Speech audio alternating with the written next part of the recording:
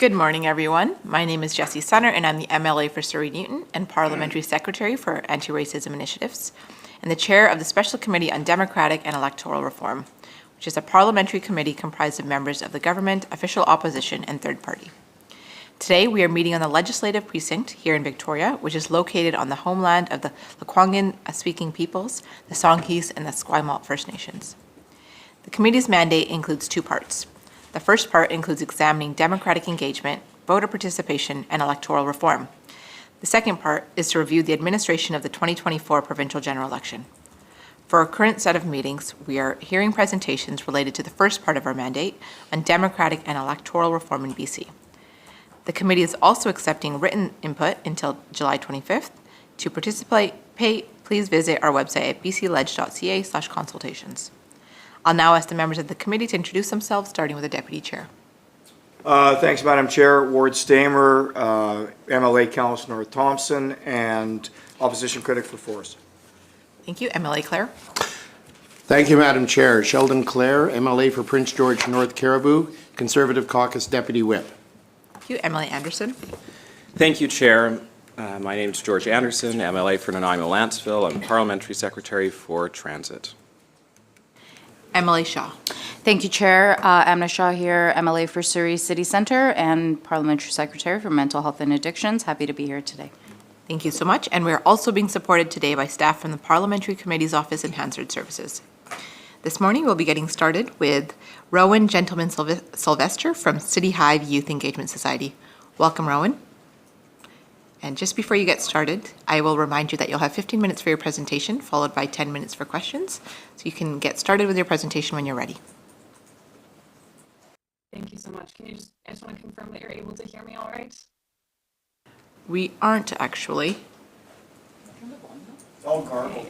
I will keep talking just to help. Your volume is good, but you're distorted.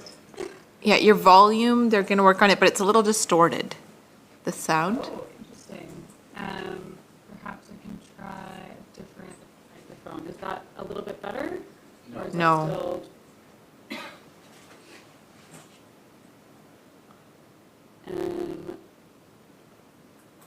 Let me know if that's any better.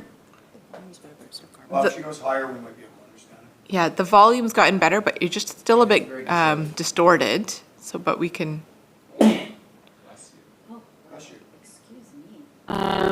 Happy to try anything else on my end that you suggest.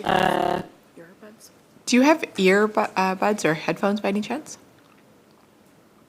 Not handy, unfortunately. So we can, you know what, we can hear you. It's just a little bit robotic. Yeah, but we will. If you don't speak too quickly, I think we'll be okay. Yeah, I will try to speak clearly and slowly if that works for you. that should. And if there's an issue, we can step in, but we can hear you right now. So please go ahead. Okay, wonderful. Well, thank you so much for having me today, and apologies for the technical difficulties. My name is Rowan Gentleman Sylvester. I'm the Executive Director of City Hive Youth Engagement Society, more commonly known as City Hive. Really grateful for the opportunity to present to you today. City Hive, just for some context, we're a youth-run, youth-led, not-for-profit organization working here in BC for over 9 years, and we've been on a mission to transform the way that young people are engaged in shaping their cities and communities on a really wide range of topics. And we have a lot of gratitude to be able to base our work on the unceded ancestral and traditional territories of the Musqueam, Squamish, and Tsleil-Waututh Nations in Vancouver. I wanted to ground us in something that I know this committee knows very well, in that democracy is at a critical moment. And we know that democracies don't sustain themselves automatically. We require constant renewal, investment, and responsiveness in our democracy to the people that we serve. And across the globe, we're witnessing polarization, declining trust in public institutions, and increasing disillusionment with the capacity of democratic systems to respond to pressing challenges. These global currents, as you know and have heard from so many other speakers I know, are not bypassing British Columbia. But I wanted to mention that at the same time, there's a real growing appetite, especially among young people, for deeper engagement, better representation, and more transparent and accountable governance. So together, hoping hoping that we can seize this moment to not only protect our democracy, but to actively strengthen and modernize it in partnership with the young communities that we serve. I think one of the things that is really important to remember is that often when we think about youth and young adults, young people have been treated as very peripheral to our democracy, as future voters rather than current stakeholders. And that's not only a democratic failure, but a real missed opportunity, as young people aren't apathetic by default, but are rather, in our vast experience, very eager to participate in shaping the decisions that impact our lives. Whether it's facing real barriers to entry, inaccessible processes, outdated systems, or a real lack of meaningful invitation to the table, young people are facing a lot of barriers that prevent them from showing up in our democracy in ways that would really benefit all of us. We know that early experiences from so much data and anecdotal information, early experiences with our democracy in our communities and our schools shape long-term civic engagement. So when young people feel shut out of those decision-making spaces, they're less likely to see democratic participation as worthwhile. And this, over time, erodes the legitimacy and the resilience of our democratic system. So investing in young youth participation isn't just a symbolic gesture, it's a pragmatic and strategic choice. If we want a democracy that is strong, responsive, and sustainable, we need to build it with and for the young people that are existing in it and responding to it in this moment. And that brings us to 3 recommendations that I have for you today, kind of under 3 key priority areas. The first being to invest in civic education and democratic capacity between elections. The second is to reform our electoral processes to support youth engagement in elections, and I know you've heard a lot about that at length over the last few days. And the third is to engage young people within our democratic institutions and decision making. So around that first area, around civic education and democratic capacity between elections, we know that a healthy democracy does not just depend on elections, but rather on the day-to-day civic habits and the institutions that build political capacity in our communities. And unfortunately, most British Columbians lack access to civic education that's relevant, engaging, and grounded in lived experiences. We know that more than 60% of youth ages 18 to 29 say they don't recall learning about the government or ways to get involved in their communities. We know that fewer than half of Canadian teachers feel confident teaching civics, and that when young people do get these experiences in school, in their community contexts, that does actually play a really critical role in building lifelong habits for engagement. So we have 3 key asks for this committee to consider under this kind of banner of civic education and democratic capacity. And the first is to provide funding for and resources to community-based and nonpartisan organizations offering civic education and democratic literacy programs. I think it's really important to notice that we actually have a lot of people doing really great work on this front already, and we don't need to reinvent the wheel. Supporting organizations meaningfully who are already in the communities, building strong relationships with those working in urban and rural and Indigenous communities, and supporting youth from all diverse backgrounds to see themselves in our democracy is something that could really go a long way to supporting the resilience and the young people's engagement in democracy. The second is around increasing access to multilingual and culturally relevant civic materials to ensure that our increasingly changing demographics in this province are welcoming and supportive of our democracy and don't hinder its continued success. And so that includes ensuring that newcomers can access and engage with our democratic processes between elections. And the third is to continue exploring strengthening and modernizing our civic education in BC's K-12 curriculum. We have made some great strides, but there's a lot further we can go in terms of supporting young people to understand how government works, where decisions are made, and how they can operate in ways that support our institutions. As mentioned, my second area of priority is to reform our electoral processes to support youth engagement in elections.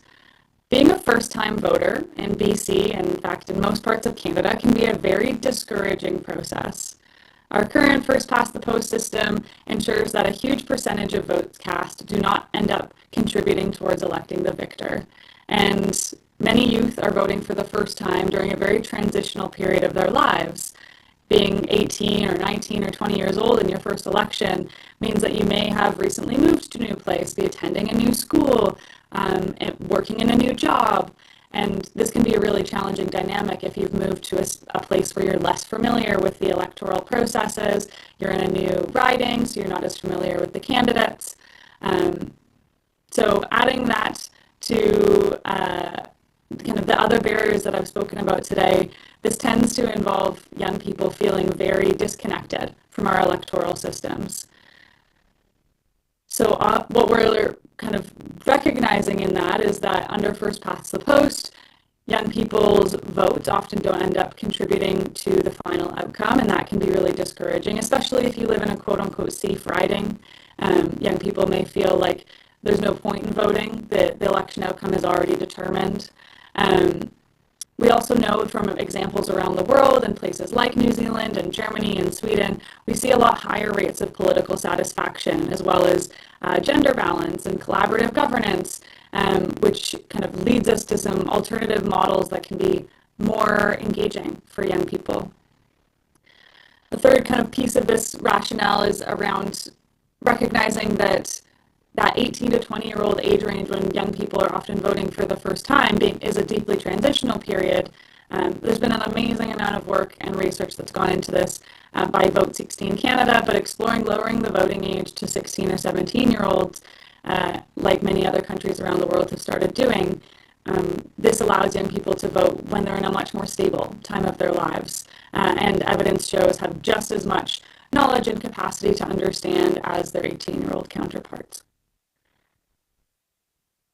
So the four key recommendations we have in this priority area are around re-engaging the public in a transparent and well-resourced exploration of electoral reform options, which I know this committee is actively underway in doing and seriously considering alternatives to our current first-past-the-post system. Ensuring that any reform process includes accessible education, plain language materials, and culturally appropriate outreach in alignment with my first priority area. To assess our electoral systems based not only on efficiency and simplicity, but also on how well they foster democratic values, including inclusion, representation, accountability, and responsiveness.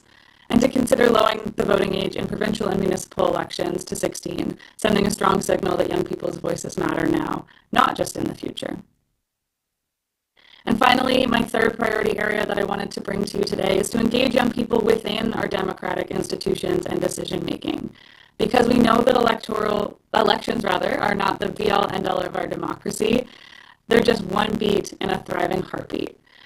And so with that in mind, we need young people to be a part of the decisions that are happening in our halls of power on a day-to-day basis. It's not just encouraging young people to vote, it's requiring and resourcing their leadership, amplifying their voices, and creating institutional space for them to shape policy decisions. Right now, we see that young people face very structural barriers regarding running for office, participating in the public service, accessing leadership opportunities in the BC government and our municipal governments in this province. And there's very few intentional opportunities to engage with our province, especially for kind of a wider audience. We may have a youth council here or there, but there are very few opportunities that are open to many British Columbians. So we recommend establishing and intentionally supporting youth participation in public consultation processes, providing mentorship and internship opportunities, and providing necessary capacity and resources to facilitate meaningful youth involvement from diverse youth in our government decision-making processes. We also recommend providing supports for young people seeking elected office and participating in official government processes, and creating standing youth advisory bodies or roles within key provincial ministries. And we know some of this is underway, but I think there's a lot more opportunity to expand that capacity. So as mentioned, the three key priority areas that I wanted to talk to you today about were around investing in civic education and democratic capacity between elections, reforming electoral processes to support youth engagement in elections, and engaging young people within our democratic institutions and decision-making. Really, really grateful for your incredible leadership And we know BC and Canada are already leaders in democracy worldwide, and I hope that can continue to be the case as we see democracies be challenged in our global context, including here at home. Hoping to create a system with you all where every person, regardless of age, background, or income, feels that their voice and participation matters. And really grateful for all of the amazing contributions by many other speakers over the past week as well.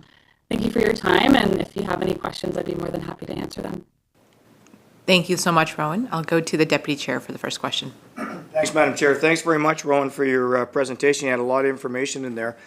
Just right off the top, when you're talking about youth, are you separating it with under 18 and then young adults 18 to 25? Is that what you're talking about?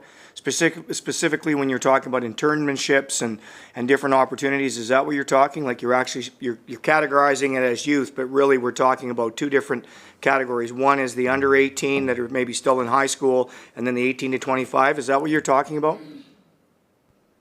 Yes, absolutely. To some degree, I think there is value in separating out kind of a 13 to 18-year-old audience and then what is currently a young voter audience of 18 to 30.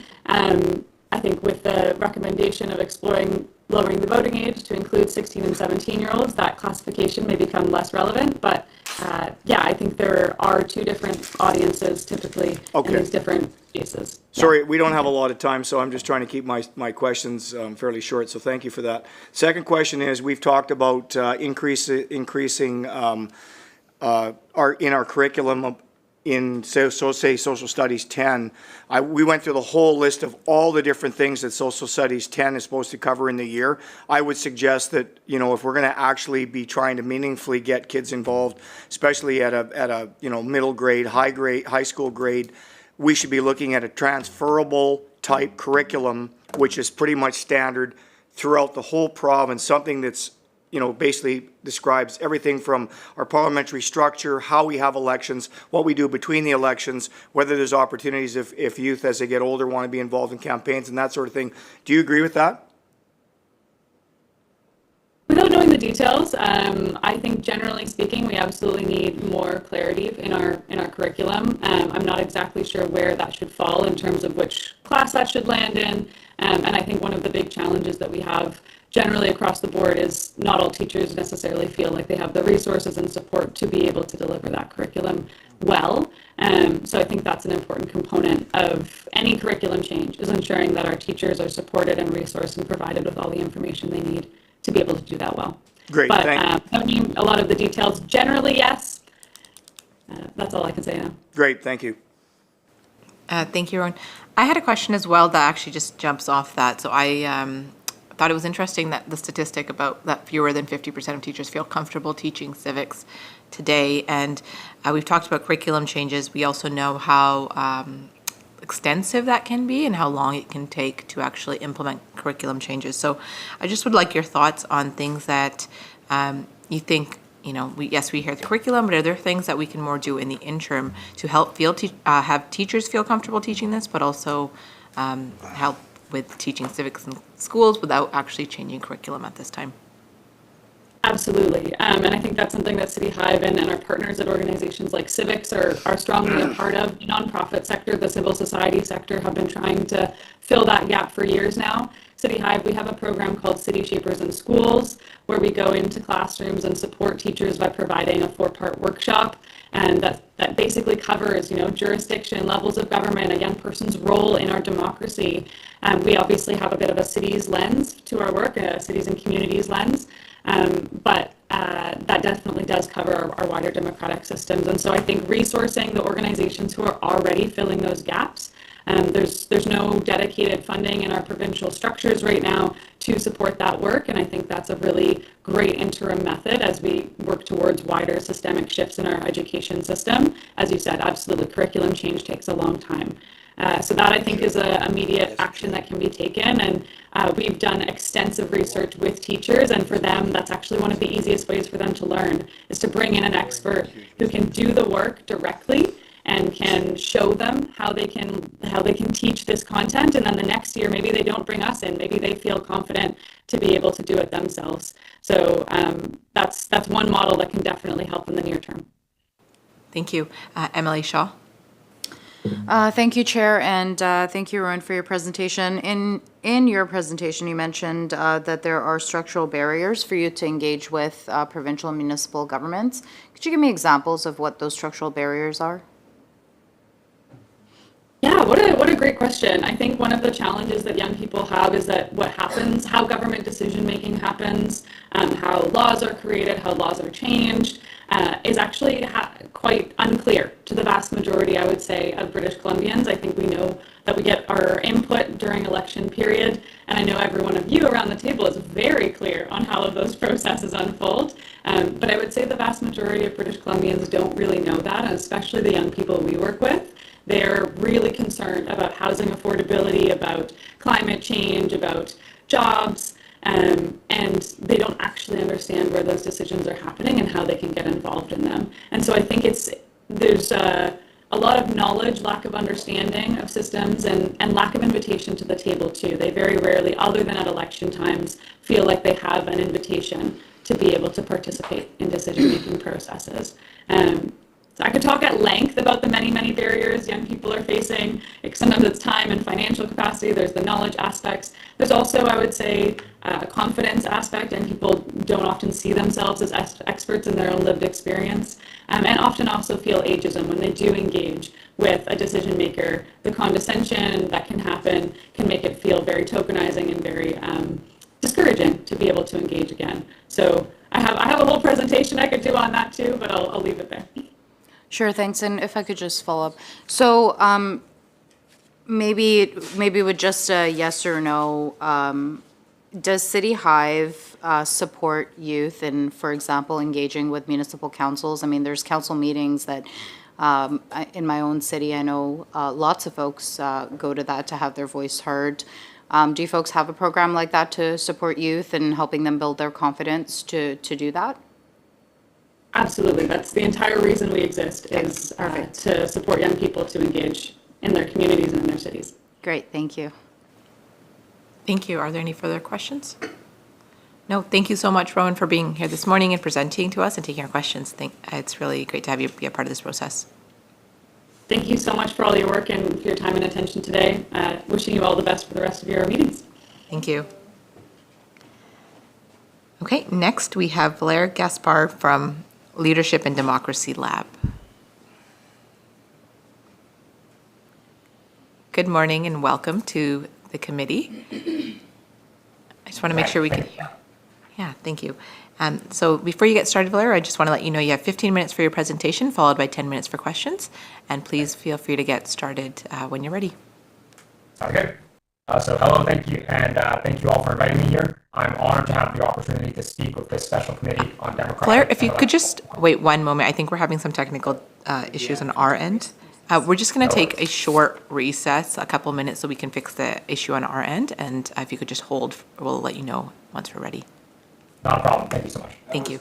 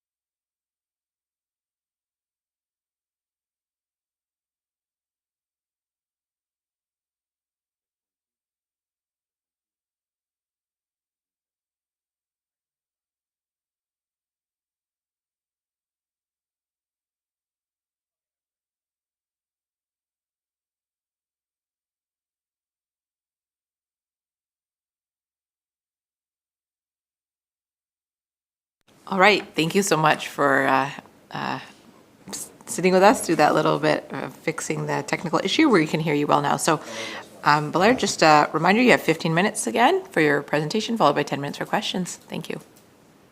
Sounds great. Thanks so much. So I'm honored to have the opportunity to speak with this special committee on democratic and electoral reform. So my name is Valer Gaspar. I'm speaking today in my capacity as a research fellow at Western University and Trent University's Leadership and Democracy Lab, and also as a PhD candidate at the University of Ottawa. So my research broadly focuses on democracy, electoral processes, and politics in Canada. And I'm here to provide the committee with evidence-based information about the topic of the voting age for its deliberations. My hope is that this information assists the committee with the first part of its mandate on examining democratic engagement and voter participation so that its members can make recommendations that they believe are in the best interest of British Columbians. So my presentation today will proceed in 3 parts. In the first part, I will give a brief overview of why the topic of the voting age matters for this committee's mandate. In the second part, I will give the main arguments for both lowering the voting age as well as keeping the voting age the same in British Columbia. I'll provide a list of potential benefits and consequences for both sides of this debate, and these arguments are informed by both the academic literature as well as other arguments that legislators in other jurisdictions have made in Canada. Third, using my own peer review research debates on about Canada's voting age, I'll provide a case example of what caused legislators to lower the voting age in the past from 21 to 18 so that you can have this additional context for your current discussions. After this, I would be happy to answer any questions the committee might have. So for part 1, we're going to talk about why does the voting age matter for this committee's mandate. So first, voting matters. And because voting matters, the laws that influence who can vote also matters. So in academia and both in the Charter of Rights and Freedoms, there's this idea that voting is a natural right of citizens in any democratic country. And because it's entrenched in the Charter, there's also the idea that all Canadians can vote, which would include British Columbians. So the only allowable restriction on a citizen's right to vote in Canada is the voting age. So it's really the last thing that can prevent a group of people from voting in Canada, which is why the topic of the voting age is such an important consideration in discussions about electoral reform. So the voting age ultimately reflects who the state thinks should have a say in the society, and is also a larger judgment about how the state or that society looks at the concept of age. And by the concept of age, I mean what kind of responsibilities an individual has at what age, or even when the society considers them to be an adult. So determining when an individual is eligible to vote in the society is a core topic of democratic engagement or voter participation, because it's really saying who does the society think should have a say in the decision-making process to decide on the decision makers. So with that context about why I think the voting age matters for this conversation, I'm going to move on to the arguments about the voting age. So there are really 2 main arguments in this debate. The first is about changing the voting age, and this can include lowering the voting age or removing the voting age altogether. For removing the voting altogether, I'm not going to talk about that because I don't think that's a very practical consideration, but it has been discussed in other spheres. And then the second argument that you can make is to maintain the voting age, which is to keep the current age that it is in the jurisdiction. So to start, I'm going to start with the first 5, the 5 main arguments that people would use to lower the voting age in any jurisdiction. And again, these arguments come from both the academic literature and have also been presented by legislators in other jurisdictions that have talked about the voting age. So the first one is that youth are mature and capable of voting and making decisions. So research shows that youth that are in schools and that are critically engaged in like civic education classes, or that are thinking every day or are forced to think every day in a school environment, have about the same critical capacity as someone who is maybe working a regular job in their 40s. So when people are stimulated and engaged, especially young people, they do have that critical thinking needed that people usually prescribe to have the right to vote. The second argument for why people might say you want to lower the voting age is because of the stable circumstances of young people when they're in school. So most youth who are below the age of 18 are in a structured environment. They might be in high school, they are likely living at home with a parent or guardian, and probably have fewer competing priorities than an adult who might have a full-time job, or who might be worried about other things such as like rent or making the bills. And therefore, because of those competing priorities, they may be less inclined to make the time to vote. So because there's research that shows that if you get someone to vote for the first time, that they're more likely to continue to go back to vote. The idea is that if you introduce voting while people are in a state or are under stable circumstances, that they will become repeat voters. So it loops into this idea of voter participation, which is the third argument that I'm going to talk about. So lowering the voting age could result in increased voter participation. The idea here is that if you allow more people to vote, the overall vote count increases. And with more people voting in a democracy, there's an argument that the democracy itself is stronger because there's more opinions that are coming into like discourse. But I should note that voter participation is a distinct thing from higher voter turnout rates.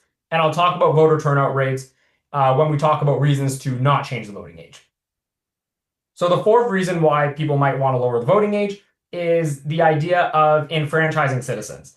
If individuals or a group want the right to vote or they want the opportunity to be involved, there's an argument to be made that it's better to satisfy those desires for that group unless there's strong argument, unless there's like strong evidence against it. So the idea here is if there's a group that wants to vote, unless you can give a reason why they shouldn't vote, then maybe allowing them to participate in democracy is good if voting is an inherent right to all citizens and that every citizen kind of deserves a say in the process. People might also think that it's a civic responsibility to be involved, and those young people might feel that they want to say so that they can fulfill their civic duties as young citizens. The final main argument for lowering the voting age is the idea that the decisions that legislators make impact the future generation the most. So young people might feel the impact of decisions from legislators, or those decisions might also impact them for the longest amount of time. So for example, decisions on housing, education, climate change, or healthcare would impact a young person more than an older person just by virtue of the number of years that young person will be after the decision is made. However, this argument could be challenged with the idea that when would this stop? Because theoretically, the decisions that legislators make also impact 2-year-olds, but we aren't suggesting to lower the voting age for 2-year-olds. So that's kind of where this main argument can run into some counter arguments. So given those 5 main arguments about lowering the voting age, I'm now going to present 5 arguments about keeping the voting age the same or that are against lowering the voting age. And again, these arguments are also rooted in either academic literature, public opinion, or on the arguments that other legislators have made. So interestingly, a lot of these arguments mirror the same arguments that are used in the change side, but they are used instead to justify keeping the voting age. So the first main argument that people will use is that young people are not mature enough, and this is a similar rationale to saying that young people are mature enough.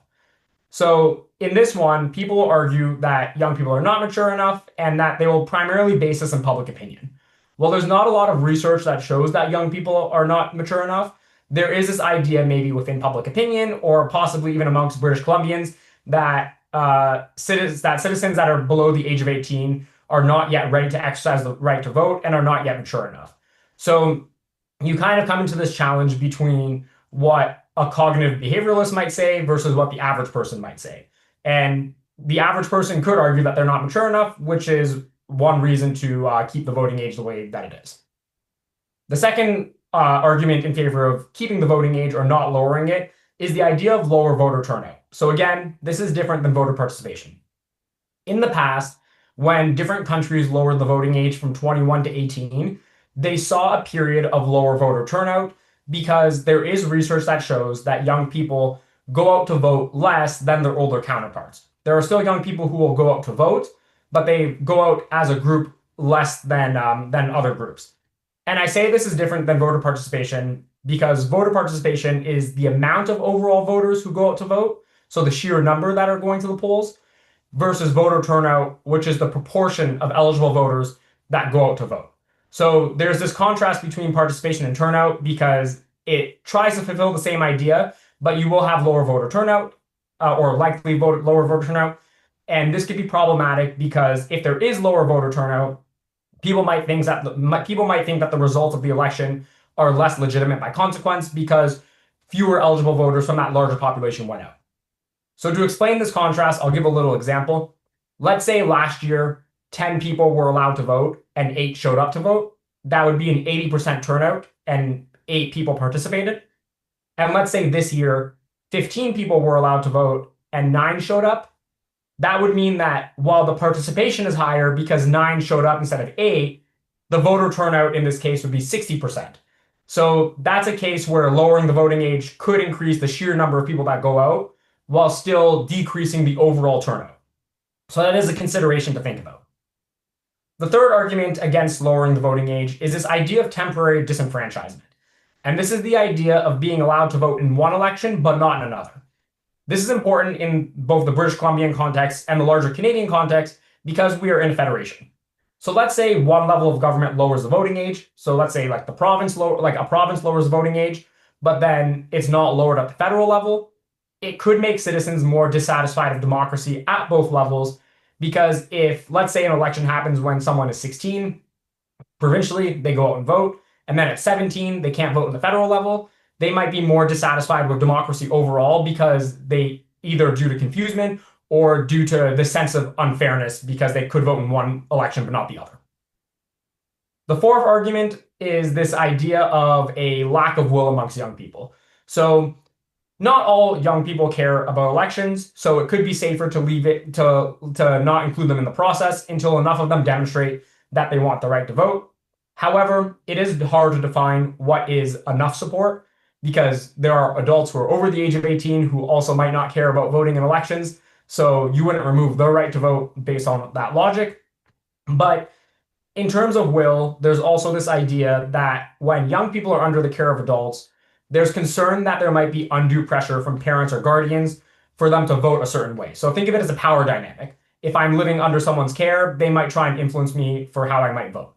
However, this could arguably also happen at any stage of life because if I'm an adult living under the care of a parent or a partner and eligible of voting age or am just influenceable, then someone could try and influence how I vote as well. This might not only apply to young people, but this is an argument that have been made by people concerned about lowering the voting age.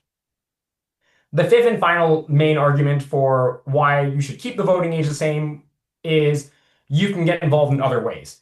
So there's this idea that if we have youth be involved in other forms of political participation, such as joining a political party, volunteering for a political campaign, or joining an issue advocacy group, they can learn the skills to discuss and debate these issues before having the responsibility of voting and having more exposure to the political environment.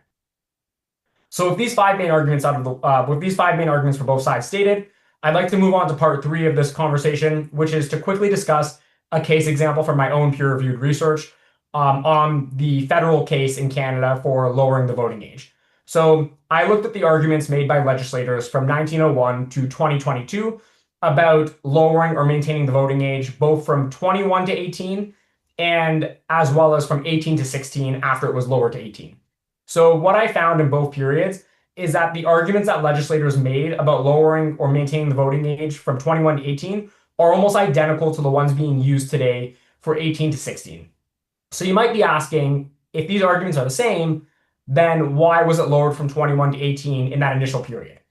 And there's really 2 reasons for this based on the research. So the first one is, when the voting age was lowered from 21 to 18, legislators in different parties were in favor of lowering it. It wasn't just one party trying to drive the push to lowering the voting age, it received support from different individuals.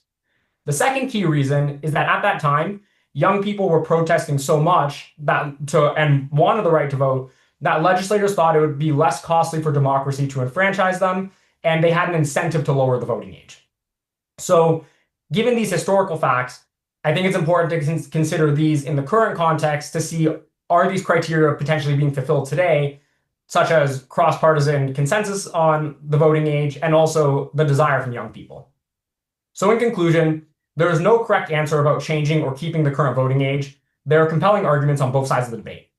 Ultimately, both sides of the debate mirror one another and use similar rationales to justify their own side. So learning from histories, I would ask the following 3 questions, and I would say that the members of the committee might want to ask these 3 questions during their discussions. So first, do young British Columbians below the voting age desire the right to vote? Second, do legislators and the society they represent believe that young people desire the right to vote? And third, do legislators have an incentive or reason to consider changes to the voting age, whether those incentives come from young people, societal circumstances, or their own self-interest?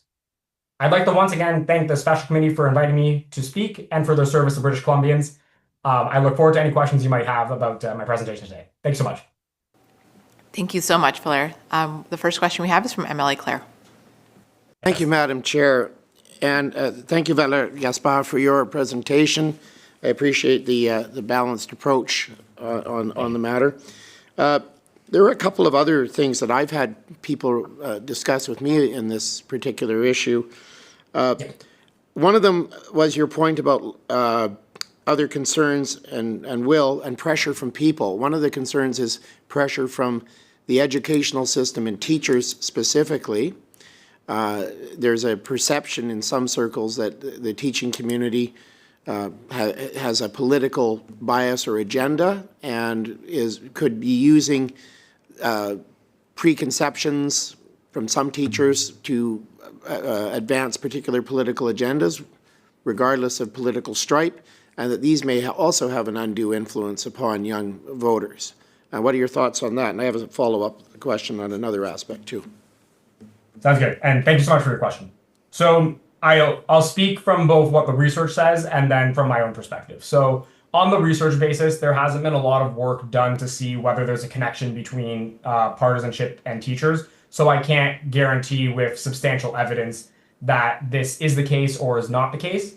But from looking at this field more broadly and as an academic, I would say that this type of influence could also happen for other age groups. So the concern for it happening for 16 and 17-year-olds specifically could theoretically be a concern, but then that theoretical concern would also be the same for other groups. So for example, people who are above the age of 18 might be in university or colleges.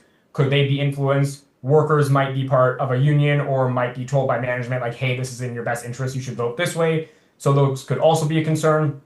So I do appreciate the argument of undue influence, but there's also the reality of people being in the broader society and they might have several points of different kind of influence. So I think what would be most important in the educational context is to provide students with the critical thinking tools and the civic education tools needed to decipher arguments so that if there is undue influence, they can deconstruct themselves instead of being influenced. Okay, and thank you. And Madam Chair, my follow-up to this is I've also had discussions with people from the medical community who are concerned that young people may not be fully developed to be making some decisions in that regard. Now, this is highly debatable, of course, and could be argued from a number of different positions, but in legislation, there are a number of things that 16-year-olds are not allowed to do. For example, the drinking age from province to province varies, so choices with regards to substances, alcohol, and so on, notwithstanding some interest towards fentanyl and other things in some provinces, including this one. But there are also issues about things like driving vehicles, the processes for this, owning firearms, engaging in some particular activities. And I'm just wondering about the apparent inconsistency that could develop were the voting age to be lowered. What do you think about that? Absolutely. So and thank you for the question again. But so regarding the inconsistency with age, I think that I would have to do more research on how other ages were chosen. So I'll use the driving age as an example. I don't know if some provinces might have chosen 16 for their driving age based on either medical research or kind of based on the public opinion at the time. So there would definitely be inconsistencies in laws about when someone would be considered an adult under what law. So you might be 16 to drive or 18 to vote, etc. So surely there's inconsistencies, but ultimately it's the decision of legislators to decide what that, how their society considers adulthood to be. So yes, there is debate, there is evidence that shows that 16-year-olds are cognitively sufficient and mature to vote, and there's others that might contest this evidence. And I think this is why the larger point of my presentation is that ultimately it is up to the legislators to decide what is in the best interests of British Columbians, because both the side in favor of lowering the voting age or keeping the voting age will use those similar arguments.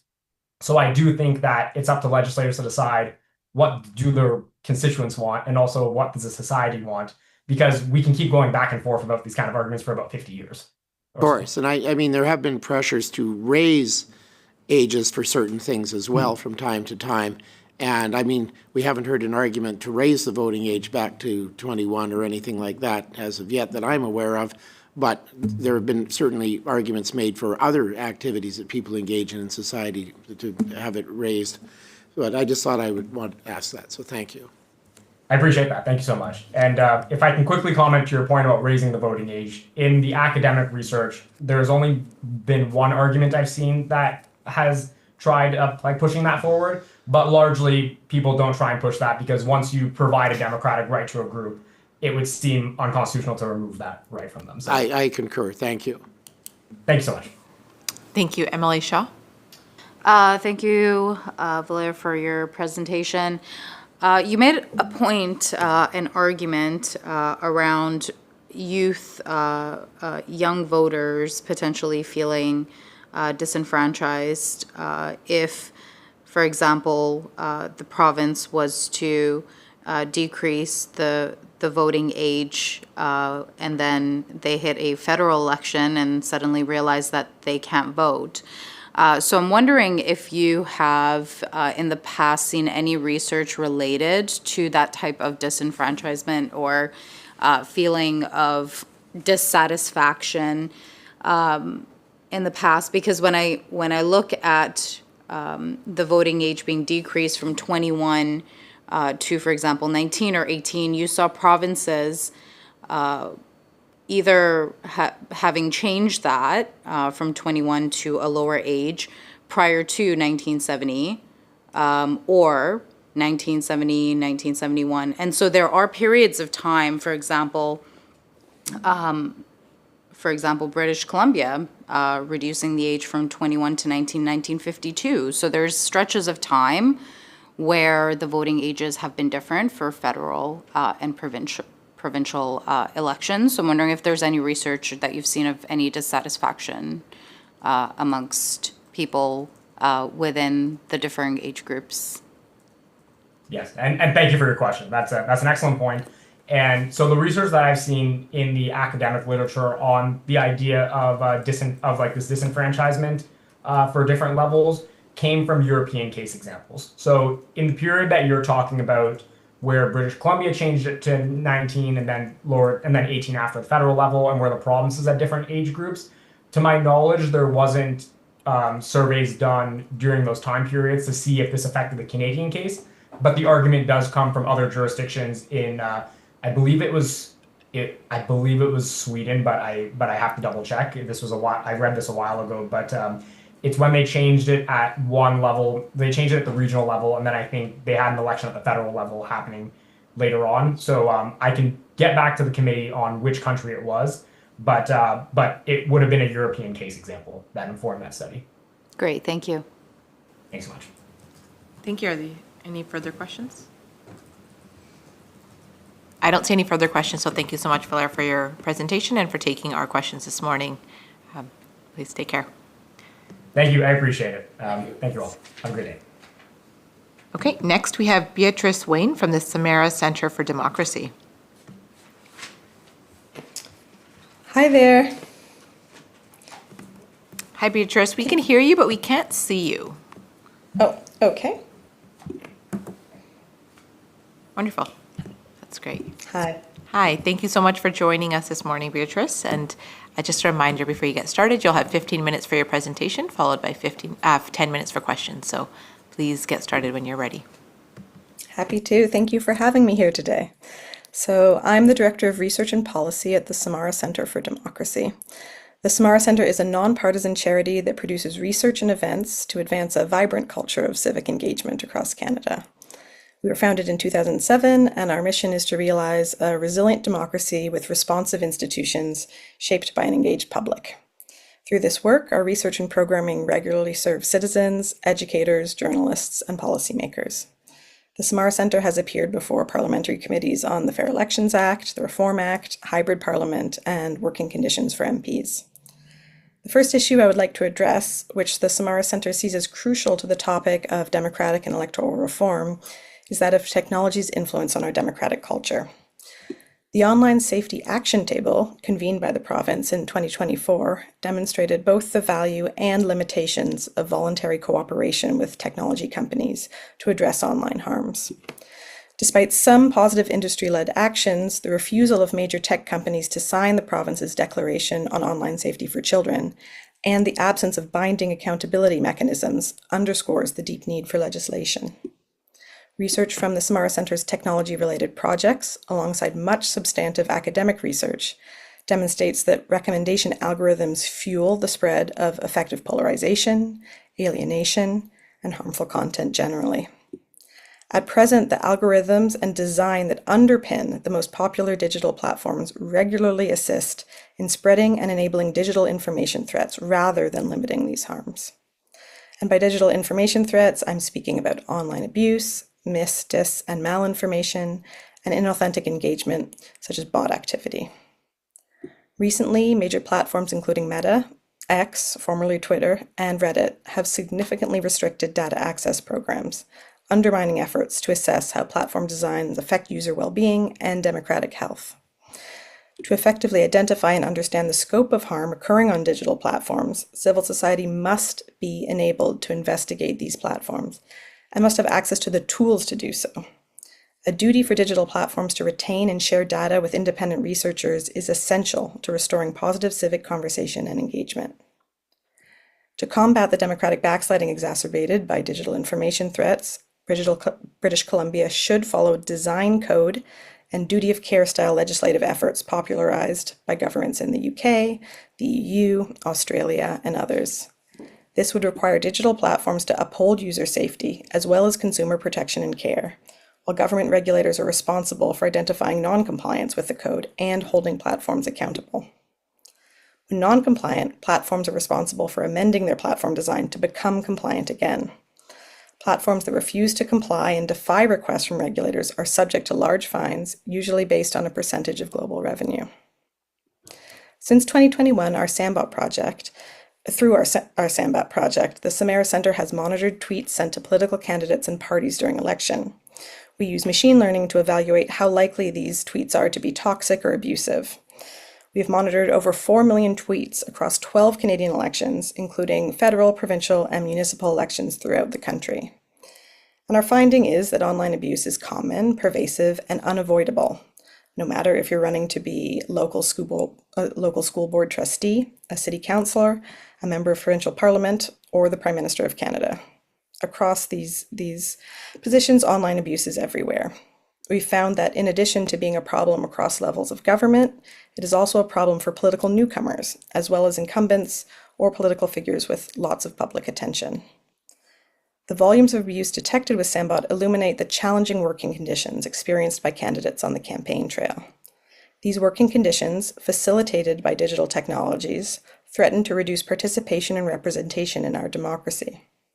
As political newcomers, first-time candidates are the most vulnerable to abuse, as they have the least support and experience to help them navigate online and offline abuse. Political parties can play a key role in providing first-time candidates with support, as can nonpartisan mentorship schemes. Adding protections and expectations of conduct within our public institutions could help also limit online and offline abuse. So we have two specific recommendations to make on the topic of technology's influence on our democratic culture. The first is to support legislation that requires digital platforms to act with a duty of care, establishing clear duties to protect users and ensure their safety in respect to data privacy, platform design, and content policy. Equally critical is legislation that requires digital platforms to provide data access for civil society-led research purposes, and requires digital platforms to provide information and evidence to an independent expert evaluator to determine the effectiveness of various safety measures and to identify new risks and mitigation strategies for future work, as described in the Online Safety Action Table Progress Report. So I should acknowledge here that online harms regulations is largely under federal jurisdiction. So our recommendation is that the BC government can and should play a vital role in communicating to Ottawa clearly and frequently about your regulatory needs. At the same time, some technology companies that took part in the Online Safety Action Table expressed a preference for the province to legislate in areas related to its declaration, and the progress report stated that the province could explore legislation to regulate the products and behavior of technology companies who make their products and services available in BC. So there does remain some jurisdictional role for the province, and we really encourage the province to explore this. Our second recommendation is to offer support to first-time candidates who may become particular targets of abuse through mentorship and robust workplace safety protections.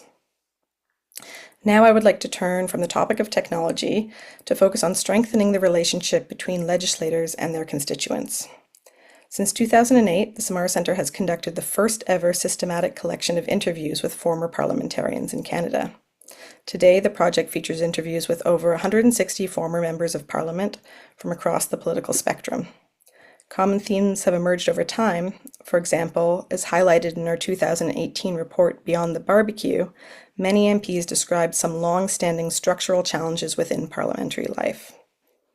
Of constituency work in particular, they shared, and these are direct quotations, that it's easy to get burnt out, and if you want to do everything well, it's overwhelming.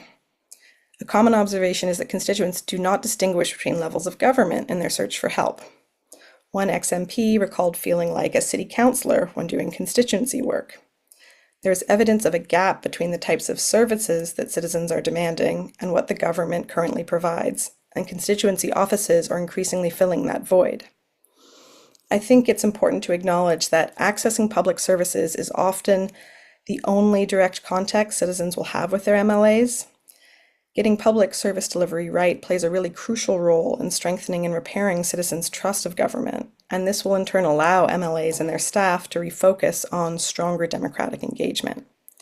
Constituency offices, therefore, ought to be centrally managed from the nonpartisan Legislative Assembly, rather than leaving MLAs to fend for themselves. If MLAs and staff are relieved of some of their casework responsibilities, the resulting new capacity can be committed to placing constituency offices at the center of more sophisticated democratic engagement through public learning, consultation, and sophisticated participatory processes. This is where representatives can learn what issues matter most to their constituents and also bring home province-wide debates. Former politicians described convening issues-based committees to examine evidence, discuss priorities, and consider how legislative action could support their goals. Such groups could provide opportunities for substantive community-informed discussion, and that can support tangible action by the MLA. The legislator itself can help the MLAs to training them to use new tools. Specifically, the Legislative Library of British Columbia could, in collaboration with experts, develop nonpartisan local engagement, public learning, and consultation supports for MLAs. The legislator supplies MLAs with funds to communicate with constituents through householders and advertisements, and this would allow MLAs to really take the next step with community engagement. To summarize, our recommendations to increase trust and communication between legislators and constituents are as follows.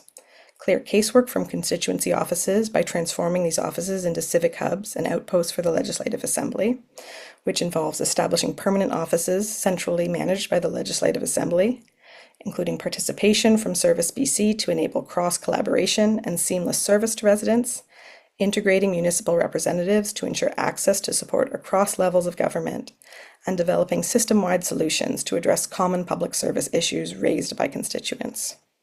And out of this flows our second recommendation: focus MLAs and their staff on democratic engagement by establishing a Centre of Excellence for Democratic Engagement housed within the Legislative Library of British Columbia and accessible to all MLAs.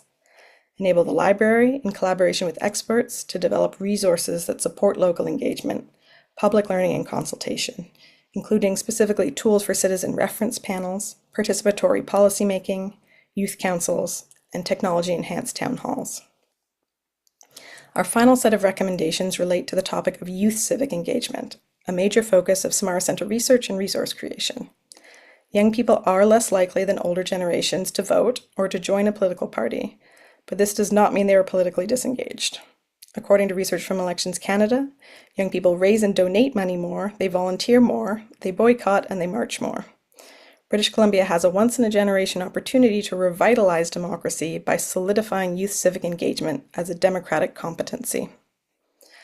Our 2022 report, Learning Loss as Civic Loss, outlines the centrality of civic literacy to supporting youth civic engagement.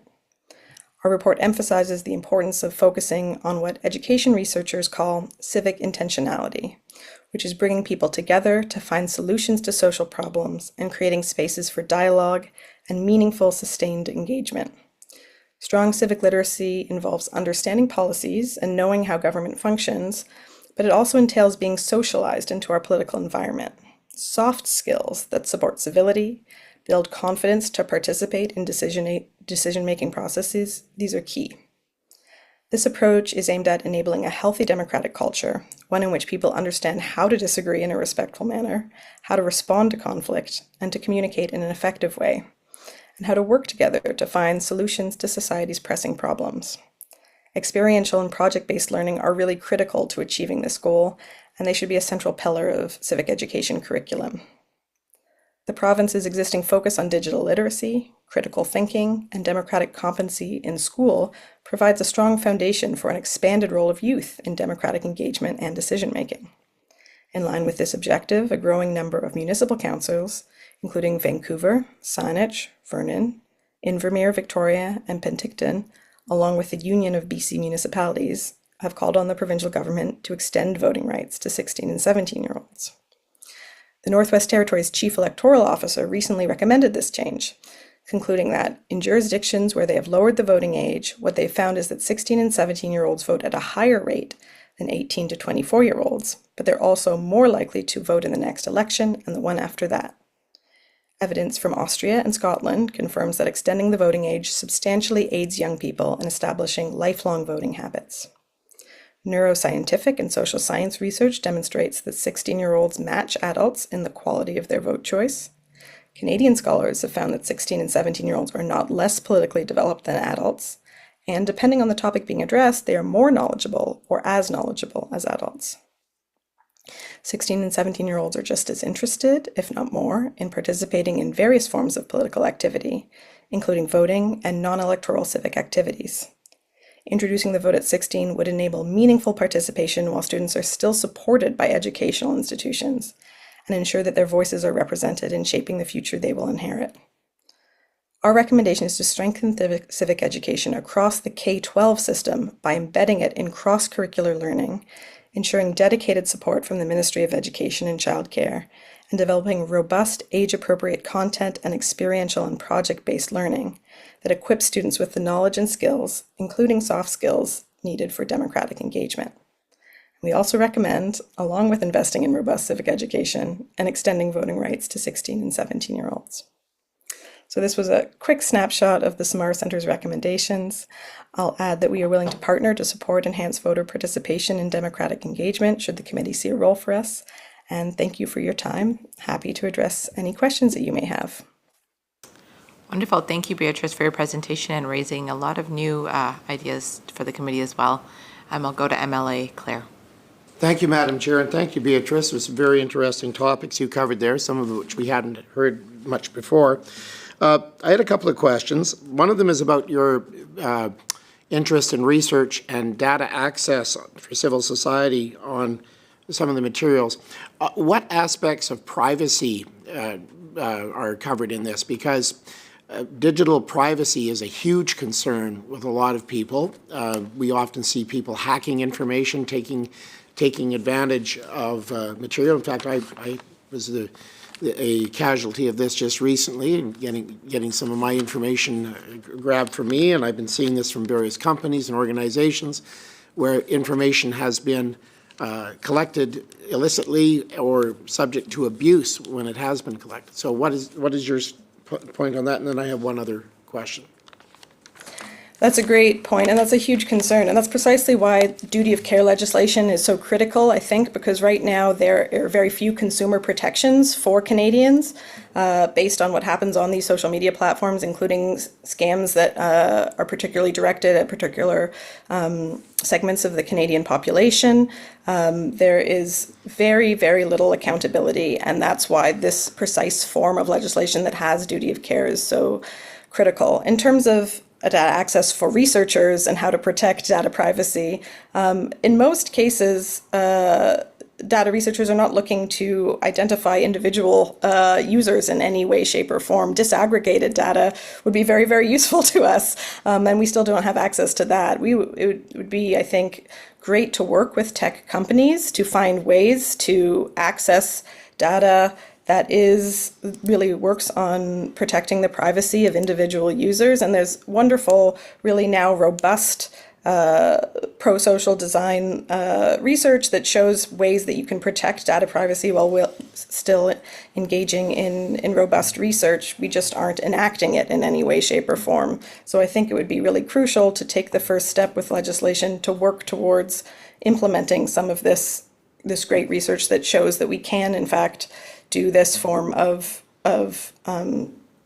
pro-social research while respecting the rights of individuals.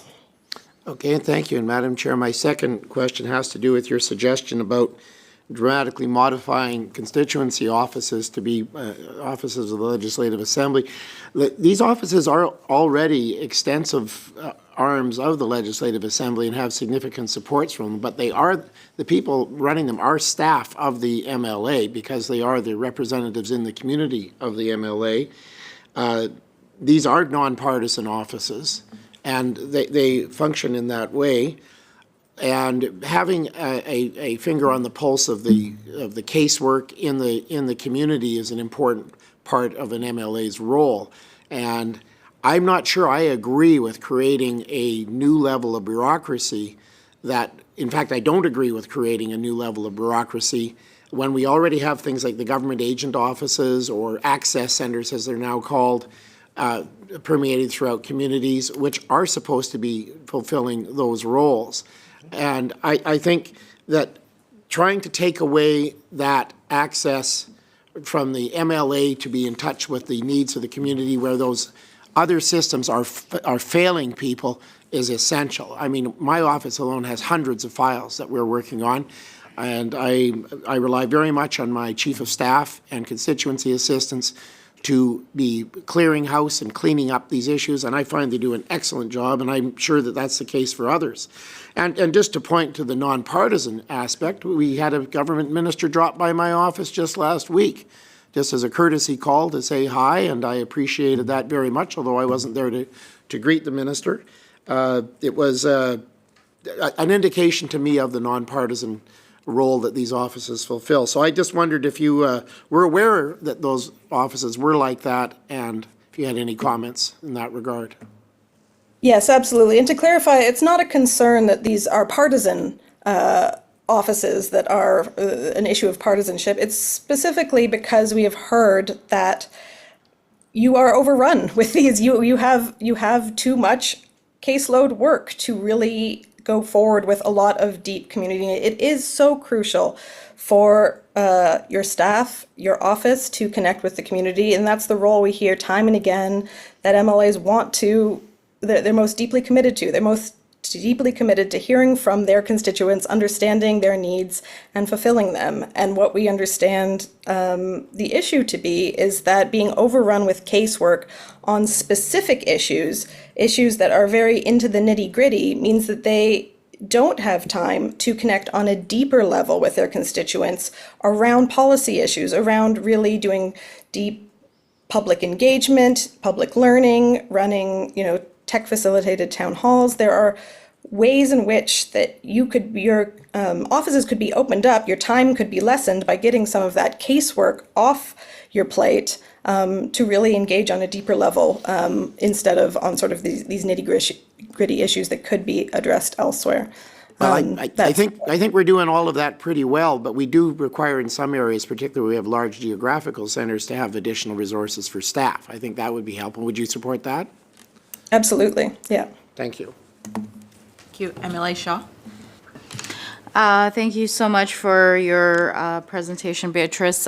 My question is actually related to that, and I would agree to some degree that our constituency offices are quite loaded with casework, and sometimes there's a capacity issue in the sense that there are certain things that we would love to do within our community, but unfortunately aren't able to because we're dealing with some of these different types of casework that you talk about. My question is based on the study that you did with former parliamentarians, whether the issue of funding ever came up, funding to constituency offices. And because part of this capacity issue can be related to, for example, how many staff we have in the community office, or for larger regions or larger constituencies, whether, there is no capacity actually to have that extra office, for example. So I'm wondering if you've come across that, how much funding constituency offices actually get, and because I would like to think we actually stretch that out quite a bit, and which is part of the reason why I'm sure you've heard, and as you mentioned, the burnout that exists, because we're doing with a little bit less than what we would like to do with. So if you could maybe just comment on that, and then also if you have any recommendations around constituency budgets that are provided to offices.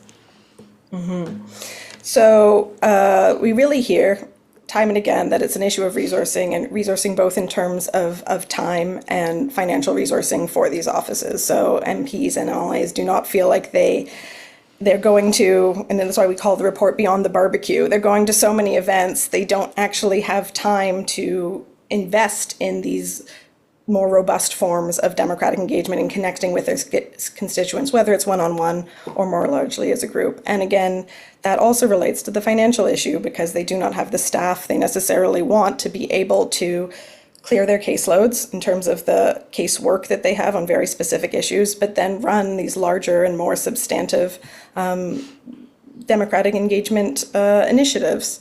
And part of our recommendation is to invest in, whether through the library or elsewhere, a center of civic excellence where money then will come down to offices so that they can be supported in both learning about different participatory processes they run. And I believe you've either heard from or you will hear from Robin Prest at the WASC Center, who has a maturity model on strengthening democratic engagement.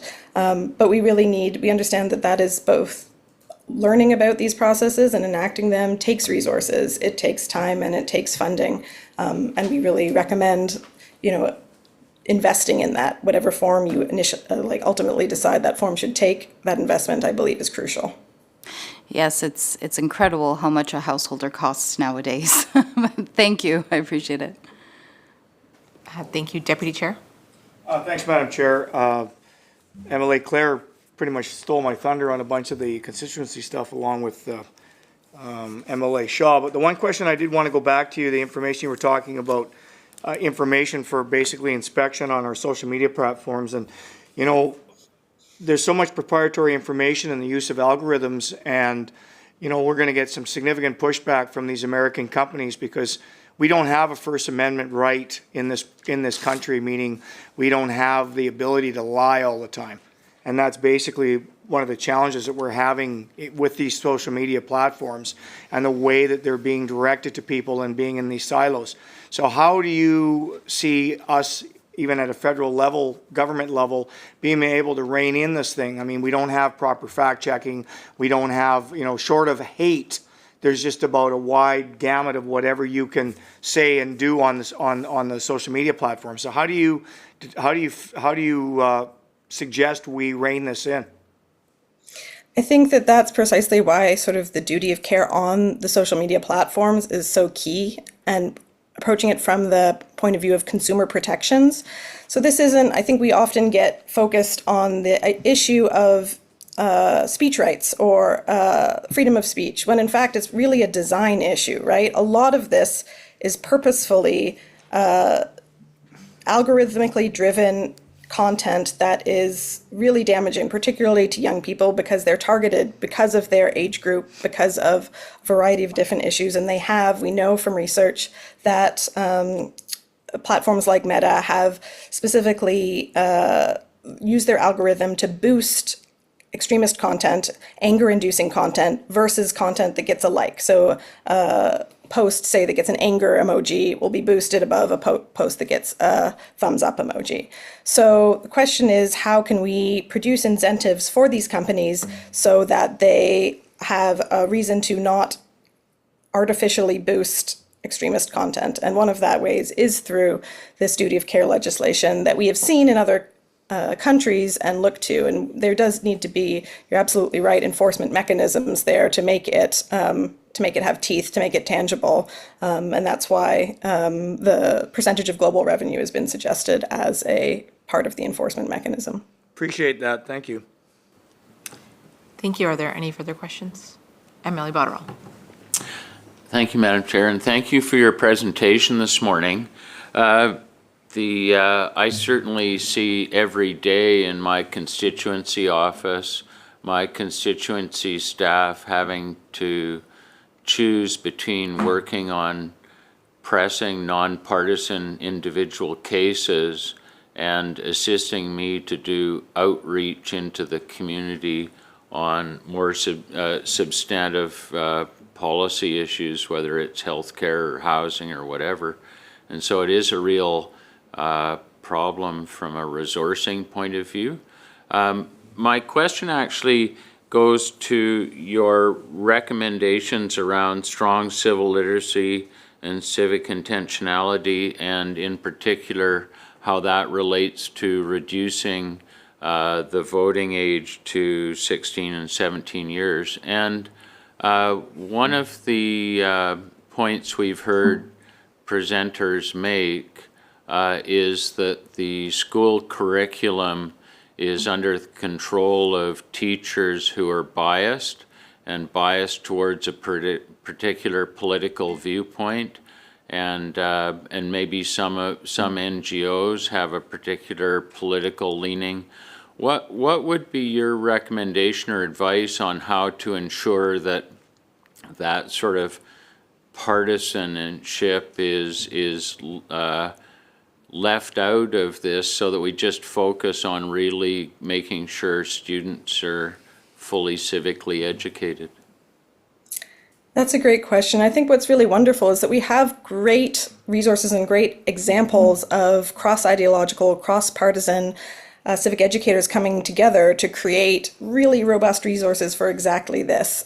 So if you want to look internationally, we have Educating for American Democracy is a wonderful organization that deliberately got together cross-partisan, cross-ideological, excellent educators across the spectrum to create a roadmap for how to really embed civic education in curriculum in a way that starts really early and focuses on civic intentionality, which is really not in any way partisan. It's really about creating these soft skills for democracy, which is learning to have a conversation where you disagree with somebody, making sure that conversation is civil, learning to work together with people who you disagree with to come to a solution that works for both parties, learning how to navigate your democratic systems, understanding different levels of government, who you approach for different issues that you have in your community, and working together across the classroom with people who you don't necessarily agree with, but finding an issue that you can all feel passionately about and then work together to enact this. There are existing, we don't need to reinvent the wheel, there's really existing great resources for that. And I think a couple of ways of going about it is both to really focus on teacher education, investing in teacher education so that they have the skills to host these nonpartisan civic education initiatives in their classrooms, and to start early on.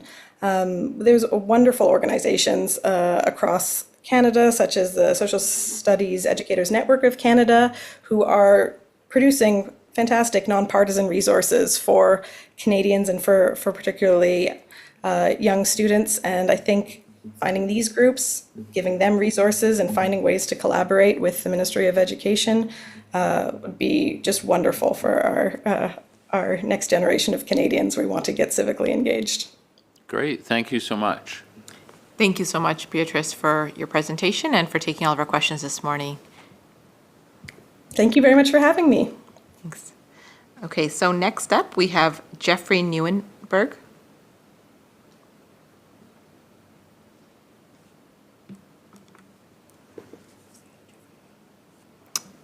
I think he's there. Okay. Welcome, Jeffrey, and thank you for presenting to our committee this morning. Before you get started, I just want to remind you you'll have 5 minutes for your presentation, followed by 5 minutes for questions, so please get started when you're ready. Thank you. Good morning. My name is Jeff Neuenberg. I'm reaching you from North Vancouver, traditional territory of the Squamish and Tsleil-Waututh peoples. I have been a longtime volunteer with Fairvote Canada and the local chapters here in Vancouver, but I'm here in my personal capacity today. By day, I'm usually working as a lawyer in the area of personal injury insurance, but perhaps of interest to you folks, I'm also the counsel for Fairvote Canada in the federal constitutional challenge to the federal voting system that's happening in Ontario right now. But again, I'm here just in my personal capacity today. I'm sure you folks are hearing a lot about proportional representation at the provincial level. I'm a big supporter. I'm sure all of the supporters of proportional representation tend to have favorite systems that they talk about, single transferable vote, multi-member proportional, all those sorts of things.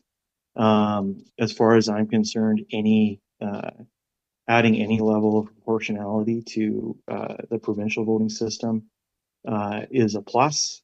So I'm not particularly picky about how that might happen. I think any of those would be an improvement. I'm not going to talk a whole lot more about proportional representation at the provincial level. I know if any of you folks have questions about that, I'm happy to answer that. But what I'd like to talk a little bit more about is some of the other things that I think this committee can look at. The provincial NDP and the Greens have both made commitments and had motions passed at their party conventions about lowering the voting age to 16. I think that that's something that the committee should consider. There's lots of young advocates that are a lot shorter in the tooth than I that you could hear from about that. So I won't talk a whole lot about that, but I think that's something you folks should consider and look into. The other big area that I think you folks should think about is different amendments at the municipal level. So we've had this last referendum about proportional representation at the provincial level. The reality is that there's it can be more complex moving forward with that at this time, perhaps. I think there's a real opportunity at the municipal level, however, both in terms of issues like lowering the voting age and perhaps amending to the voting systems municipally to something that's more proportional. Right now, the Local Government Act allows, I guess it's a little bit debatable among lawyers, but I think the prevailing opinion is that the Local Government Act effectively allows two voting systems for municipalities. And I believe the Vancouver Charter is effectively a mirror image of those provisions. It allows at-large voting, and it allows voting in wards. My understanding right now is that the only municipality that does voting in wards is Lake Country, like formerly Winfield. both of those voting systems are majoritarian. The city of Vancouver, on several occasions, has passed motions asking for the province to amend its legislation to permit more inclusive voting systems to be adopted municipally.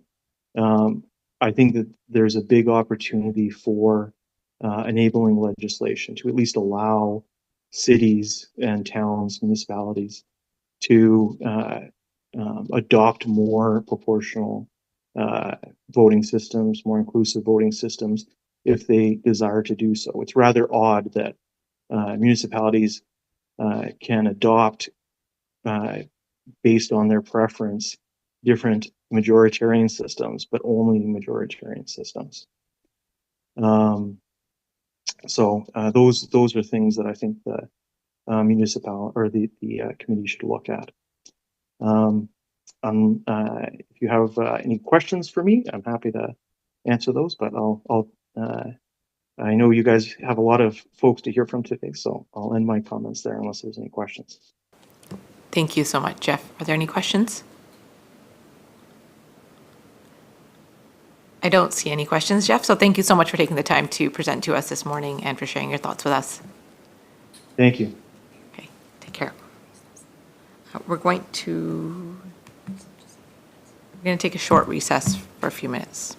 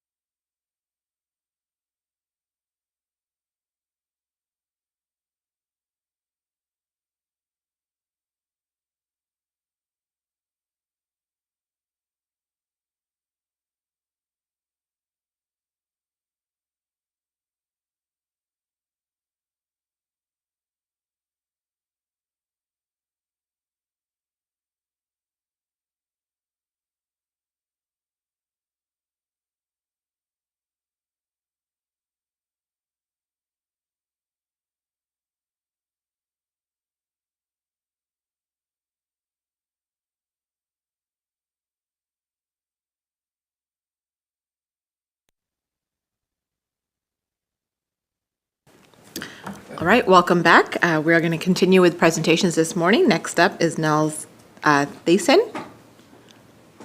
Welcome to our committee. Before you get started this morning, just a reminder that you'll have 5 minutes for your presentation, followed by 5 minutes for questions. So please feel free to get started when you're ready. Thank you very much, Chair and members of the committee. My name is Max Tyson. I go by Max Tyson. I'm a paramedic, farmer, and community organizer from rural BC, and I've been listening to some of these hearings. What struck me most was hearing from everyday British Columbians who, like me and my neighbors, feel our current voting system is failing us. We're hunters, farmers, tradespeople, frontline workers who solve real problems every day. And we're tired of an electoral system that forces us to vote against our fears rather than for our hopes.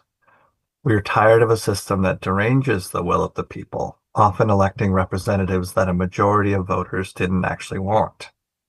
We're tired of strategic voting, holding our noses at the ballot box instead of voting for who we truly believe in. And we're tired of watching our trust in democracy erode, especially now when we face so many societal upheavals that demand real solutions, not political games. Electoral reform won't cure all cynicism, but an earnest, nonpartisan commitment to fairness, to a system where every vote counts, would be a powerful start, and we know it works. The countries with the highest voter turnout in the world use proportional representation. People show up when their voice matters. Some presenters have argued PR leads to instability, pointing to countries like Italy or Israel. But those examples are outliers with very different political contexts from ours. Italy has deep regional divides. Israel faces existential security threats. The reality is that most PR nations, Germany, New Zealand, Scotland, for example, have stable governments that actually represent their voters. Some say PR lets extremists in. Well, let's look at Germany. Yes, the far-right AfD has seats, but every other party refuses to work with them. Compare that to first past the post, where a candidate with divisive views can win a seat with a small plurality and suddenly hold the balance of power in a tight legislature. Here's what folks out here understand better than most. When people feel ignored, that's when radical ideas take root. Just look to the South if you want evidence of how radical ideas can take root in mainstream parties. So yes, PR might give small parties a seat at the table, but that's better than the alternative where discontent festers unseen. At least with PR, we know exactly who stands where, and mainstream parties can set clear boundaries, like Germany's cordon sanitaire against the AfD. Under first past the post, extreme views often get smuggled into major party platforms, leaving voters with no real alternative. In my work as a paramedic serving rural communities, I see what happens when regions feel ignored. Under first past the post, parties focus only on swing ridings after the writ drops. With PR, every vote would matter in every election. No more taking rural voters for granted. Another presenter argued that PR only works in consensus cultures like Scandinavia, but that really gets things backwards. Those countries didn't start with consensus. They built it through fair voting systems that forced politicians to work together. Look at New Zealand, a Commonwealth country just like us that switched to PR in the 1990s. They had the same Westminster traditions, the same partisan divides, but after implementing mixed member proportional, they saw higher voter turnout and stable governments that last full terms. Their secret, they designed a made in New Zealand system. The lesson isn't that PR needs perfect conditions, it's that good design creates better politics. When voters know their ballot matters, they engage. As for complexity, we trust British Columbians to understand everything from taxes to pharmacare. We can certainly explain a voting system where what you mark is what you get. Many presenters emphasized that past referendums were set up to fail with unrealistic thresholds and super confusing ballots. Here's a better approach. Implement PR with a sunset clause, say 1 or 2 election cycles. Fund neutral public education about the new system. Let voters experience it before making a final judgment. As someone who works in emergency services, I know that when something isn't working, you don't keep doing it the same way while hoping for different results. You adapt, you improve, you find solutions that work better for everyone. At the end of the day, this isn't about politics. It's about trust. Trust that when we cast a ballot, it won't be thrown away. Trust that our communities won't be ignored after Election Day.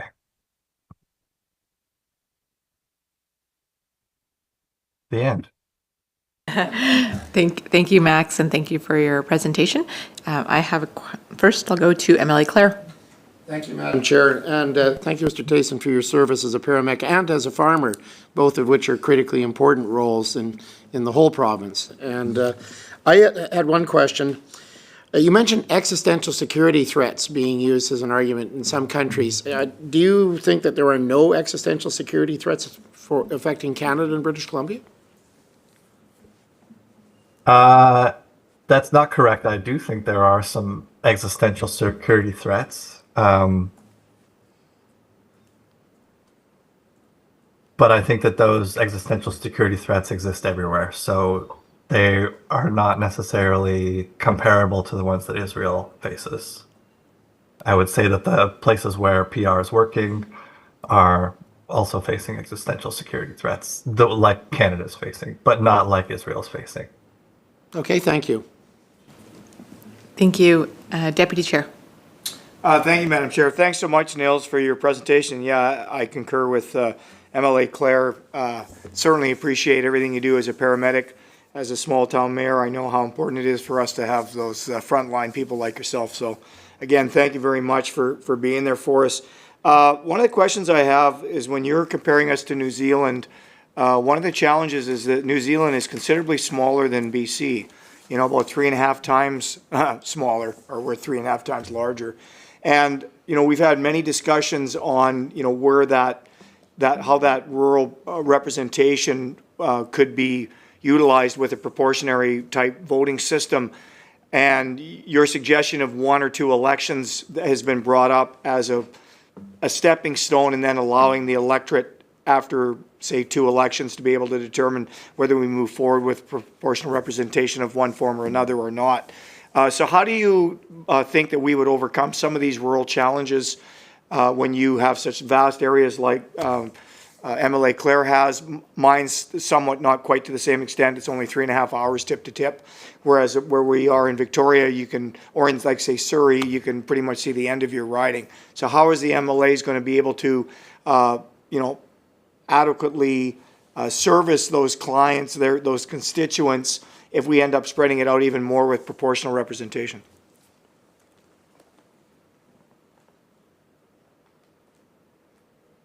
Where I live, it's about a 2-hour trip to the nearest town center where my MLA would be most accessible.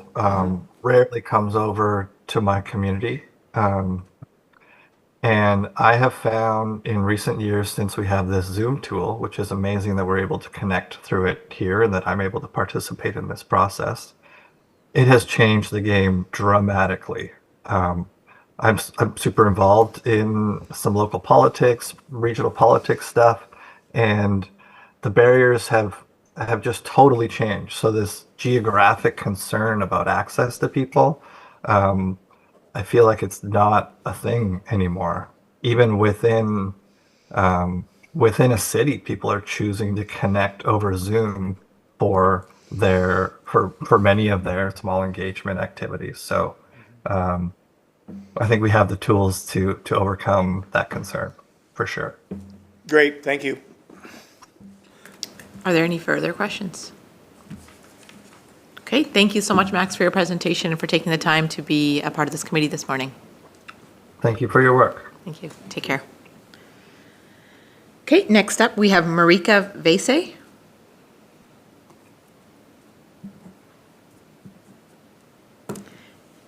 Good morning, Marika. Thank you for being here this morning. Just before you begin, a reminder that you'll have 5 minutes for your presentation, followed by 5 minutes for questions, and you can get started when you're ready. You're also on mute right now, so just...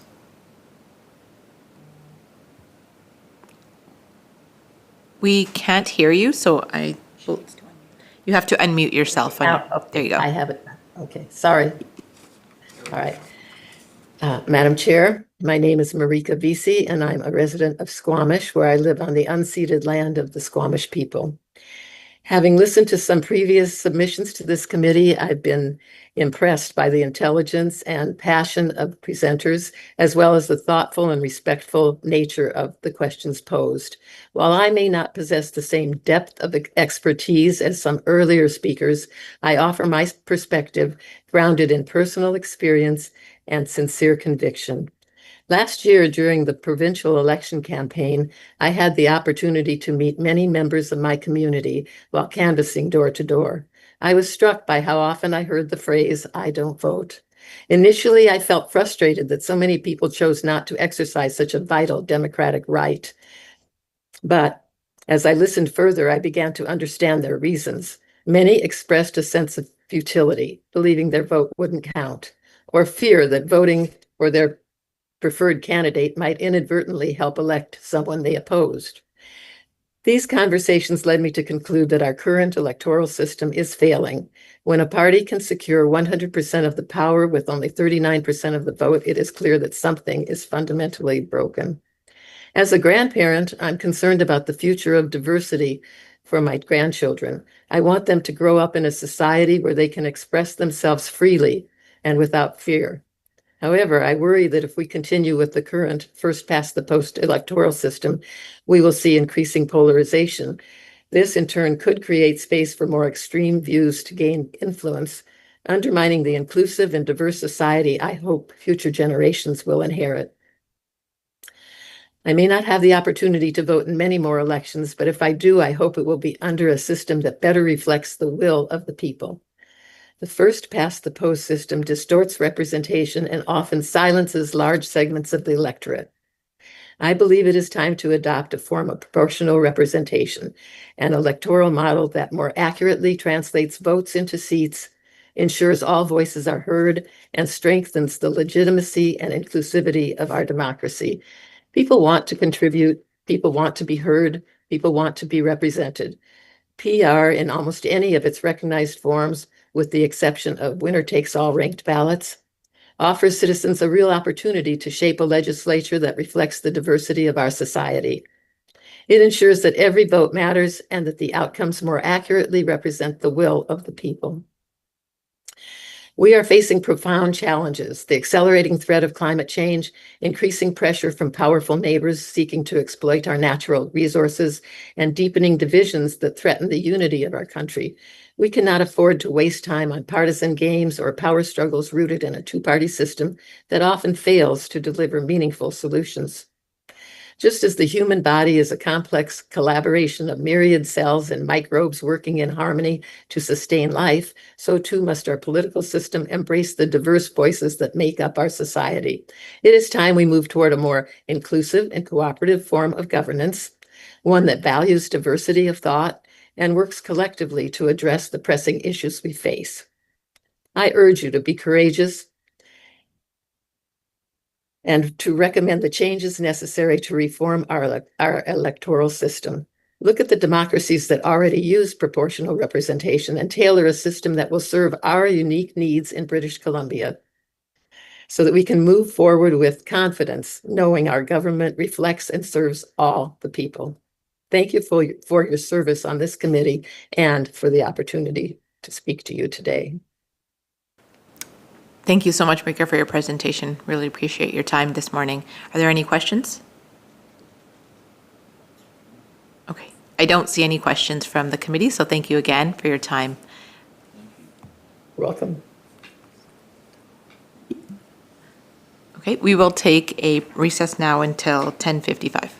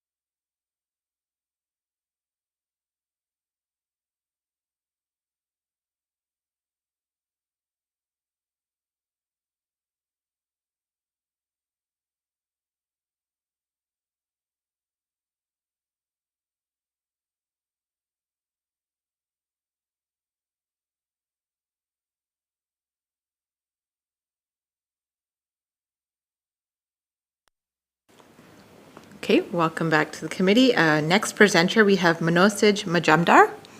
Welcome to our committee, Manosaj. And just a reminder, you'll have 5 minutes for your presentation, followed by 5 minutes for questions. So please get started when you're ready. Thank you. Good morning. My name is Mano Majumdar. I am a resident of British Columbia and a change management specialist by profession. I have prepared remarks and I can send a copy for the committee's records. I would like to make 3 recommendations today, 1 for our approach and 2 specific reforms. My first recommendation is to be very aware of the environment in which we are operating. We're in a time of record low trust in institutions, including elections, including here in BC. Whatever system is put into place must be accessible and transparent. Alternative voting systems tend to be enamored of their own complexity. Ranked choice systems require voters to change how they vote and have been shown to reduce voter satisfaction. The Webster method, which produces very good results, requires separate calculations for each seat. This is comfortable for those of us who make a living off spreadsheets, but to many feels opaque and exclusionary. An overly novel or complicated system will create more distance with the already disaffected and erode the foundations of our democratic consensus further. We should create the best system within the limits of the political environment we have. Voting must not only be free and fair, it must feel free and fair. My next recommendation is a better electoral system that is free and fair and feels free and fair. But first, a common reference point. The Gallagher Index is the gold standard for electoral fairness. A lower score is more proportional. A score of 0 would be perfectly proportional, with the ratio of seats exactly equal to the ratio of votes for each party. Canada's 2016 Special Committee on Electoral Reform recommended we target a Gallagher Index of less than 5.0. The recent BC election had a score of 6.5. We did not pass. We can do better with a minimally invasive electoral reform that I call FBTP plus. Voters vote exactly as they do now, with 1 mark against 1 name of their choice. They can follow along just as easily when the results come in, with the person with the most votes winning the riding.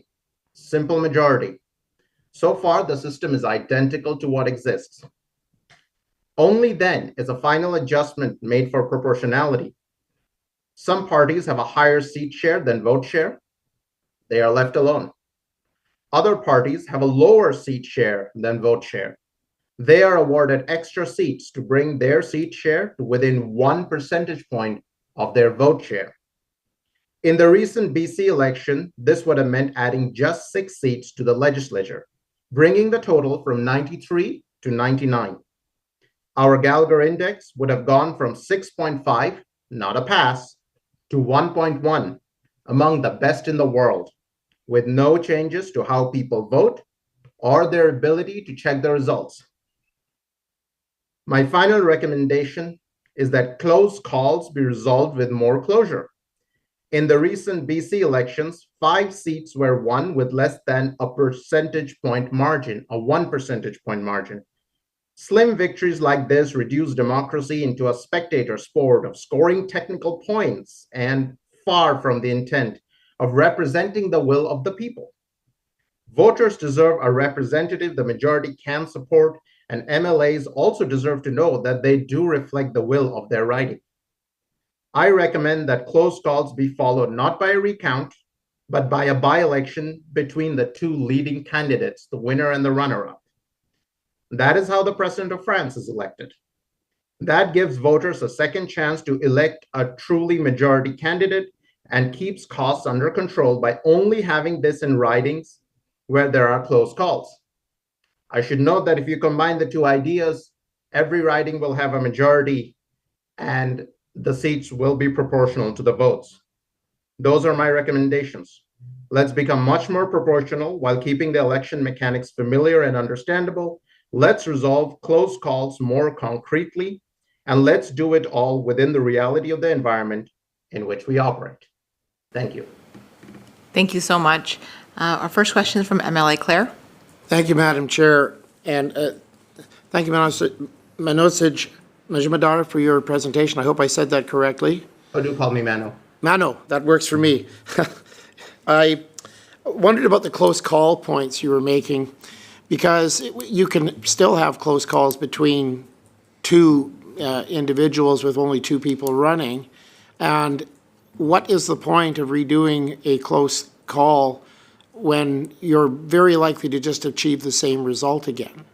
Or maybe flip it by a couple of votes. It doesn't really seem to be anything that makes sense to me. Why not just go with what the judicial recount has, rather than having an expensive by-election? What the close call does is the same thing that ranked voting does. It allows people to now vote for their second preference if their first preference wasn't one of the top two. So it allows for a more balanced representation of the will of the people. Okay, thank you. Deputy Chair. Thanks, Madam Chair. Thanks, Mano, for the presentation.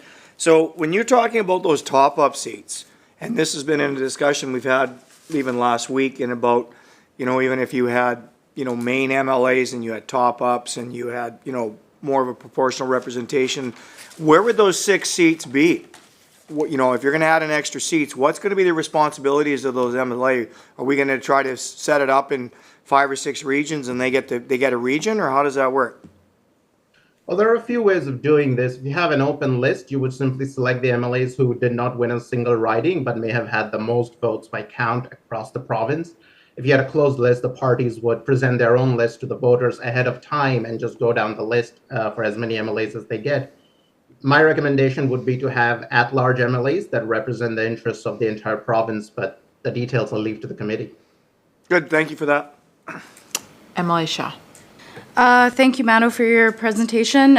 You've mentioned a few times that elections have to feel fair and transparent. They also have to be representative of people's wishes.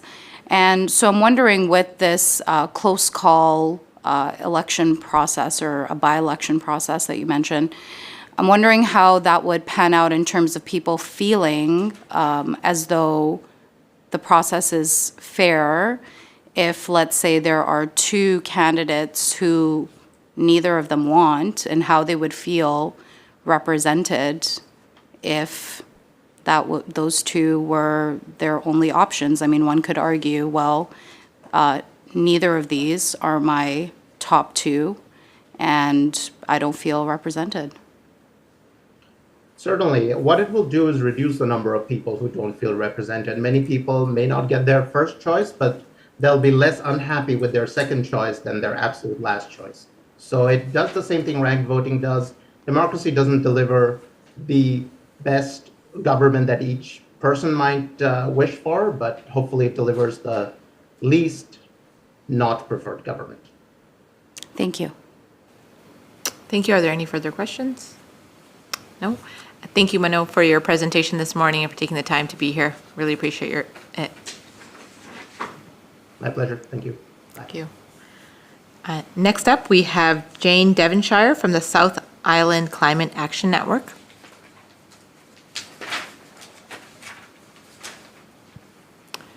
Good morning, Jane. Thank you so much for joining us this morning. As you begin, just a reminder that you'll have 5 minutes for your presentation, followed by 5 minutes for questions, so please get started when you're ready. Thank you. Okay, I'll start now. Thank you for this opportunity to speak today. I would like to acknowledge that I'm coming to you from the traditional unceded territory of the Lekwungen-speaking peoples, who are the Songhees and Cosapsan First Nations. Hope. That is what I hope will come out of these committee hearings. Hope that this time that we the people will truly be heard, and that some form of PR will finally be implemented. It matters not what form it takes, so long as it is not a winner-take-all system. We have a plethora of experts that can be called upon to draw from the many successful PR systems from around the world. Denmark springs to mind as a prime example, and they turn out to be some of the happiest people in the world. I, too, would be ecstatic if every vote counted. No more referendums, please. They have been extremely confusing for many, especially with having to select one of the 3 PR options, which many felt were not clearly defined.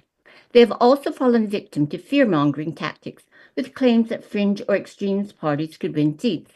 Please, just bring all the parties together to collaborate and just get on with it. For the public's peace of mind, put in a backstop that allows people to vote on it after 2 election cycles, if they so choose. People are averse to change and find it scary, but they just might be pleasantly surprised by how well PR might actually work for them. Frustration is what I've been enduring for far too long, where I have had to vote strategically. I channeled this frustration into the 2018 PR referendum. Through our Dogwood Club at UVic, and with support from Fair Vote Canada, we set up an information booth to explain to folks what the referendum was all about and why we were advocating for PR. It was quite the revelation for us to discover just how many students and adults there knew very little about the issue, and we are talking about an educated demographic here. We had the foresight to have an iPad handy to help them register to vote or to get their ballots sent to them if they hadn't received one. For those that missed the deadline to mail them in, we collected their ballots and I personally delivered them to the Elections BC office. This whole experience brought home to me the great need to bring mandatory, comprehensive civics and voting education into our schools. If we truly want to strengthen and protect our fragile democracy, we need to have age-appropriate curriculum from K-12 being taught in our schools. Critical thinking also needs to be a strong component of this curriculum, like it is in Finland. Finland begins fostering critical thinking skills in preschool, introducing basic media literacy concepts. Children learn to question information sources and identify potential manipulation, even in very young children. This early start helps children develop a foundational understanding of how media works and how to discern truth from falsehood. Sounds like some adults could also do with such a course. Incidentally, Finland also has a proportional voting system and is ranked as the happiest country in the world for 8 consecutive years. There's definitely an appetite for this and for lowering the voting age to 16. At the UBCM convention in 2019, local and provincial politicians voted overwhelmingly in favor of the resolution to ask the BC government to lower the voting age to 16. Then Victoria Mayor Lisa Help said, millions of young people around the world are demonstrating for climate action and speaking articulately about the kind of future they want and should be allowed to vote in municipal elections. Help said she's heard the argument that many 16 and 17-year-olds aren't informed enough about municipal issues to be given the vote. This is true of all our residents having nothing to do with age, she quipped back. At the NDP Fall Convention in 2019, delegates voted in favor of the resolution to lower the voting age to 16 for civic and provincial elections. Young NDPers fought hard to get this into the top 8 resolutions to be voted on. Although there was a significant majority, sadly, the party had no requirements to follow through on any of these resolutions. Dogwood stepped up to support hashtag Vote16BC. They hosted a summer boot camp to train the young leaders of tomorrow. I attended their, quote, grad ceremony and was blown away by the passion of these amazing young people and how articulate they were. Hashtag Vote16BC now has endorsements from 19 unions, labour councils, and nonprofits, including the BC Teachers Federation, the BCGEU, and Sustainabiliteans. This is the 21st century. It's time that we embrace PR and lower the voting age to 16 so we too can ratchet up our happiness. Thank you for your kind attention. Thank you so much, Jane, for your presentation. Are there any questions? Deputy Chair. Thanks very much, Madam Chair. Thanks very much, Jane, for the presentation. One of the things that came to mind, and we've been talking about some of the ills of social media, and sorry, I didn't know that Denmark actually has, those critical thinking courses teaching. Yeah. So thank you for that. I'm just trying to navigate through our curriculum that we have currently in British Columbia, and I think it's been brought up a couple of times even this morning about, do we specifically target engagement when it comes to election information, whether it talks about, what our legislature system works federally, provincially, municipally, and then all the steps that go through it. And one of the things that was brought up was, do we have a duplicatable, transferable type curriculum, or do we just allow the teachers to sort of have free reign all the way through the process. What would you like us to see in this province moving forward? Oh, I would like to see the experts brought in, of course, teachers, of course, and I would like to see it clear across the board because it can vary so much if teachers can take control of their own class and decide what they want to present. I think there should be strong guidelines. Okay, and how soon would you, thank you for that. I've also heard that it takes ages for this to happen. I just looked online. It was a recommendation to the Minister of Education back in 2014 to specifically have this in our schools, and we still don't have it. So, you know, it seems like it takes an awful long time to get somebody's, noticing this. Any comment on that fact that it was recognized 10 years ago and we still don't have it? Well, I have a question. How do we make it happen faster? Well, that's a really good question. We've asked specifically for the committee to receive documentation on the curriculum specifically on this to see exactly what we are being taught or are trying to be taught in our schools, because we'd like to be able to bring that to the public. Right. Could we not create a survey for teachers themselves? I'm sorry? Can we not create a survey for teachers themselves to fill in and what they would like to see? That's a really good idea. Yeah. And Yeah, thanks for that. okay, thank you for your question. Thank you. MLA Shaw. Thank you for your presentation, Jane. Hypothetically speaking, let's say if the committee was to recommend to lower the voting age of 16, do you think that this should be a timed process in meaning to make civic studies mandatory, for example, in schools, and have that a part of the curriculum prior to, so that all students have the ability to be informed, maybe even with a media literacy component, so that they feel well equipped to be able to make that decision? I always feel that delay is denial. Look how long it's taken for that recommendation in 2014 to have any action on it. I think we need to do it now. The government has the capability to do that. And I think we have to trust, they will step up. They will be so exhilarated to know that they have the vote. And they've been fighting for this for a long time. And I think the federal government, the provincial government, they wanted to do it staged, like to have the students register starting at ages 16 and 17 so that they're ready to vote by age 18. But, I think everybody's frustration is everything takes too long. Let's just do it. And I know in Scotland, it was a huge success. Like, the youth turned out in droves, and they made the big difference in the Scotland referendum. Thank you. Thank you. MLA Botterill. Thank you, Madam Chair, and thank you for your presentation.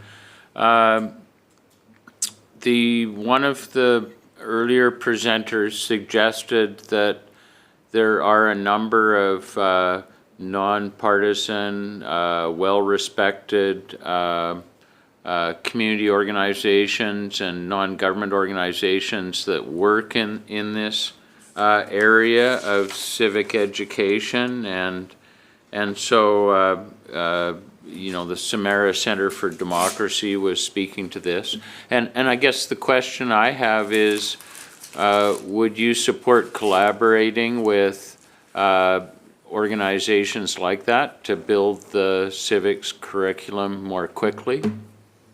Absolutely. I say, why reinvent the wheel if there are wonderful models out there? I think we should reach out to Finland to start with and see how they're doing things. Great. Okay, thank you. Denmark. Yeah. Thank you, Jane, for your presentation. That's all the questions that we have, so thanks again for being here this morning. Thank you so much for your time, everyone, and for what you're doing. Thank you. Take care. Thank you. Okay, next we have Cody Webb.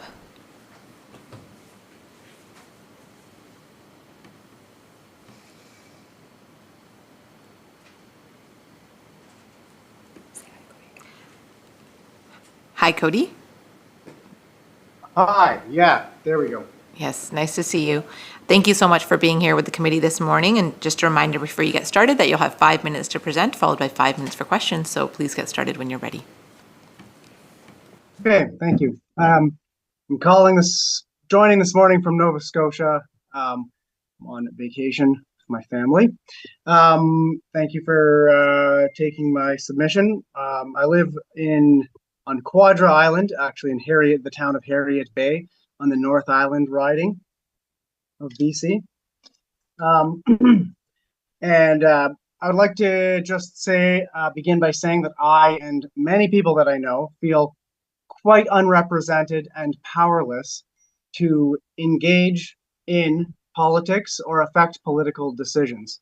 And there is a strong sense of apathy that can set in, and that I notice among many people. You know about that. That's why you're having the committee. I have joined both provincial and federal EDAs in my area. I've worked and volunteered for nonprofits and community advocacy groups.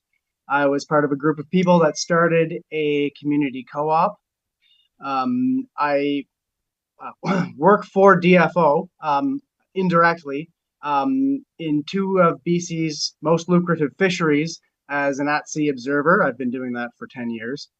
That's prawn and crab fishery. And in almost all of those roles that I just described, despite being white, male, housed, employed, and relatively confident in my speaking abilities, my advocacy for what I and my community have needed has been very disappointing. This includes engagement in elections, but is definitely not limited to engagement in elections. I do support electoral reform for many of the reasons that you have already heard. I think it's really important to choose an alternate form beyond the first past the post that is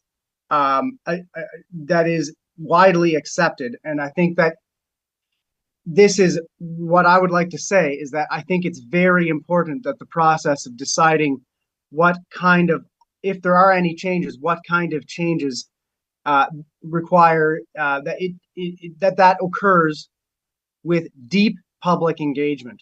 Not just committee is a great start, but it's very much a start. And I think that process, there needs to be processes for meaningful discussion, for resolutions to be created, and for bringing a whole range of stakeholders from the public in different spheres and different areas together in a meaningful consultation process. And perhaps most importantly, that it needs to be transparent. In my roles, in the advocacy that I've attempted in my various roles in life, it is very frustrating when decisions are made and you don't understand why they were made or who made them, and that seriously erodes any confidence in the people's feelings of being represented or being able to engage in an effective way. I know there have been other presentations on forms of meaningful public engagement, and I just would like to put some support towards spending that. Is that my amount of where I don't know if I'm getting signals for timing? You're okay. You still have a minute and a half. Minute and a half, thank you. I think that is probably the most important thing that I would like to stress, is that the process for deciding what type of systems if there is electoral reform, what type of systems we go towards, the process includes a lot of consultation. And in like in my area, which is traditionally resource extraction based, the North Island, I think it's very important that multiple groups from different areas and backgrounds within that area are given opportunities to be involved, not just forestry, fisheries, mining, and tourism. There is a tendency for the power structures that exist around those industries to dominate conversations, and I think it's important that they're represented, but it's important that more than just those main industries are represented. It tends to be what people think about when they think about rural areas, but I think it's very important that Indigenous groups are meaningfully involved. NGOs, there are a lot of NGOs in the North Island area. There are political groups, and there are also people that are part of and could be representatives for marginalized communities that are not necessarily organized and don't necessarily have the already created pathways and organizations to be involved in these kind of discussions. And I think that decisions need to include those groups as well. Great. That's my presentation. Thank you so much, Cody. Before we go to questions, I just want to say thank you for joining us on your vacation. This is, you know that you're passionate about this in order to take that time, so thank you again. I'll go to the Deputy Chair. Thanks very much, Madam Chair, and thanks very much, Cody. Hope the weather's good there. Couple of questions that come to mind quickly. It sounds like your last part of your presentation sounded like some of the things that you were disenfranchised about. Can you give me a specific one? Is it specifically around the natural resource extraction and the process that we go through in doing that? Or was it something else that you mentioned earlier in your conversation about feeling disenfranchised? What isn't happening? What you feel that you're either misrepresented, unrepresented? Like what's one of your main topics? Well, I feel that there tends to be, in the process of consultation in rural areas, the processes of decision making and consultation tend to, in my experience, tend to give a greater voice to groups that are already in more or less powerful positions. And in resource extraction areas like mine, that tends to be people within advocates for industry. And I think it's really important to reach beyond industry and to finding groups that are there and that are working to create a better society and are working to represent their needs and needs of their communities, that are not necessarily included in conversations. Can I ask you a question? Are you familiar with the new land use management plans that are currently occurring in our province right now? Is that through can you tell me a bit more what you're describing? I mean, you're talking about not having, fair engagement, and at the same time, we're having land use management plans, and really, the initial part of the planning is only between the provincial government and First Nations. There hasn't been a lot of public consultation. There hasn't been a bunch of user groups. There certainly hasn't been industry in these negotiations. So I would suggest that there's things that are happening also that are encompassing some of the things that you're asking for, and there's some concerns on both sides on not having an opportunity where everyone gets a chance to sit at the table. Well, that sounds great. And in terms of land use, I hope that continues. Specifically, we're talking about electoral reform and the process of how the decisions around electoral reform are made. That's more what I'm just talking about, being involved when that decision-making process is developed. That's what I'm describing, where I think it's really important for those user groups to be included. Great, thanks very much for that. Thank you. MLA Shaw. Thank you, Cody, for being here. I can tell from your dedication to be here on your vacation. My question is about your point that people and voters and general public should not be left out of the conversation when it comes to determining which electoral system that we choose to recommend.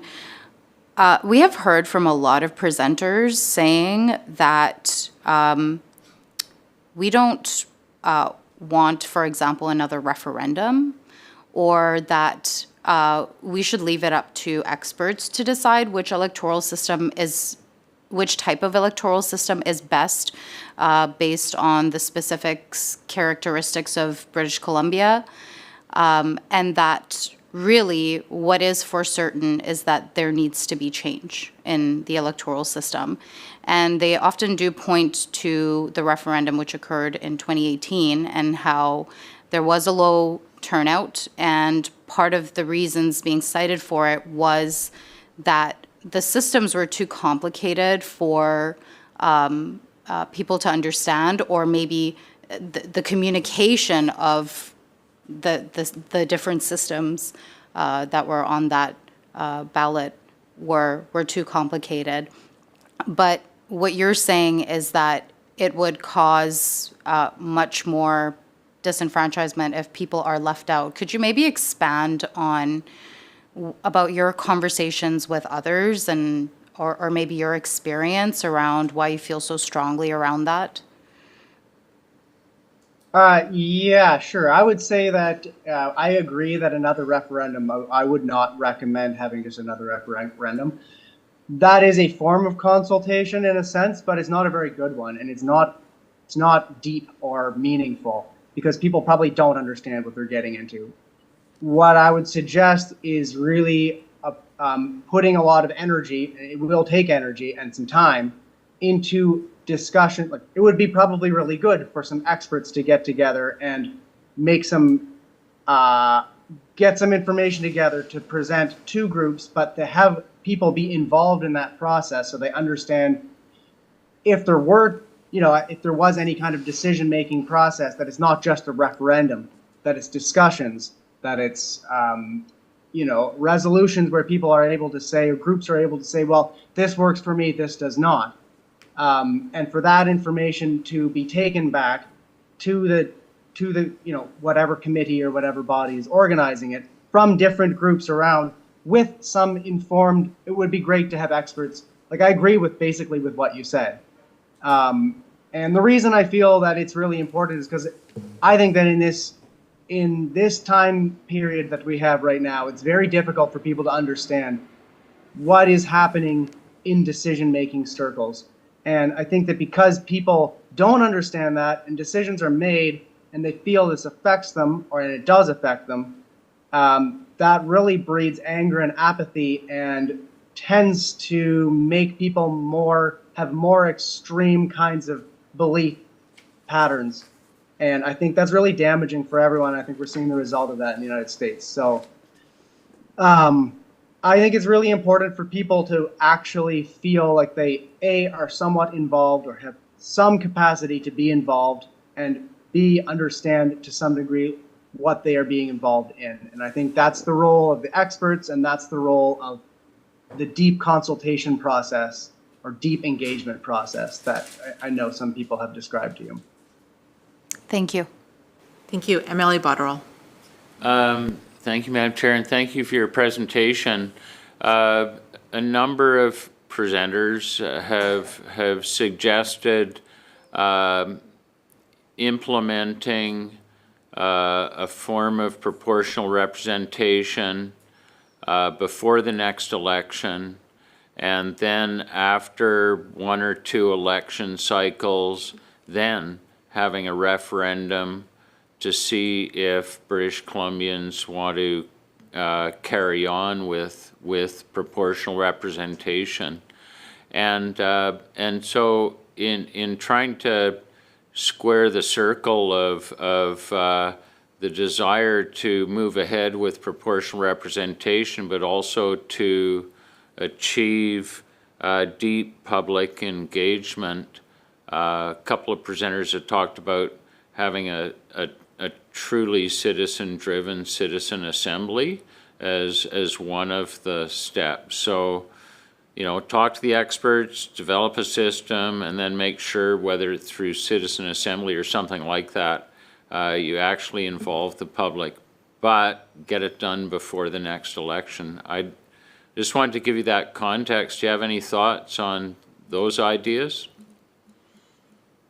Yeah, I mean, it sounds fairly reasonable to me. If it doesn't happen before the next election, it might not be the end of the world. I think it's probably more important to make sure the process of deciding that is not rushed and is done thoroughly and well. I think it would probably be good to have some, paid positions, not to leave it fully up to volunteer community organizations to organize themselves.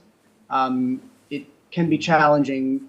It's probably good to have some staff of some organization or government staff providing the the venues and platforms, at least the structure of that engagement, or at least facilitating it so that it occurs. It can be just very challenging, and things not getting more challenging. People I don't think are having more and more free time, even if they wish to volunteer. It can be a challenge. That would be my one thought. Some guidance and support would be helpful. Thank you.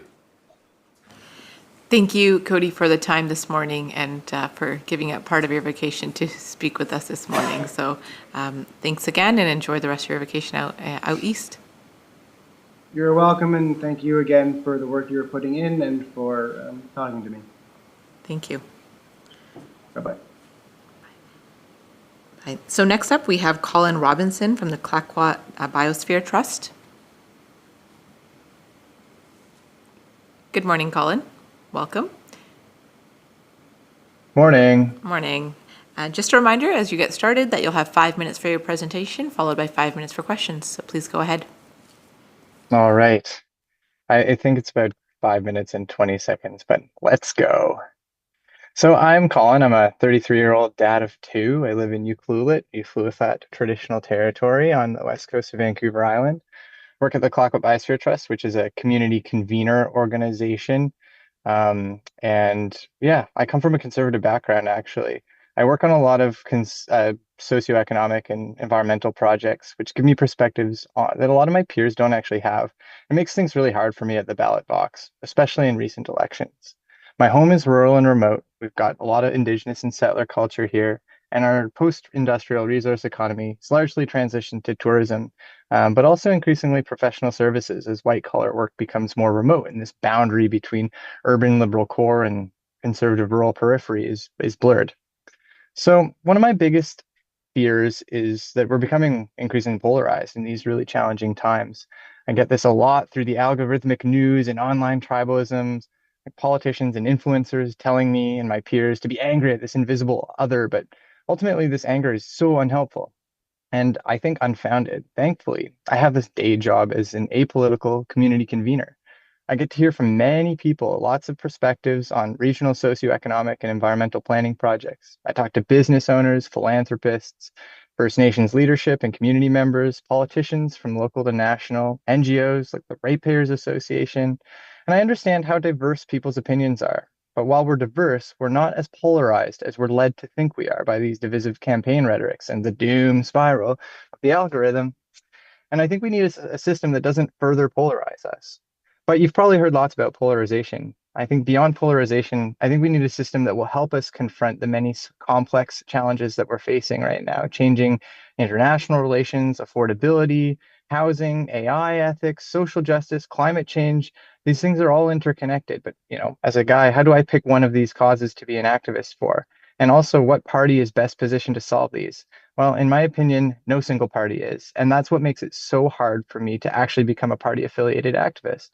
Ultimately, I've come to learn about PR and explore research that demonstrates it as a platform for stability and collaboration required to solve these complex challenges. I want to see a group of representatives with more diversity, more points of view, parties working together in a resilient, constructive way over the long term, instead of flipping and flopping and fighting every few years. I just don't think a single majority government is capable with the right knowledge and perspectives to solve the problems of today. Even things like foreign interference in elections, trade disputes, that kind of thing. I think more diverse and accurate representation will also ensure we don't have large portions of the population, like my peer group in some cases, feeling disenfranchised when the party they didn't vote for is in power. I've had a fun time chatting with lots of people as I've gotten into this idea across the political spectrum, and people from youth to elder. And here are the commonalities. Everybody seems to like the idea of votes translating proportionally to seats. And two, almost nobody has a clue about how electoral systems actually work. So the conversations have been a fun and positive way to build common ground across these divisive ideologies. We often chat about those pie charts on election night that show the number of votes compared to the number of seats, and people are like, "What? Like, this is blowing my mind. That doesn't seem fair." We've discussed things like voter consolidation and strategic voting, and the consensus is from all across the political spectrum that this is a real piss-off for people. Strategic voting happened a lot in my riding and beyond in both provincial and federal elections recently. Having a wider spectrum of voters captured by a narrow party, as seen with the federal Liberals or the BC Conservatives, leaves even those people who voted for them feeling quite uneasy. I think it's also really important to combat apathy and nihilism with proportional representation.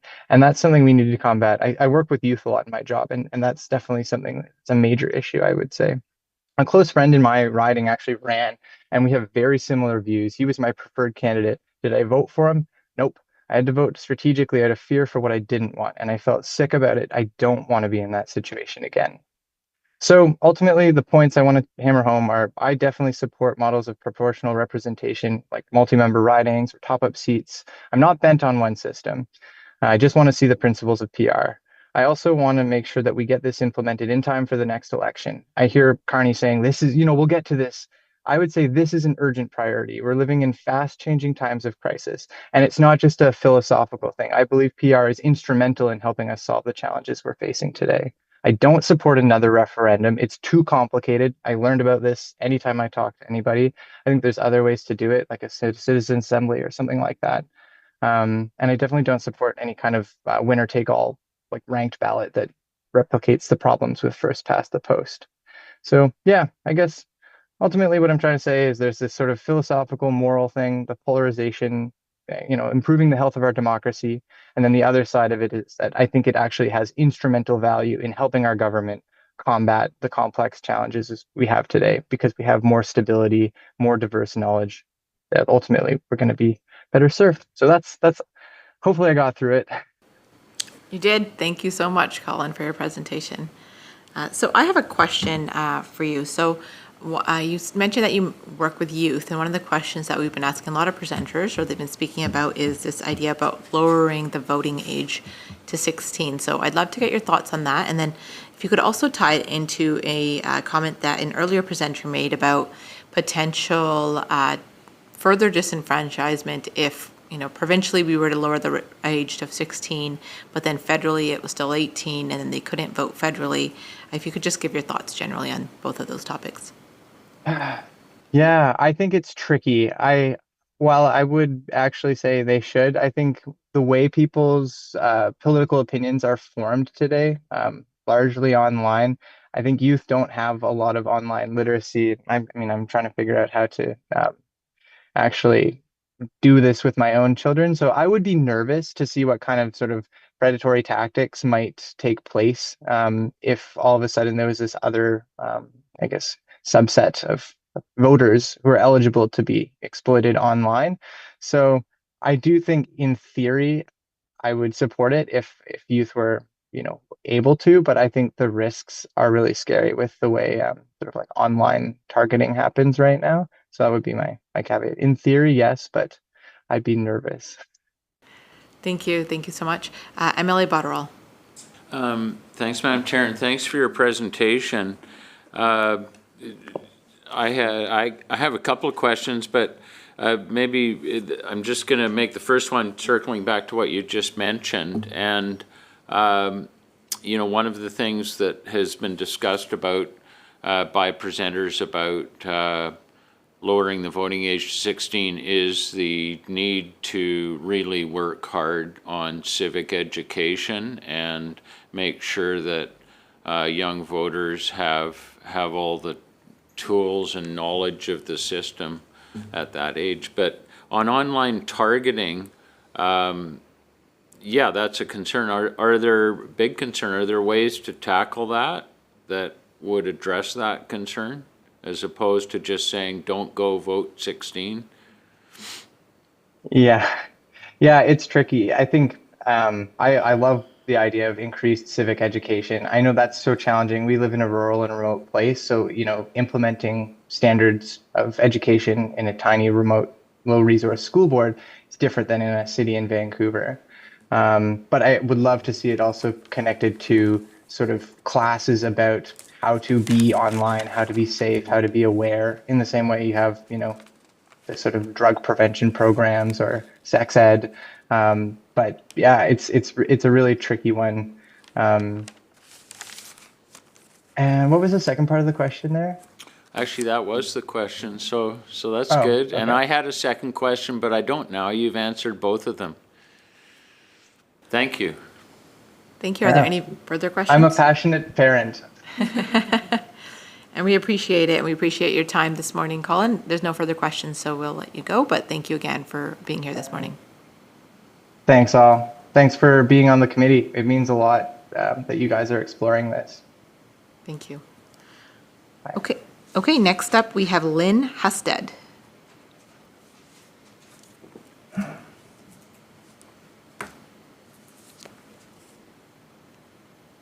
Lynn, your camera's just not on, but we can see that you're there on the screen.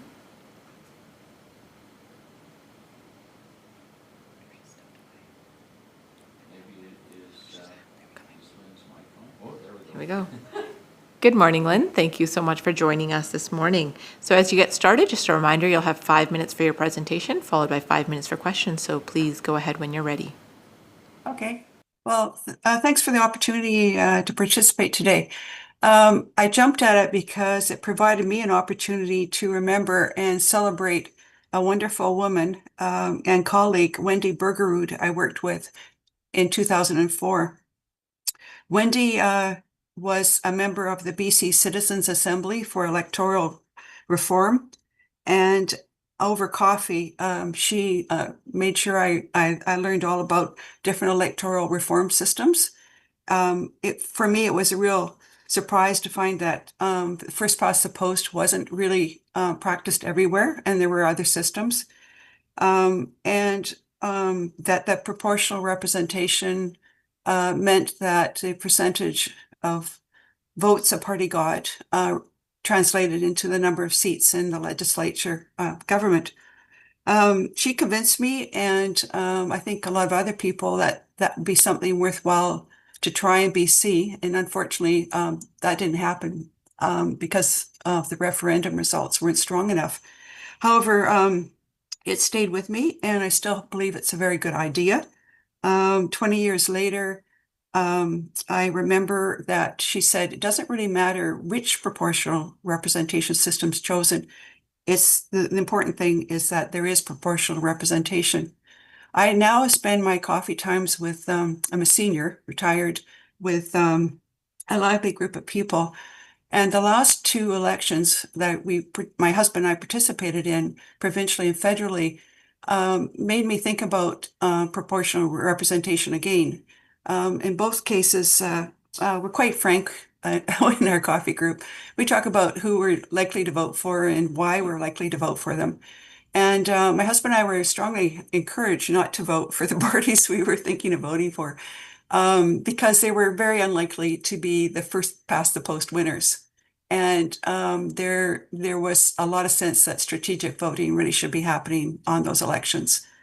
And we didn't. We voted for our parties, and but we did wonder if that was a good idea. We really did wonder about it because there was a risk that the first past the post party would have been one that really didn't align well with our values. So I think that a concern I have with currently right now is that that strategic voting and the way things are going, maybe more of a 2-party system sort of starting to happen, could lead to something that's more like what's happening in the United States, which is quite a polarized, people polarized about their political views, and not as much choice. I think when, even if small parties don't get to be first past the post, they bring different ideas into government and into the society, which are important. Our coffee group actually does agree that they all like minority governments because there's an element in them that people from parties are working together. There's some compromise, maybe some opportunities to come up with some smarter solutions. A concern we all have is that in response to the U.S. tariff threats, that both BC and federally, there's been the first past the post governments passed executive legislation giving themselves more executive powers. And personally, we don't have any problems with the current first past the post parties doing that and what they'll do. But we do wonder if another, in the future, first past the post party with very different values use those executive orders, such as happening as in the States, where it seems to be moving away from more bipartisan governance to an autocracy. So there's a lot of concern we have. I think having proportional representation, which I think encourages more parties, is a way for us to have a stronger democracy. And thanks very much for listening to me. And thanks very much for being politicians. Thank you so much, Lynn. Are there any questions? Deputy Chair. Thank you, Madam Chair. Thanks very much for your presentation and your time, Lynn. When you talked about your coffee shop group, was there any particular form of proportional representation that seemed to be favored? Was it a single transferable vote, or was it the multi member, like MMP? Like, what was your thought on that? I'll have to say that our current group doesn't talk about that, like particular type of proportional representation. And 20 years ago, when I had coffee with Wendy, they were very passionate, I think, about one called STV, but I actually I couldn't pick up on, which one would be the one I would favor.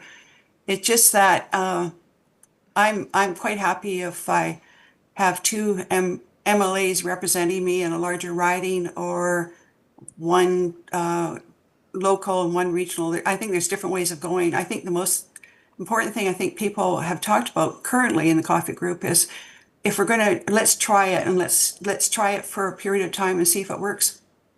Great. And yeah, great. That lots of people have said the same thing. Thanks so much, Lynn. Are there any further questions? Okay, I don't see any, Lynn, so thank you so much for presenting this morning to our committee. Really appreciate you taking the time. Okay, thank you. Bye. Thank you. Take care.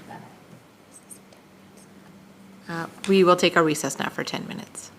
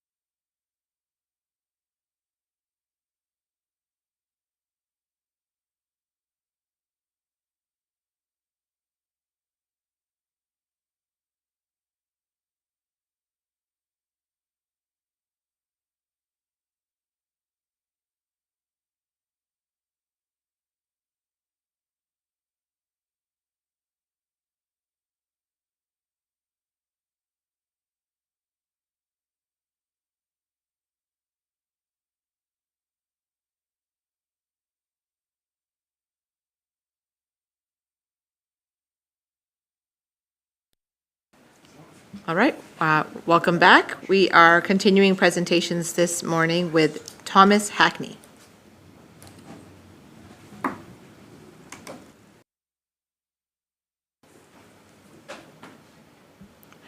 Okay, welcome, Thomas. We can see your screen, but we can't see you, so I'm just wondering if you can turn your camera on. Perfect. Good morning, Thomas. Thank you so much for being here. Before you get started, just a reminder that you'll have 5 minutes for your presentation, followed by 5 minutes for questions, so please begin when you're ready. Good morning, Madam Chair, committee members. Thank you very much for engaging this process. I think it's very important. I actually have very little to say, but I strongly support the work of constant electoral reform and optimizing. I'm concerned about the low levels of voter participation in elections. And I'm concerned about what seems to me like too much whipping of the caucus. So I would say too much strong control of the elected members by the party line. And those are my main issues of concern. I would encourage the government to look at more ways to engage young people in understanding and being enthusiastic about the democratic electoral process. And I would encourage the government to look at ways to loosen up the tightness of control of elected members when they are in the legislature. Those are my submissions, and I stand to respond to any questions. And Thank you so much, Thomas. We have a question from the Deputy Chair. Thanks very much. Yes, that's very refreshing to hear. You and I are on the same wavelength when it comes to more free votes in our legislature. PR, proportional representation. What's your thoughts on, I mean, most of the submissions that we've had has had one form of proportional representation or not. Do you support a proportional representation? And if you do, have you got anything in mind that you would favor? Thank you, sir. I'm not sure about proportional representation. I haven't looked at it deeply. My mind is not closed on it, but I have not seen a really convincing argument that would really get at the heart of the problems we're having. I notice we've had first past the post for a long time. The complaints about first past the post were not strong when I was younger. Now they're getting stronger. So I'm not. Anyway, happy to see the committee consider the issue, but I don't regard it as a magic bullet. Thank you for that. Thank you, MLA Botterill. Thank you, Madam Chair, and thank you for your presentation. You mentioned that a concern for you is low level of voter participation in elections and more ways to engage young people. Do you have some, based on your experience and observations, or some things you'd like to see the government do to address those two? The best I can think of is when I was in high school many years ago, we had a mock parliament and sort of mock elections and that kind of thing. So I'm not familiar with how the schools educate young people about our democratic process right now, but that would be the time and the place that would be a very good time to engage young people. Great. Thank you. Thank you. Any further questions? Okay, I don't see any further questions, Thomas, so thank you so much for taking the time to join us this morning. Thank you, Madam Chair and committee members, and good luck with your work. It's very important work. Thank you. Thank you so much. Okay, we will now break until 1:15.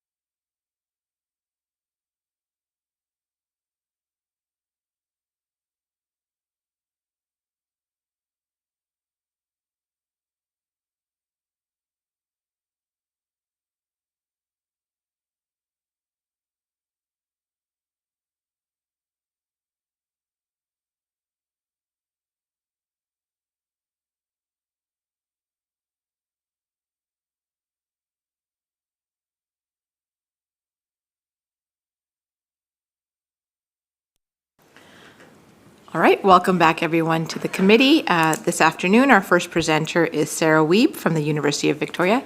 Welcome, Sarah. Thank you so much for being here with us today. Before you get started, just a reminder that you'll have 15 minutes for your presentation, followed by 10 minutes for questions. So please begin when you're ready. Time myself because I'm not sure I can see the timer. Okay, I'll use that one. That's great.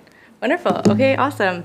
Well, good afternoon, everyone. I'm so delighted to be here on unceded Coast Salish and Lekwungen territory, and it's really inspiring and invigorating as a professor in the School of Public Administration here, locally based at the University of Victoria. I care very deeply about democracy and pathways to deepen democratic practices and engage in processes related to what the OECD refers to as the deliberative wave, meaning that it can enhance a sense of public engagement and democratic engagement by collaborating with citizens and members of the public on matters of public policy that affect our well-being and everyday lives.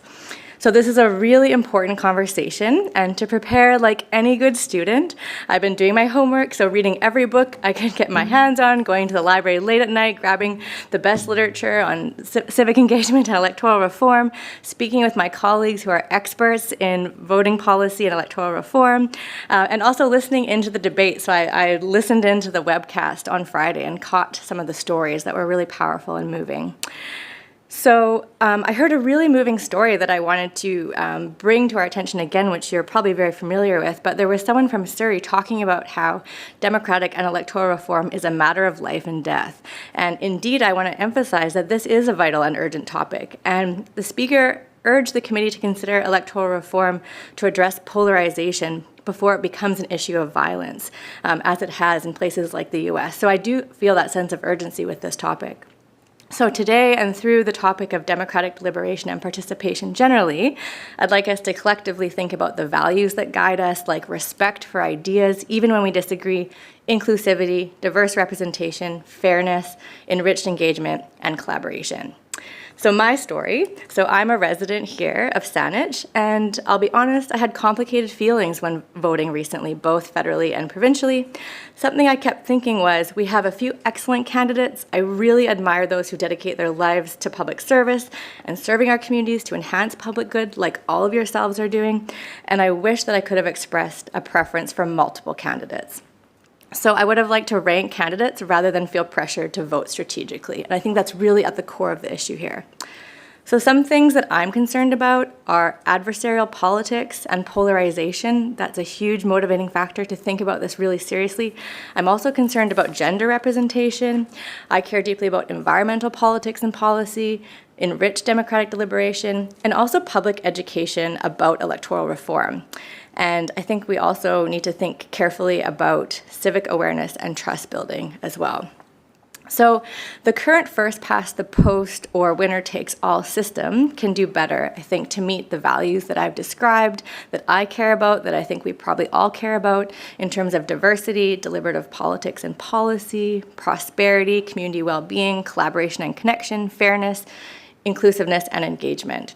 So moving away from a first past the post system towards a more proportional system, so PR, proportional representation to be clear, I think does have the potential to enhance diversity of representation, and it can also enhance pathways for more consensual politics and policymaking.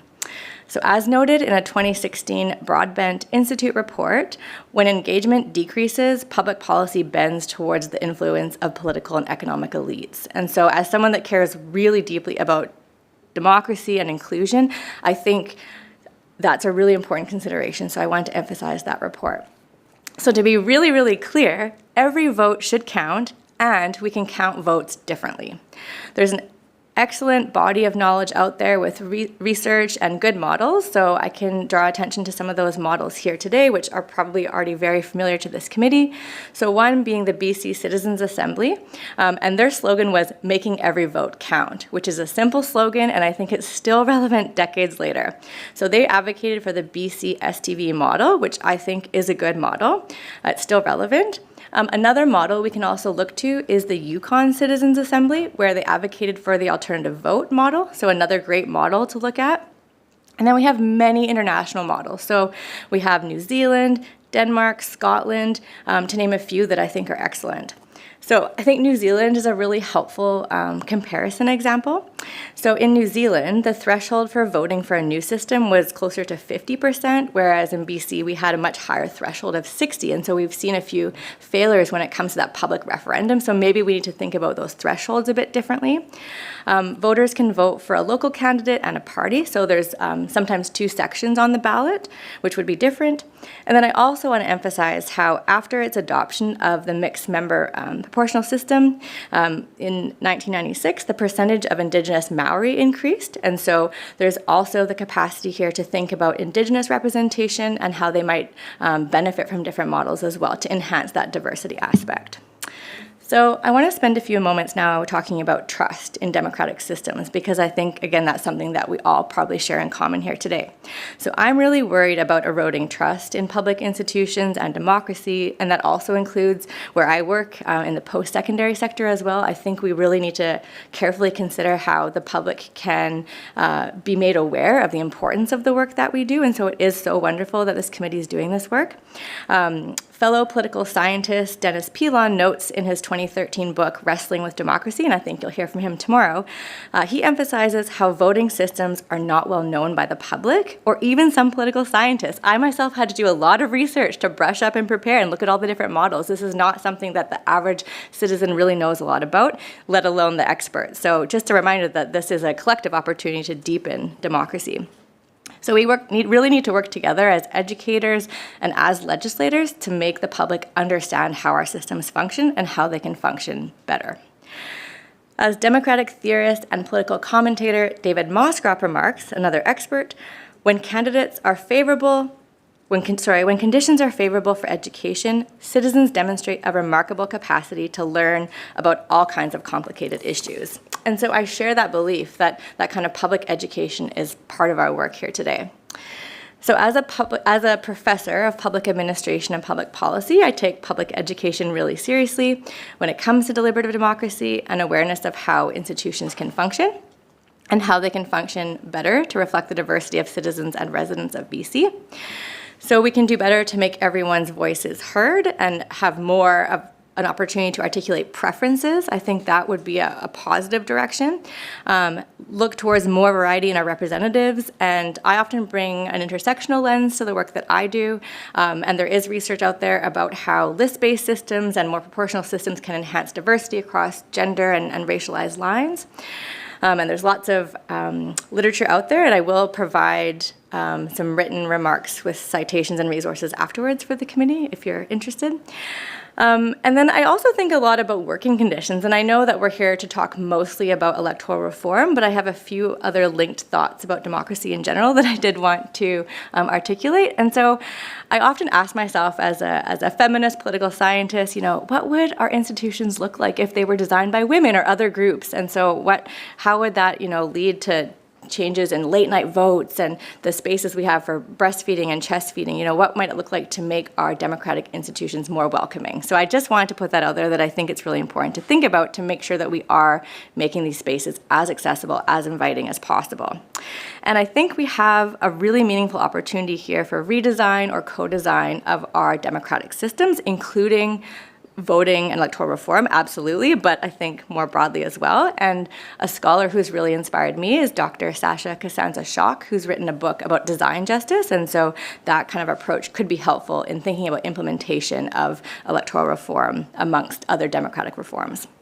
So to go back then to my underlying point, polarization is a concern, so why not consider other values like community, collaboration, coalition building, working together as we're thinking about that redesign? Unfortunately, there's evidence of polarization in family settings, in classrooms, in the media, social media. We're now in this sort of post-truth environment where there's disputed evidence. So we have to really think about that deeply as legislators and educators. We need to make changes to ensure that systems are built upon trust, accountability, evidence, respect, reciprocity, reduction of polarization, and consensus building. So in terms of the really practical aspects of electoral systems, because I know that's kind of the focus of this committee and this work, good electoral systems are transparent, Every vote matters, every vote counts. Proportional representation, I think, does move us in that direction, will make politics more inclusive. And there's a really kind of excellent explainer that is apparent in a report by the Broadbent Institute from 2016 with authors by David Moskrop, Megan Diaz, and Chuka Ejikam. And they articulate how this is thinking of politics more like a pie to be divided rather than a horse race. And I find that metaphor really helpful and useful as we're thinking about communication. So there's multiple systems, and systems designers should be an informed public. And so if we're taking that co-design approach further, I think a citizens' assembly can be a really valuable way to look at models. And I know that we have done this in BC. That was quite some time ago in 2004 when the report came out. So it might be time for another sort of assembly or mini assembly, however we want to reimagine that. And I think that there's an opportunity to bring together experts like some of those I've cited, like Dennis Pilon, David Moskrop, legislators like yourself who are becoming experts in electoral reform. I think that would be really wonderful. And then as we think about the more technical aspects, thresholds and all of these really technical aspects, those experts are key, but then also members of the public, and having that space of deliberation to come together and really talk through the pros and cons, I think is what would need to happen next in terms of the implementation. So, of course, we need to think carefully about ranking systems, different models for ranking, what multi-party constituencies might look like, coalitions. Again, we have many models like alternative vote, STV, MMP. Those are three that I think are kind of front runners. So the models exist out there. There's lots of research, there's lots of expertise. I've gathered so much, so I'm confident there is that. And I really think it's almost like a political communication problem now. We need to ensure that the media is on board, that educators are on board, that the public is aware of these models, of the pros and cons. I think that's a huge piece of this. I really, really do. So in terms of, in brief here, democracy around the world, the ACE Electoral Knowledge Network, their electoral systems map shows that about 52% of countries use some form of proportional representation or mixed proportional representation. About 85% of OECD countries too, so do as well. So Canada's a bit of an outlier. We've inherited our system from Britain, obviously. So again, those examples I mentioned earlier, New Zealand, Scotland, Denmark, they're not perfect, but they're definitely worth a closer look. So in BC, PR is more representative. Every vote counts. To be really clear, I support proportional representation. I'm not too particular about which model. I think that's something that experts and citizens could advocate more specifically in a kind of technical committee. I think all of those models have their pros and cons, and they're very good. We all know there's been, 3 referendums now in BC, so we really need that enhanced public education, and that's why I care about this so much. So we need a multi-pronged democratic reform and public engagement strategy. There's a clear role for educators like myself, but also at the secondary level, students doing simulations, engaging in these models. I think that would really create kind of an embodied sense of what's possible in terms of electoral reform. The media, we need to engage traditional and new forms of social media.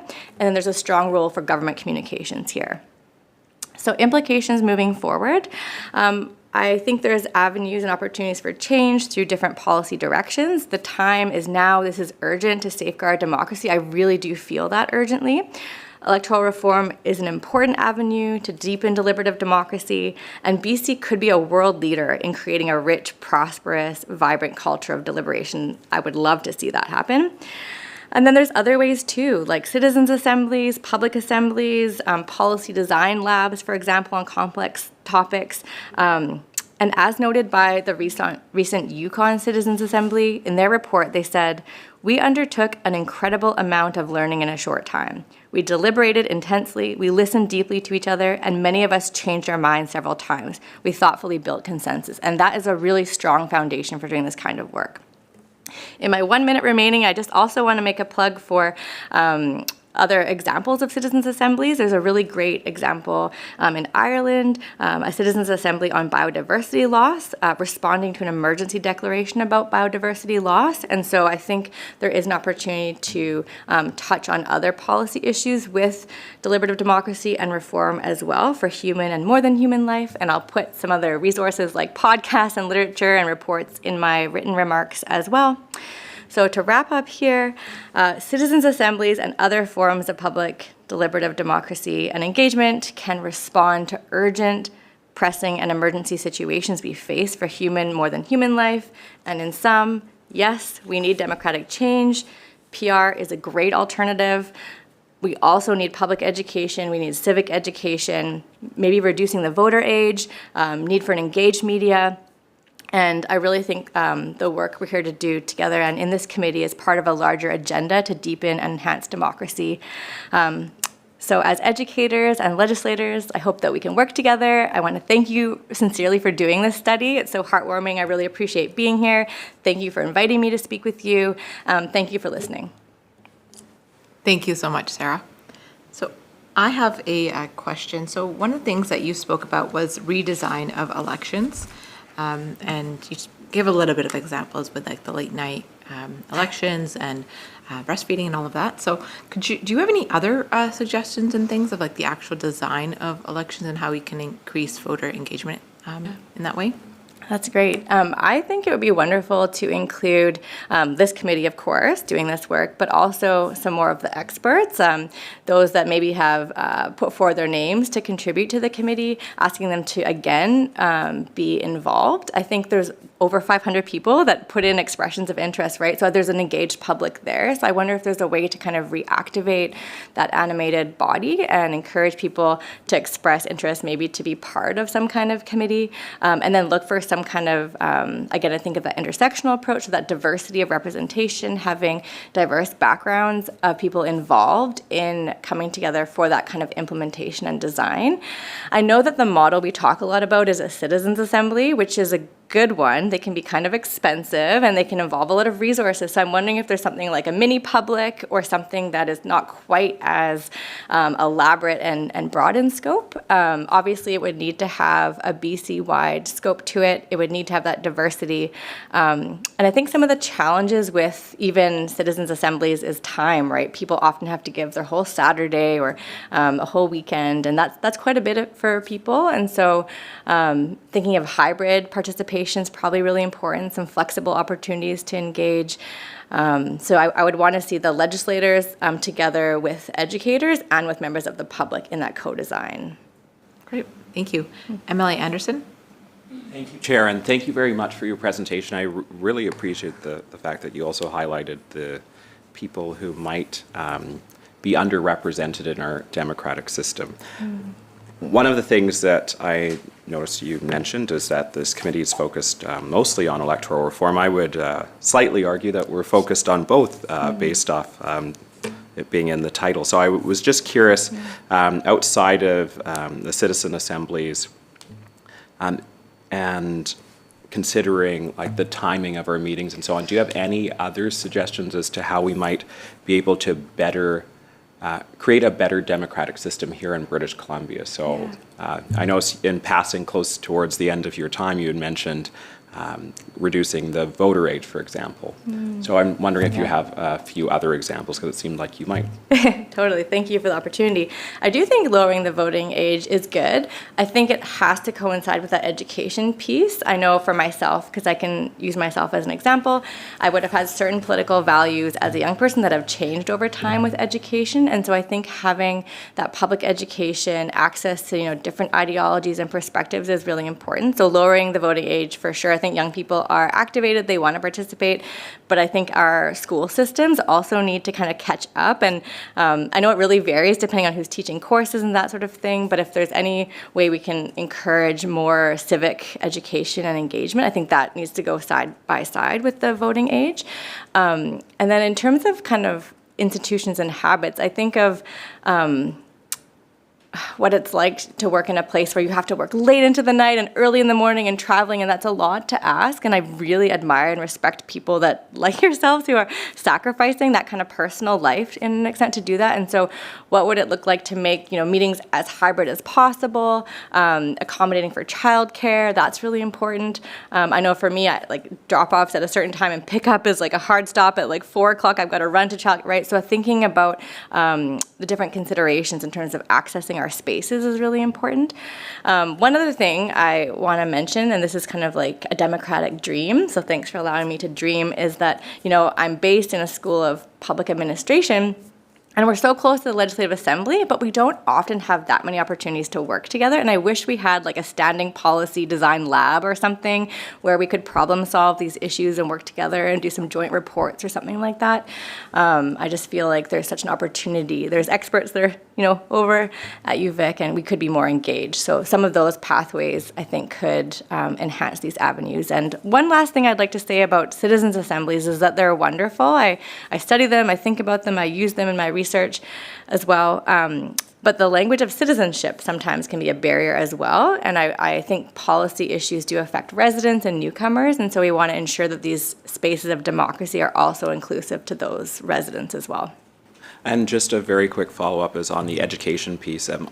I've heard throughout this process of how we need to increase civic education for young people so that they understand these institutions. But one thing that has become clearer to me through this process is that there needs to also be education for people who are not considered youth, because I would say with the many different electoral systems that can exist, or methods of engaging people through citizens' assemblies, people don't actually know what the definitions are. So in your role as an educator, do you have any recommendations on how we can ensure that the entire populace, not just young people, are engaged and understand the different types of systems that exist within our democratic process?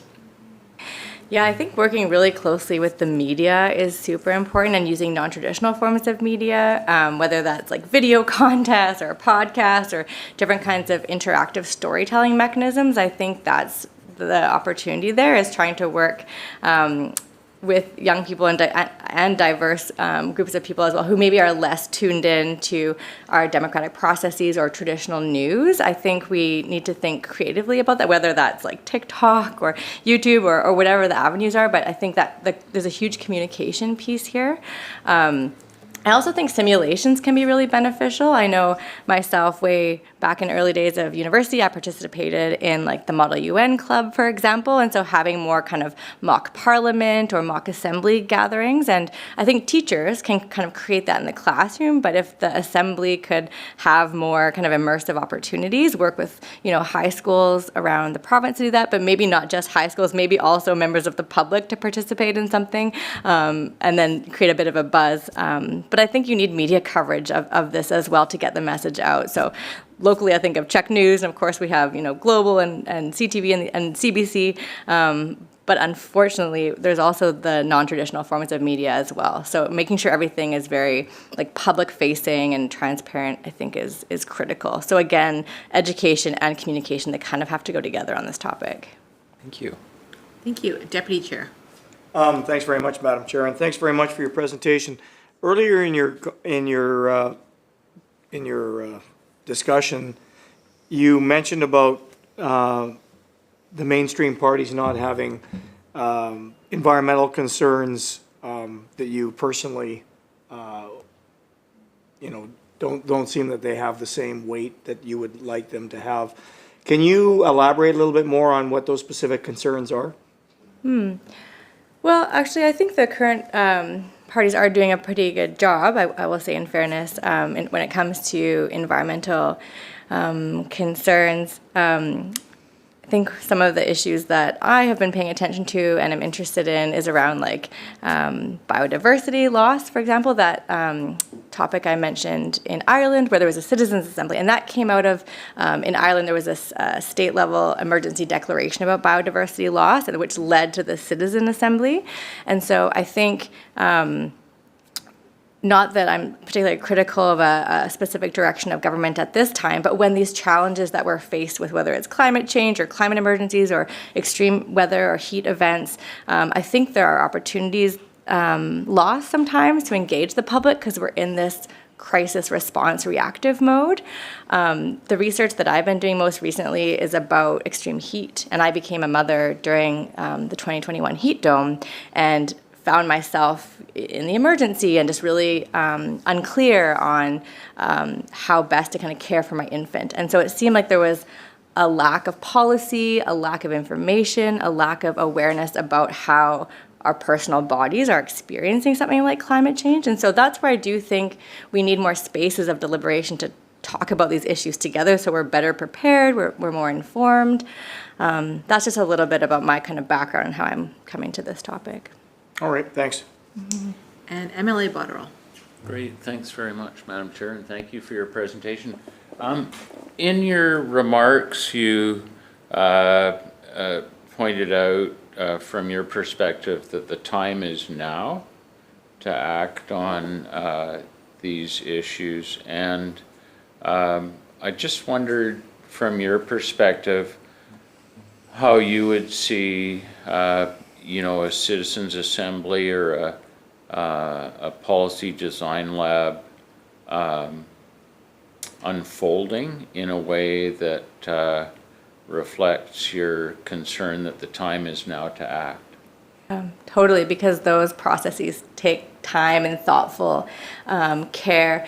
I think it would be a great outcome of this committee to recommend something like that, like whether it's a citizens assembly or a policy design lab or mini public or some kind of education activity with students and other groups around the province. I think this committee will do its work, write a report, and then make recommendations. And so I think having really clear recommendations and next steps would be soon. Like, that's a good time frame. And then actioning on it pretty quickly. I know there's experts at UVic and other institutions in the province and elsewhere that would be happy to be involved, for example. And so I think having a plan would help a lot of us feel like there's momentum, we're getting somewhere. I know there's been a few referendums and they haven't maybe led to the results many British Columbians want to see. So having some plan of action articulated with recommendations and steps and a timeline, I think would be very constructive. And that seems like reasonable within like a 1 to 2 year timeline from my perspective. MLA Claire. Thank you, Madam Chair. What do you say to those voters who voted in those referendums and said, well, we voted on this and we don't want it and we're done. And we're fine with the system as it is. And we're not interested in this new incarnation of electoral reform. How do you address those people? Because they are out there, and they're a big number.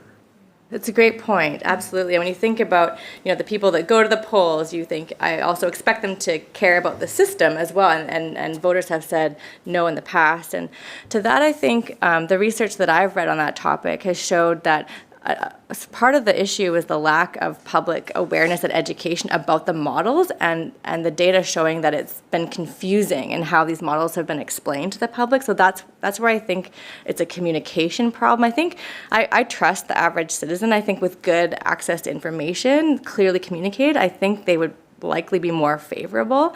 I think it was really a communications problem of the past. Pretty significant campaigns in the last referendum with a lot of educational processes. I have heard from people who participated in those and we have had presenters from those campaigns who felt that they, from both sides, multiple sides actually, that they had articulated their message well.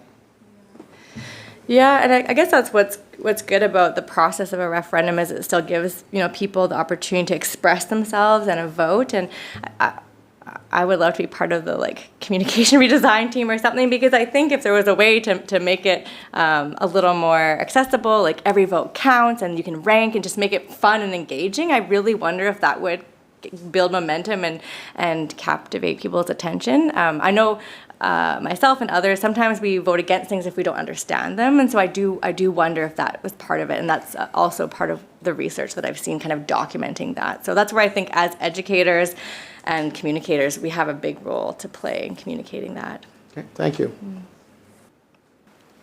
All right, are there any other questions? Okay, seeing none, thank you so much, Sarah, for your presentation and for taking the time today to be with us. Thank you so much. Keep up the great work. Thank you. Thank you.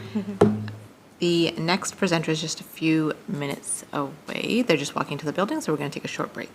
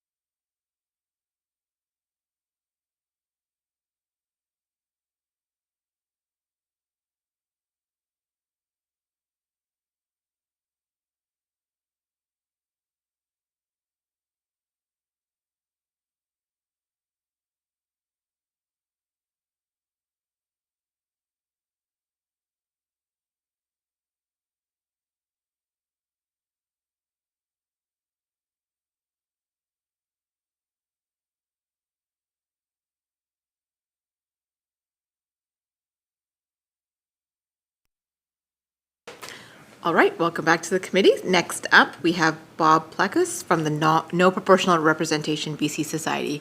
Welcome, Bob. Thank you for being here today and presenting to our committee. Just a reminder that you'll have 15 minutes for your presentation, followed by 10 minutes for questions. So please get started whenever you're ready. Can I say something first? I told my friend Von Palmer, who phoned and said, I hear you're here. So he said, I'll come. What time? I said, 2:10. So you're not going to get any coverage in the Vancouver Sun because it all should be almost finished, but your time is valuable. I understand. All right, I will begin. As a former public servant, it's grand to be back in the legislative buildings. I was hired by the NDP in 1973 as a research officer. And it was hard to believe that at that time, education's budget was bigger than health. But everything exploded because W.A.C. Bennett had kept a tight lid on things.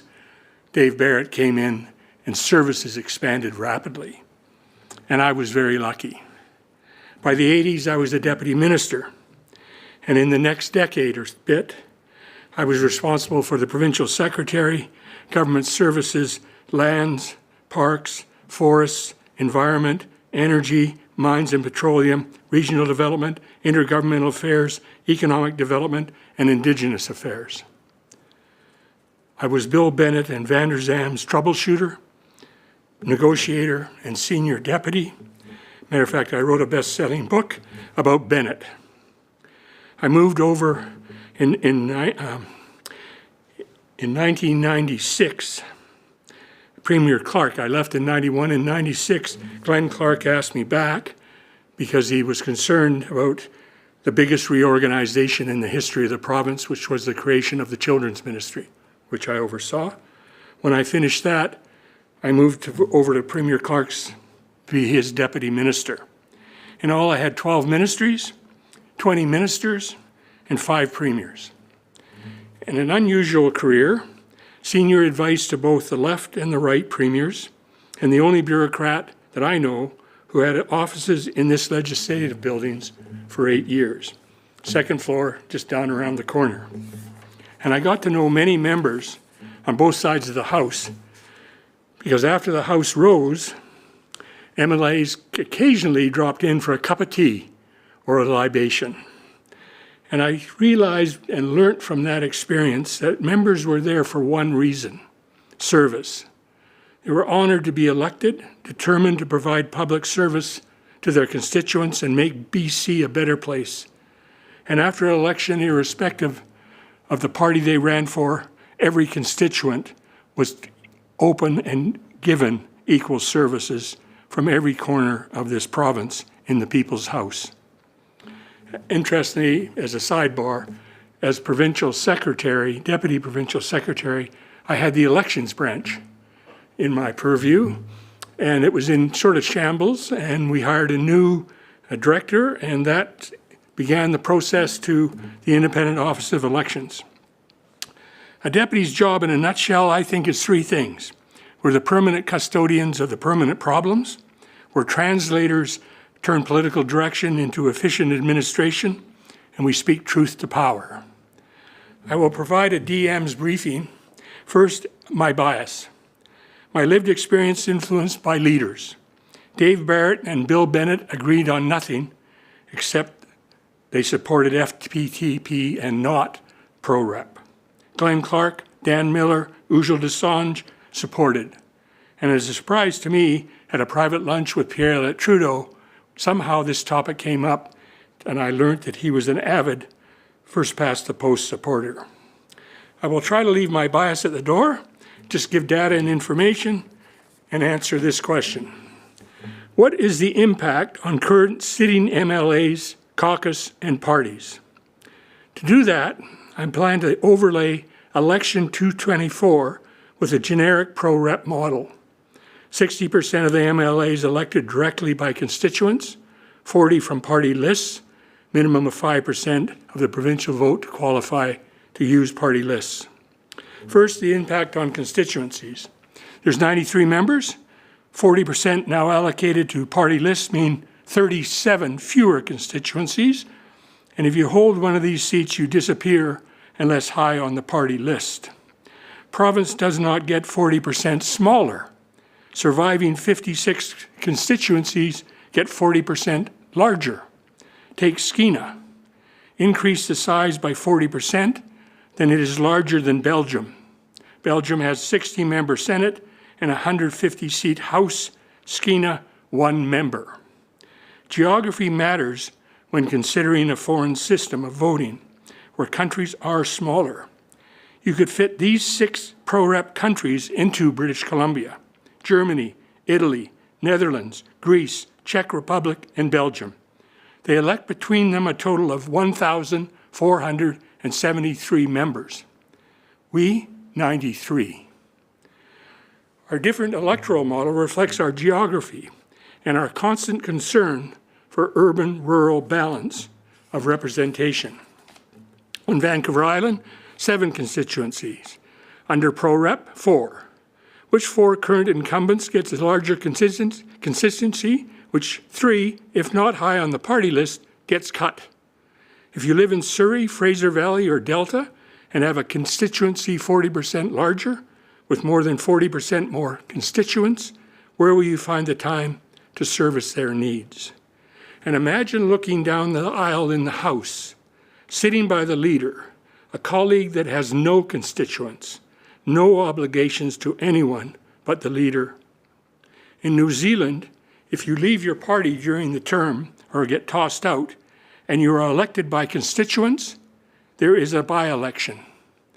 If you're on a party list, the next person on the list takes your seat. And in the next election, the constituent elected person is held accountable by the voters. The person on the list is not. I do not believe there is fairness when there are 2 tiers of MLAs.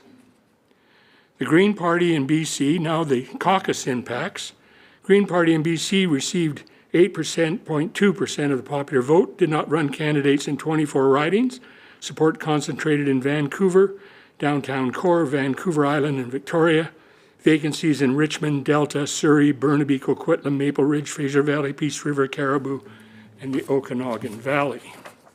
The 8% Green vote applied to 93 seats equals 7 members. They elected 2 from constituencies. This means the NDP and the Conservatives give up 5 of their elected colleagues to be replaced in the People's House by people on the Green Party list. Let's not stop there. Following the last election, there was a comfort agreement put in place by the government. I call it a comfort agreement because it did not absolutely require to ensure a majority vote on confidence in the legislature, demonstrated by the Greens voting against the infrastructure bill. If you look at the party standings with a pro-rep lens, first past the post, NDP 47, Conservatives 41 plus 2 plus 1, Green 2. Under pro-rep, NDP 44, Conservatives 39, Green 7. No more comfort agreement, a survival to form government agreement. The power dynamic shifts. The next time you're in caucus, look around and pick out 3 NDP colleagues and Conservatives 2 who'd be willing to give up their seats so the Greens could get 5 new members. One thing we have struggled with in this great province is how to get the balance right between high levels of urban growth with population concentration and rural representation.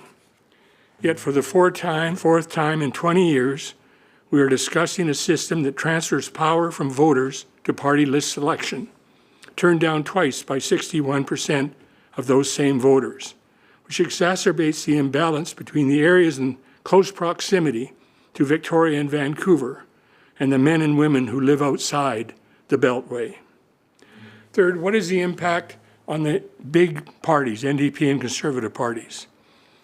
The 21st century presented shocks to the European political system that have pushed it past its best by date and is no longer fit for purpose.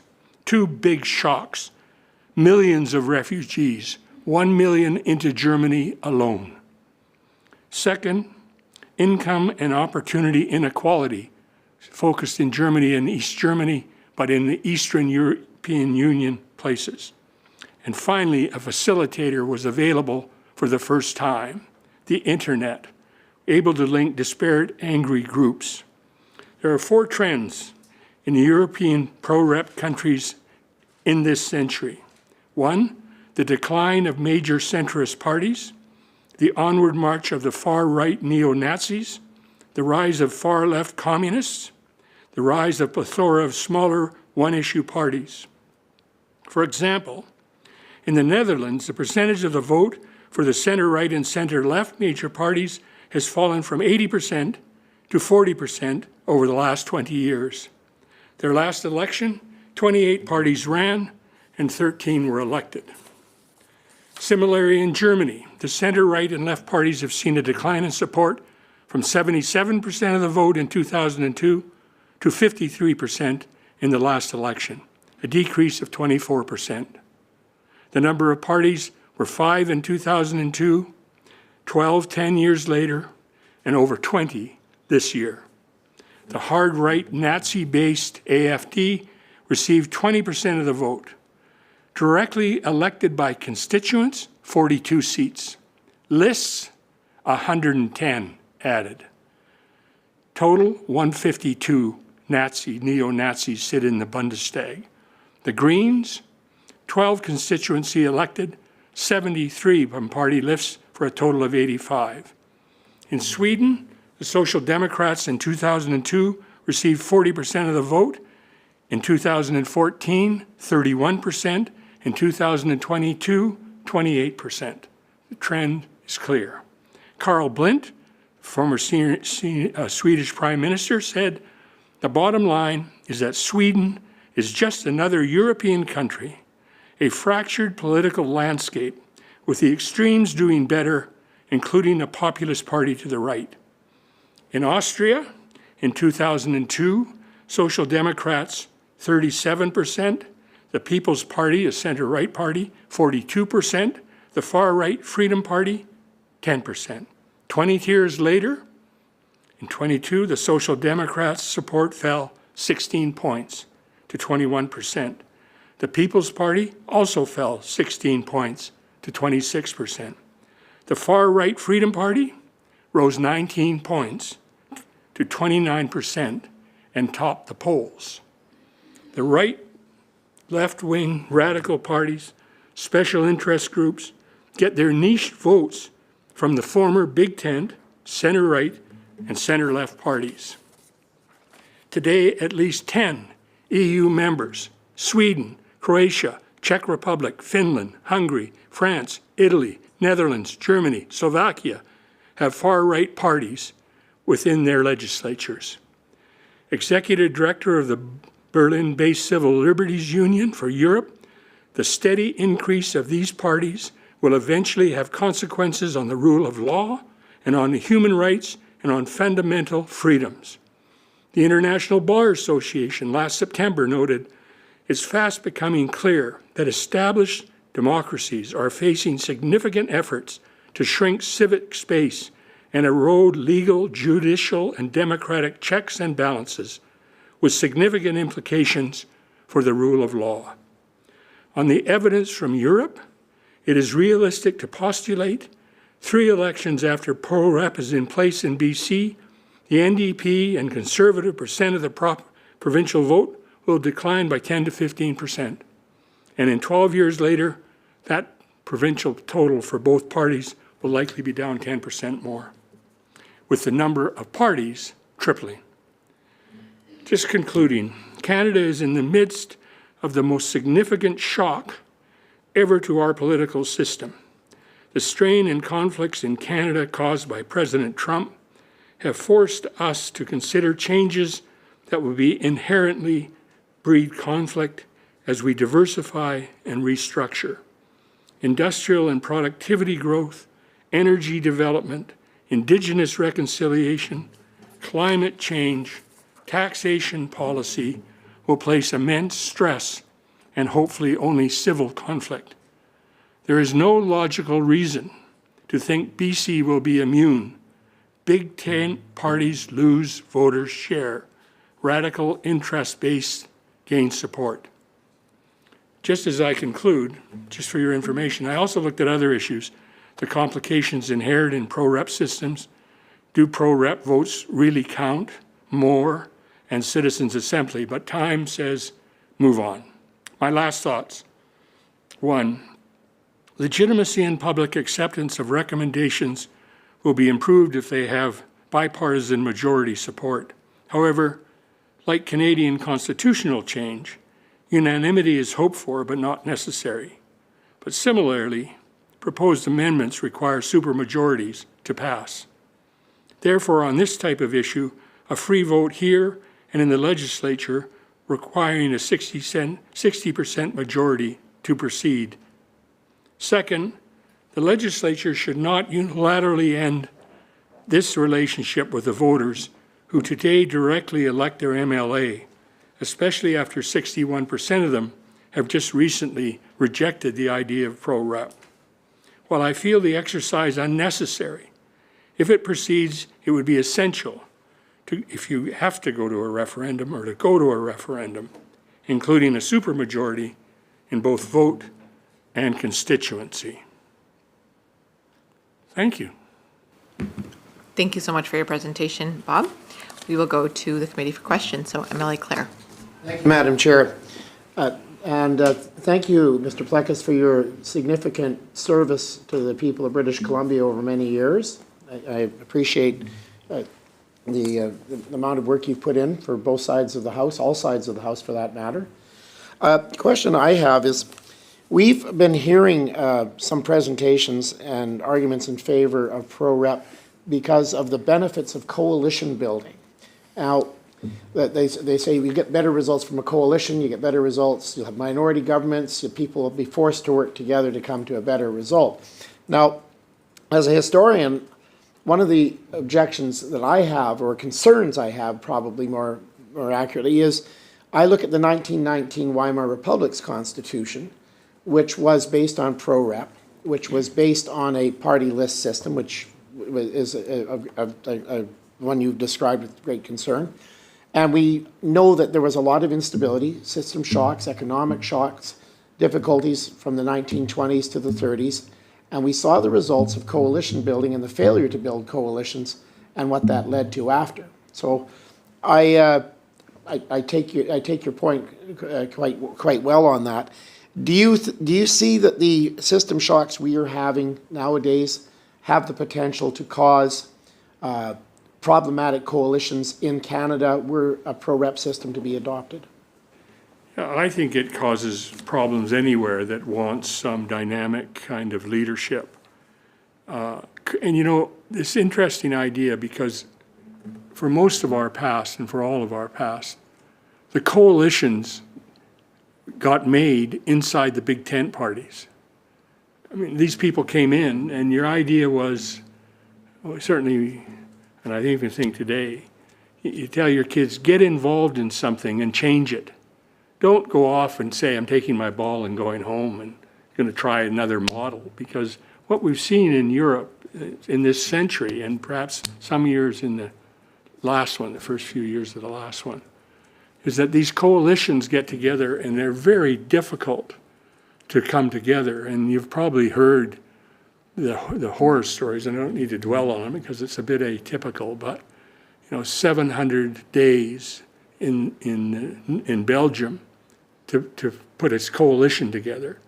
Well, imagine if the last federal election had been hung and we had 700 days to wait while Donald Trump was in power in Ottawa. I mean, that's just there. And you go to the Netherlands, they were a bit better. They were just over 500. I mean, that's a year and a half. And the documents that they put together are huge, like 149 pages in Germany. And ours was 9. If you go and look at the findings or at the campaign material and the platform of the Green Party and the NDP before the Horgan government made a deal with Weaver and the Greens, those documents had well over 100 positions. And in Europe, you would negotiate all of that the document that came out was 9 pages long, had only 6 out of those issues. And 2 of the top ones were stop Site C and stop the tankers going past here. And I've never understood why that coalition didn't break up, because if you were in the Green Party and those were your key principles, and in the coalition, suddenly the day after you were there, we lost on the tanker traffic. And within 3 months, a hard decision had to be made on Site C. And Mr. Weaver commented on that by saying, it doesn't matter anymore. It's irrelevant what people voted for, because there's a great aphrodisiac about being in power. And I can't understand why we would want to move to from forming our coalitions in the big tent parties to keep them intact, rather than open it up for 20 little parties trying to find a niche and stealing votes away. I don't think it's a fine way to govern. Thank you very much, Bob. Appreciate your answer. Thank you. MLA Shaw? Thank you, Mr. Pluckus. I appreciate you. Mr. Pluckus is my father. Oh. I've always just been Bob. Bob. Thank you, Bob, for being here today and continuing to contribute to some very important conversations. I'm curious about the part that you weren't able to get into because of time constraints, where you said you wanted to talk about whether a vote really counts in a pro-rep system. I was hoping you could tell us a bit about that. I think it's fair to say it's like it's an exclusive statement. It's like pro-rep, the votes count. First past the post, they don't. First past the post, they count as 1. So that seems to me to count. But when you start to take apart the idea, you have to start looking at how the systems actually work. Maybe I've got something here. I didn't bring much, but I might have brought something.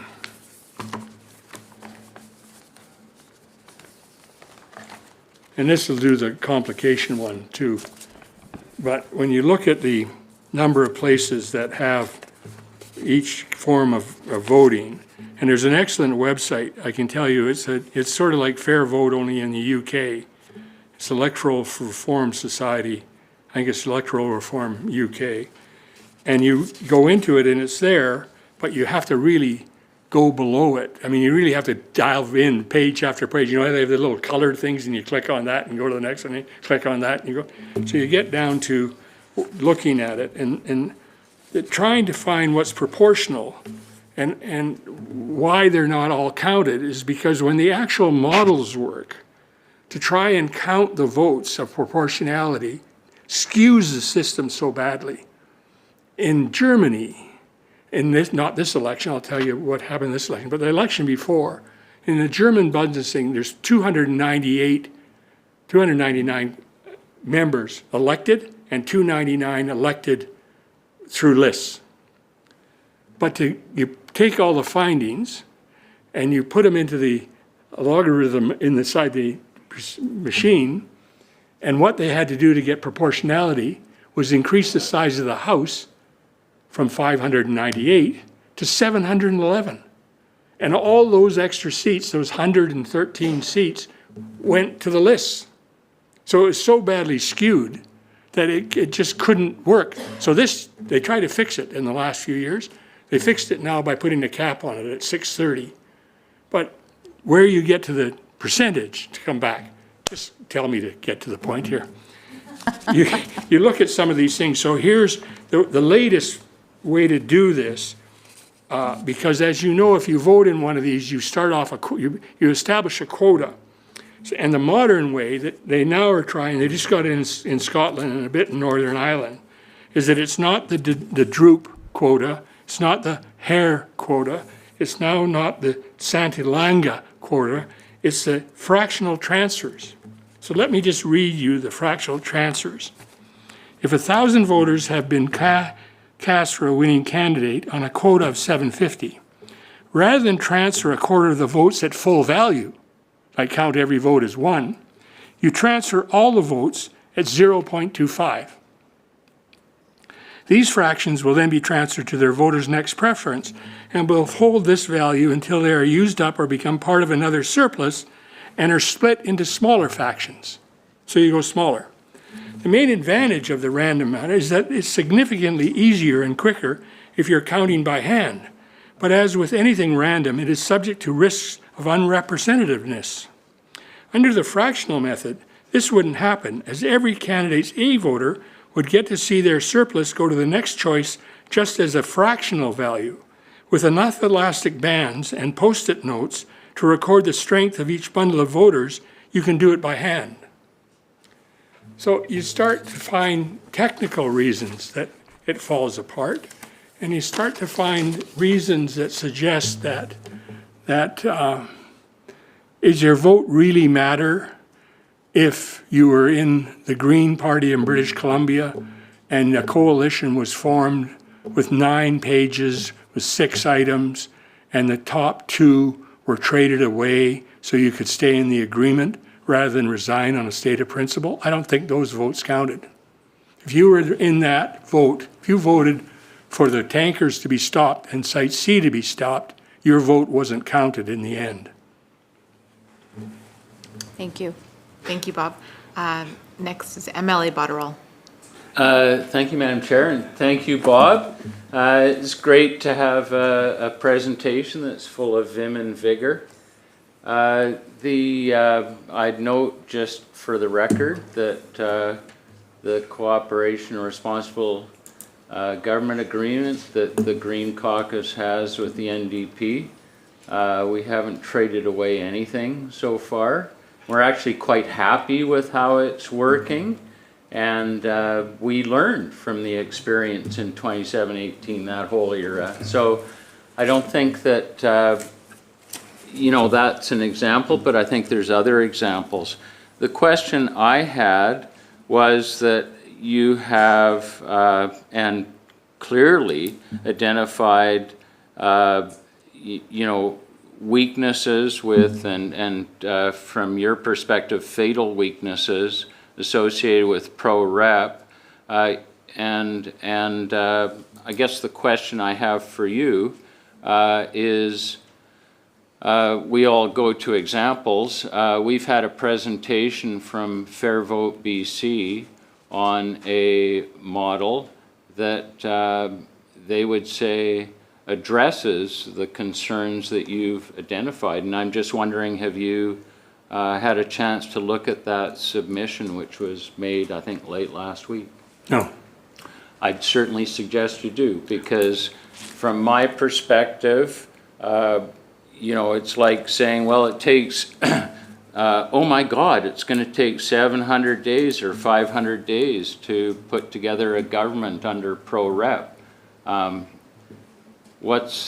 Is that always the case? No, but they're usually about 4 to 6 months. Yeah, and what was the case last fall? Well, let's just go to this. Just tell me this about the fair vote. Where is it used? Which country is it used in? And the model that they've proposed, so that I could probably know what was going on with what they're proposing. Well, the presentation, I haven't compared it to the other models, so you'd have No, to which ask country them. is it now used in? I'm not going to debate you. What I'm saying is that you should contact Fair Vote BC. We received the presentation last Friday. They said it addressed, or maybe it wasn't last Friday, but last week. They said it addressed all the concerns, and if you've got a series of questions for them, I'd be happy to put those to the. So one of the questions you're asking is, what country do they model it on? So we'll find that out. Yeah, I would expect, at least in the history of fair vote, is that some academics have given them advice and tried to design a system. And you heard the chief electoral officer describe one that's out of Edmonton that isn't been used in any country. You got to remember that the number of places that are using this form is out of the 130, and it's quite a common claim that more countries in the world are using this than any other model. What I don't say is, of course, that if you base it on population, more people living under first past the post than are under this other model, but that's neither here nor there. But when you get down to things like STV, which we used before and was recommended by fair vote. 2 countries are using that. 8 are using mixed member proportional representation. Parallel voting are used now by 33. 73 countries use just complete lists. And so you end up with, in parallel voting, places like the Democratic Republic of Congo and Russia and Zimbabwe, places that you don't want to use them. Yeah, and But just to Hitler sit was a here, result but of to say, pro-rep too. but if you can't tell me which one of these it's in, then what are they presenting you? They're presenting you something that doesn't exist and want you to experiment with it. And why would you experiment when you live in the best country in the world and has a system that has worked successfully for all these years? What's the point of an experiment? This isn't a social experiment, especially at this time in our life. No, I hear you, and I'll ask them what countries they're modeling it on, and I'm sure the committee will look at that closely. Great, thank you. Thank you. Bob, Thank you very much. I have a question for you as well. So something that others have raised in their presentations are that under a pro-rep model, if there are extreme views, whether on the left or the right, that this would, if that's what someone elects, that would give them a space in the legislature so that they're not outside spewing their views, that instead they're inside. And I know you talked a bit about it, but I'd love your thoughts on that analogy or version that's been told to us.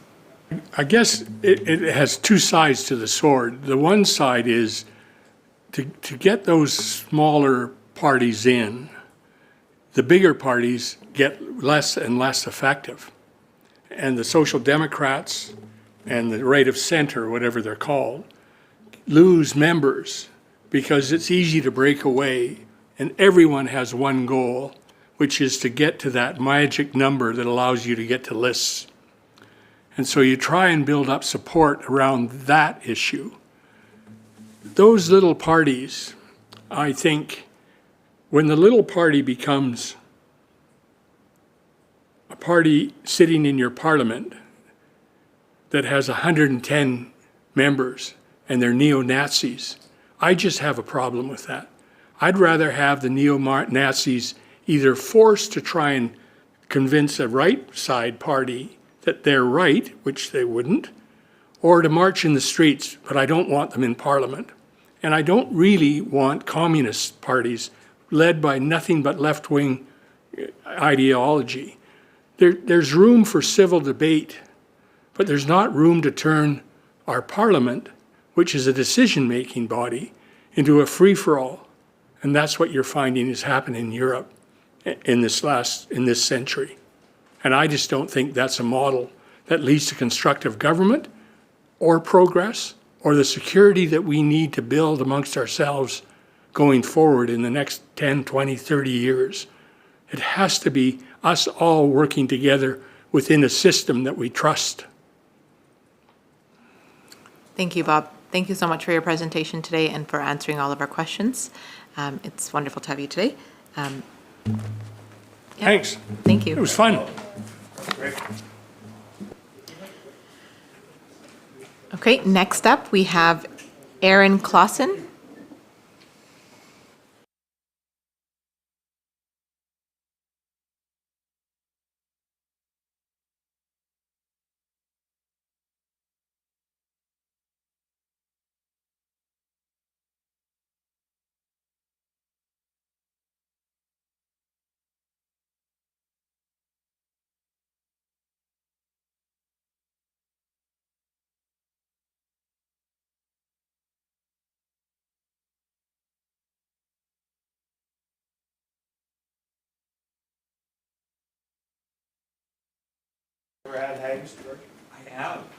All right, welcome, Aaron. Thank you for joining us this afternoon, and thank you for coming so early so that we were able to get you in a little earlier, so thank you so much. This is Aaron Clausen. And just a reminder that, Aaron, you'll have 5 minutes for your presentation, followed by 5 minutes for questions, so please get started when you're ready. I don't think I have anything quite as incendiary as that, but I'll do my best to make it exciting. My name is Aaron Clausen. I'd like to start by thanking the Special Committee on Democratic and Electoral Reform for the opportunity to speak today. Over the last quarter century, encompassing 7 general elections, voter turnout in British Columbia has dropped from over 70% of registered voters to an average of just 58%. The 2009 and 2020 elections did even worse than that, with barely half of voters turning out to cast a ballot. I would hardly be the first person to suggest there is a growing crisis of faith in our democratic institutions, but allow me to be the latest to reiterate it. The first-past-the-post plurality voting system is a centuries-old relic from a time when voting was the privilege of the wealthy and the well-connected, a system meant to disenfranchise as much as to empower. It has evolved over the centuries until now, in the 21st century, it is a system whereby elections are won or lost by the statistical analysis of strategic vote splits, targeted campaigning to peel off useful demographic cohorts in key electoral districts, and ultimately to apply a mathematical scalpel to the voters. While the system at times crudely represents the popular will, it just as often seeks to frustrate it. As much as this is a question of representative government, it is also a question of simple fairness. The 2018 referendum, the latest of 3 attempts to achieve electoral reform, appeared to give the current first-past-the-post system the resounding support of British Columbians. But as the Chief Electoral Officer's report stated, this was with just 42% of eligible voters participating. External polls from that period suggested there was majority support for electoral reform. It is probable that low voter turnout and a confusing ballot plagued this referendum, rendering its conclusions unreliable. We certainly can continue with the current voting system, with its low turnouts, apathy, and eroding confidence in our institutions. If I was in a similar position to many political strategists, that would be my preference as well. To be able to form even a slim majority from a combination of low turnout and favorable spoilers holds a powerful allure in most jurisdictions that use plurality voting. But rather than sleepwalking into a performative democracy, where at best 3 in 5 voters choose to participate in elections, what if we instead had a legislative assembly that was a reasonable reflection of the voter intentions? Yes, it would mean the political parties would have to adapt, but the last 9 months of provincial politics suggest we are already capable of such adaptations. As to the specific electoral system, British Columbia presents something of a challenge, with a large geographical area, but much of the population concentrated in a few heavily populated urban regions. Systems such as mixed member proportional and rural urban proportional either require boundary changes which would effectively reduce rural representation or would lead to complex hybrids, effectively creating multiple types of ballots depending on where the voter lived. The system I propose is a hybrid of the single transferable vote and ranked ballot systems, which I call rural-urban ranked voting. In cities and high-density areas, multi-member electoral districts of 4 to 6 members would be created and elections tabulated using the single transferable vote system. Rural ridings would retain their current boundaries and remain single-member electoral districts. In these single-member districts, the instant runoff voting system would be used to determine the successful candidate. While the results of rural-urban ranked elections would not be perfectly proportional, it would maintain a uniform ballot design across the province and preserve the unique voices of rural and small-town British Columbia. It would also maintain a strong link between elected members and the communities they serve. As the committee prepares its report for the legislature, I would close my submission by asking you to consider the old Westminster adage, the voters choose the legislature and the legislature chooses the government. Let's give the people of British Columbia a legislature with the democratic legitimacy to choose the people's government. Thank you for your time, and thank you for your service to the citizens of British Columbia. Thank you so much, Aaron. Are there any questions for Aaron? MLA Shaw. Thank you, Aaron, for your presentation. I was hoping you could run us through again the hybrid model of STV and so, I mean, essentially it's to try to solve the problem. When you look at the other models that were proposed in the referendum, I think all of the proportional representation models either required, well, I think all of them actually required that larger rural or small ridings would basically have to be carved off to create the top-up seats or anything like that. So, I mean, no matter which way you try to cut proportional representation, whether it's NPR or dual member or whatever it is, in the end, you have to get those top-up seats from somewhere. And so the idea here is to admit that that's probably not feasible. The way British Columbia's populations are dispersed throughout the province, with the southwest of the province being very heavily populated, and then everywhere else. So the idea is to create a level of proportionality where it's possible to do so. And SDV was the one that was decided on by the Citizens Assembly, I think 2005, and it's certainly the most workable one that retains that notion of MLAs that are attached to a geographical community, so no party lists, open or closed. And in the rural ridings, I think, depending on how you slice that, that's 25, 30 ridings, depending on, obviously, the definition of rural and urban gets complicated, but all things being equal. And so so you have the same ballot between the two, a ranked ballot. You rank your candidates, your candidates from most preferred to least preferred. In the higher density ridings, I use the example, I think, in my submission of Richmond, which I believe now is 4 or 5, I can't remember, 4 or 5 ridings. So you'd weld those together into, say, a single large electoral district of 4 or 5 members, and so you'd apply STV. So that would be a relatively proportional result. In some of the very rural ridings, you would leave them as single member ridings, basically the same as they are now.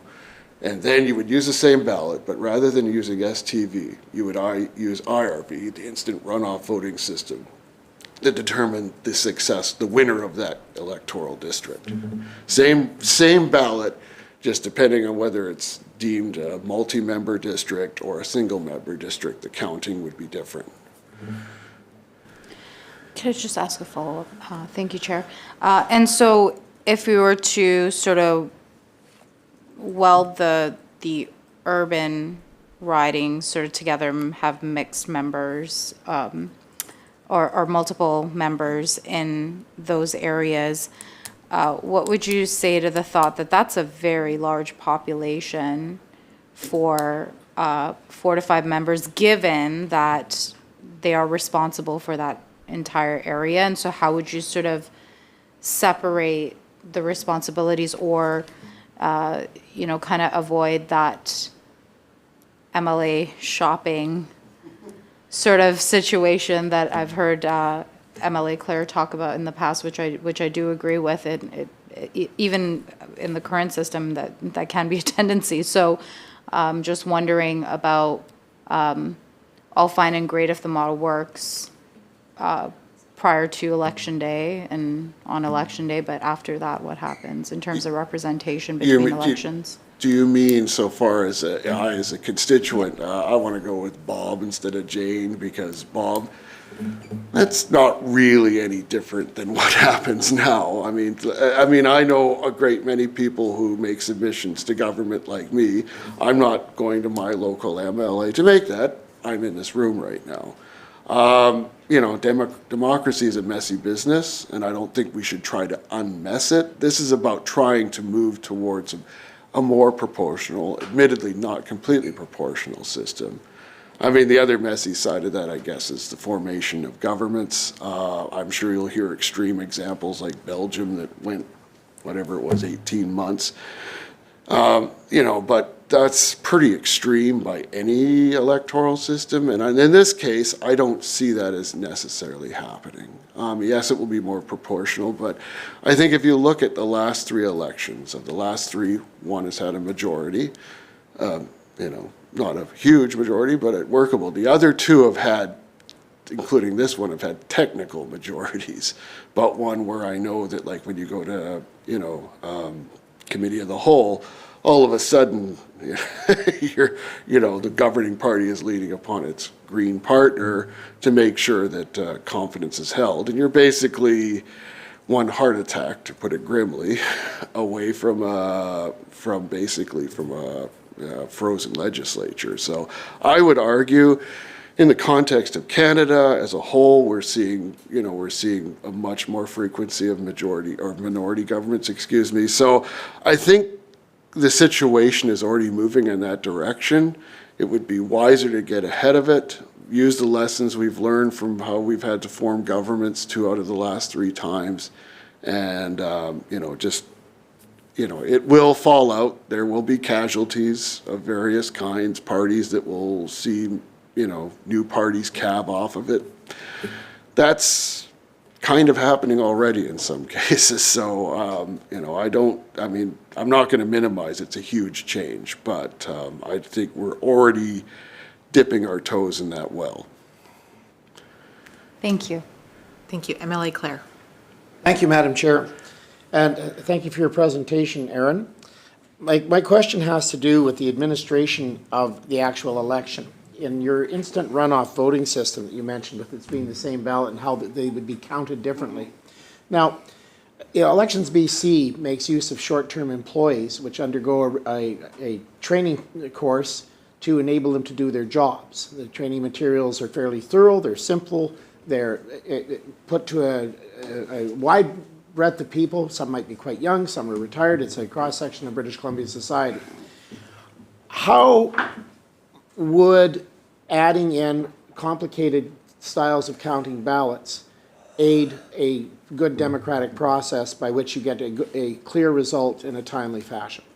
Well, I would say with IRV, instant runoff voting, it's not that much harder than plurality voting. With IRV, at least, it's basically, if you have 3 candidates and you take the lowest one, move it up to the next. So, it obviously adds a step, but it's still ballot, it's still counting the ballots. It's just taking those votes and assigning them to the next one up. IRV has other issues which make it not that much different than plurality voting, to be perfectly honest with you, non-moneticity and things like that. SDV is a bit more complicated, there's no doubt about it. It's a formula. It still requires election workers to count ballots. I think it's the returning officer that ultimately makes the report. So I think it would fall upon them. They get a list of, say, 6 candidates in a electoral district, or maybe 12 or 13 in this case. It would be higher. So you're going to have your workers, following the same procedures to count those ballots, to do the tallies. Then it's going to be off to the returning officer to actually apply the formula, as it were. Would that applying of the formula be scrutinized as well? The idea of it being sent off somewhere and the magic happens and all of a sudden you have a result sounds a bit of an anathema to many people.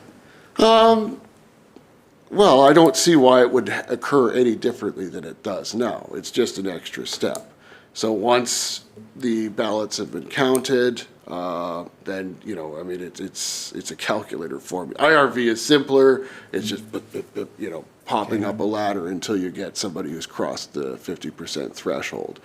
SDV is a formula, yes, it will have to be applied, but we are using tallying machines right now. I wouldn't suggest that at all. I say that you can do SDV on a calculator. Don't ask me to do it because I don't have a calculator with me right now.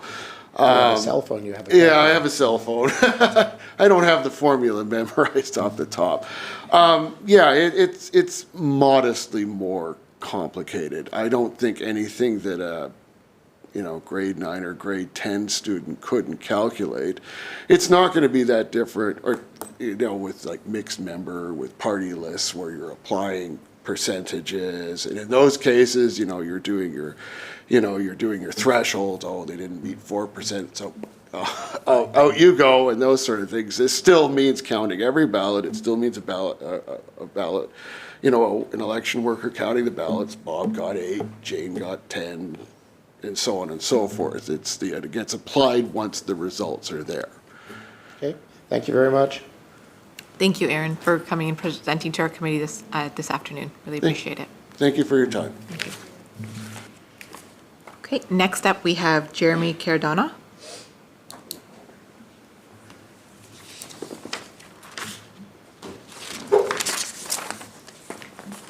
Welcome, Jeremy. Thank you for being here this afternoon. As you begin, just a reminder that you'll have 15 minutes for your presentation, followed by 10 minutes for questions. Please go ahead. Thanks very much for having me, and thanks for putting together this committee and for listening to diverse voices across the province. I really appreciate it. So I will take up much less of your time. I won't speak for 15 minutes. And I wanted to speak a bit about local government. I am a city councillor here in Victoria, and I'm a Capital Regional District Director. So I serve on 2 local governments, and my life revolves around local government, and I think about things from the point of view of a local government. And so I wanted to come and speak to the committee today on 2 related topics. The first is to consider how any changes in electoral reform, and especially if we are considering moving towards proportional representation, might impact local governments. And I would like to see a little bit more of an analysis on what we might expect at the local government level, what it would mean to regional districts, how it might affect jurisdiction, how it might affect taxation. A lot of those are unknowns to me, and I think other local government leaders. As we all know, local governments are creatures of the province. So whatever direction you move in, we're along with you. And there's almost 200 of us across the province. So number one is to think about the impacts on local government. But second is also to take some inspiration from local governments as you move forward on this journey. And to my mind, a lot is going well at the local government level in this province. And I think one of the reasons that local governments are pretty functional, and obviously there's the extreme examples that make it into the news, and we don't need to talk about those here, but for the most part, local governments are effective in British Columbia because they figured out a way, I think, to largely keep politics minimized at the local government level. I'm not going to say that we've completely depoliticized politics, but I think that the structure of government at the local government level does lend itself to compromise and collaboration. I mean, if I think about my own council, we have no parties at the City of Victoria. There's only a couple of jurisdictions in this province that have municipal parties. Vancouver is an example, Surrey is an example, and they sometimes, well, I won't go into them. I'll talk about the ones that don't have political parties, which is most of the local governments across BC, have figured out ways of working together and reaching across the aisle, so to speak, and collaborating and compromising in ways that more politicized systems struggle with. So I would hope that one of the objectives of electoral reform is to figure out ways of trying to depoliticize politics. I'm not so naive as to think that politics is never going to leave, but I think at the local government level, we've figured out ways of minimizing it. When I think about the CRD, there's diverse voices across that board. There's 24 directors, but none of us are in a political party. And so there are no barriers. There's nothing at risk if we want to collaborate with people with different points of view. And if I think about the work I've done there on biosolids, on transportation service, on scaling up our regional arts performing facilities service, various things we've worked on this term at the CRD, if you actually look at the voting patterns, they're very hard to predict, and people are able to work collaboratively with folks who on topic X might have big disagreements, but on topic Y, they are completely aligned. We don't have to go back to a voter base, or sorry, we don't have to go back to a party system or any other kind of structure like that and be worried about repercussions. And in fact, what we hear overwhelmingly at the local government level is that our voters want us to be collaborating and compromising and moving forward in doing what is best in the public interest. So I think that as you move forward with this process, I think that there's opportunities to look at local governments and see what they're doing that is working well. I'll also note that one of the advantages of a less politicized electoral system is that I think it does create more stability and it decreases the likelihood of extremism. And this is something that I think we should all be greatly worried about. I myself am a dual citizen. I was born in the US, immigrated to Canada, worked my way up from a work permit to a permanent residency to citizenship, and I now serve my democracy. But I look across the border at the US in horror about what's going on down there. And I think that if there were something like proportional representation in the United States, I think it would greatly minimize the likelihood that you would have a more authoritarian government coming into office. And I know the previous speaker gave some extreme examples from Europe where proportional representation does create gridlock or deadlock and periods of instability, but for the most part it does work very well. And I think back to the recent election in Germany where the far-right AfD was essentially blocked from power through proportional representation in a system that allowed for and enabled the center-right and the center-left to work together to form government. And I see these sorts of things taking place to a certain extent at the local government level. Again, it's a little bit different because we're not talking about smaller parties compromising, but you're talking about individuals who are beholden to the public interest and not beholden to a party. And so I do think that that creates a system of government that lends itself to more democracy, to stability, and to thinking about the needs and interests of voters and residents over the needs of a political party. So I'll close by saying that I think that as you move forward in this process, I think that valuing compromise and collaboration, I think should be prioritized. And whatever that means and wherever the committee lands, I'll be really interested to see. But I hope that there's an opportunity to think about impacts on local government and also maybe take some inspiration for what's working well at the local government level. I'll leave it there. Thank you, Jeremy. Really appreciate that. Deputy Chair. Thanks very much, Madam Chair, and thanks very much, Jeremy. As a past councillor, mayor, and a director on the TNRD, I totally appreciate everything you had to say about that. And, you know, it's interesting that we've got that canoe paddle on the side of the wall in this room, because it's kind of symbolic in as much as that in most cases, like you said, if you're not on a slate, most of, say at the TNRD, we had 27 directors, we're pretty much all rowing in the same direction. A couple of different distinctive differences between our levels is, number one, municipally we have to balance a budget. So that is a significant difference between a provincial government, federal government, and a municipal government. That's through our charter. And the second thing is, and you've alluded to it and we've talked about it at length in the last week and change, is more free votes. Because I've offered up that instead of just having, you know, people believe that they aren't, you know, proportionally represented with their ideas and their thoughts and what is really important to them, if we had more free votes in this legislature, I believe that that would help achieve what we're trying to get through. Similar as I brought up is that we have committees that don't even sit in the legislature. And I mean, I'm pretty sure they were formed years and years ago for us to actually do our job.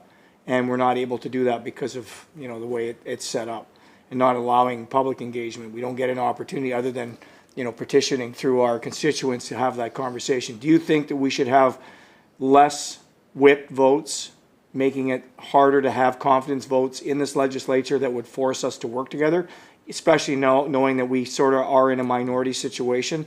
I mean, the governing party has one, but one is not a lot. We're getting the speaker to break a tie when really that's not what the speaker is supposed to be doing. So what do you think about having more free votes in this legislature to try to overcome some of those challenges? Thanks, and thank you to the chair. I like the idea. I mean, when I think about my job as a local government leader, in a sense, all votes are free votes. I'm not beholden to any party. I'm not beholden to anyone other than the body of voters. And if I make a bad decision, I hear about it through email. And if I run for re-election, I'm sure I'll hear about it at the ballot box. But yeah, we want a system in which your first obligation is towards the people. And I think, you know, let's not be naive here, folks. All of us sitting around the table from different parties, different points of view.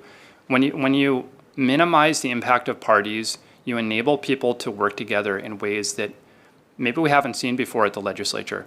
And I think that's something that residents really value, especially in this moment when our democracy is under attack and under assault in ways that we haven't really seen in our lifetimes.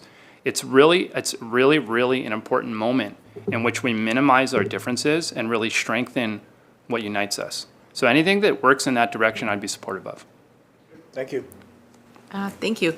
So I have a couple questions, just because a lot of the presentations have brought up, you know, what kind of change maybe we test change at the municipal level before we go else, and like those kind of questions. So it's really great to have you from the municipal level to kind of get your thoughts. So the first question have coming from myself, from a city where there are slates and there's big, you know, big parties and things like that go their way.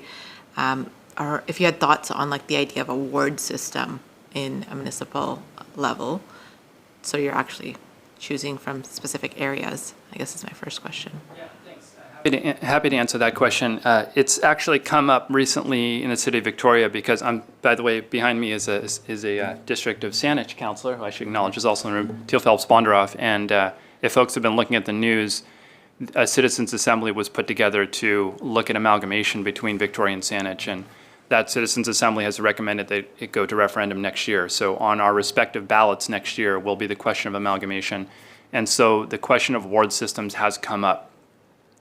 I think that it depends on how big your jurisdiction is. I think for me in Victoria, which is 19.5 square kilometers, I don't really see the rationale for it. I think it's small enough. There's only 100,000 folks.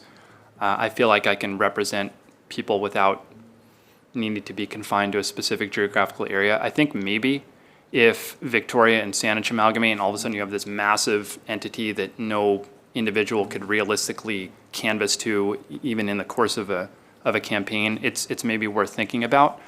I know in some locations it does create these little fiefdoms where now all of a sudden you're trying to reflect the needs of your greater neighborhood and it pits you against the other neighborhood rather than thinking about what's best for the city as a whole. So on the whole, I'm a bit skeptical of it, but I'd like to see an analysis of it. Is it working in Toronto? Is it working in other places? Does it needlessly pit one neighborhood against another? I think is something that we should be mindful of. Thank you. And the other question I had was, it also came up with the idea of like a ranked ballots and at that at provincial level, and it was kind of conversation of, what if we were to do that at a municipal level? And do you have one ballot where it's more like the top person becomes mayor, so that way if you have 3 candidates, they're great candidates, one becomes mayor, 2 are just lost or not lost, they stay in the system, and just that was a bit of a conversation, and if you had any thoughts on that. I'm certainly open to that. I'm open to that idea. I'm open to whatever makes residents feel more represented. So I'd be open to testing this out at the local government level. Thank you. MLA Anderson. Thank you, Chair, and thank you for your presentation. As a former City Councillor and Regional District Director, I have a lot of time and space for local government officials, so thank you for the work that you're doing. As you'll know, depending on what level of government you are looking at, the federal government tends to have the highest turnout, usually around 70%, provincial government at around 60%, and local governments can range significantly from as low as 10% to sometimes 40%. So I'm just curious if you have any recommendations from your experience in local government as to how we can increase voter participation, or there's things that we can do outside of electoral reform to see people participating in the democratic process. One of the things that I proposed back in 2012, which was a big thing then, was using social media so that people could ask questions online, use web forums and so on, because, for example, a student who is at class at 7 o'clock couldn't come to a council meeting, or people who were parents, again, coming to a council meeting in person would be a challenging thing. So I'm just curious if you have any suggestions as to ways we can ensure that more people are part of the overall discourse.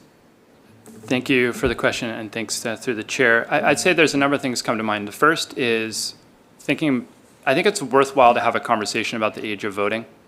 I mean, my daughter is 16 and recently started working, and she's paying taxes, and she asked me the other day, how come I can't vote yet?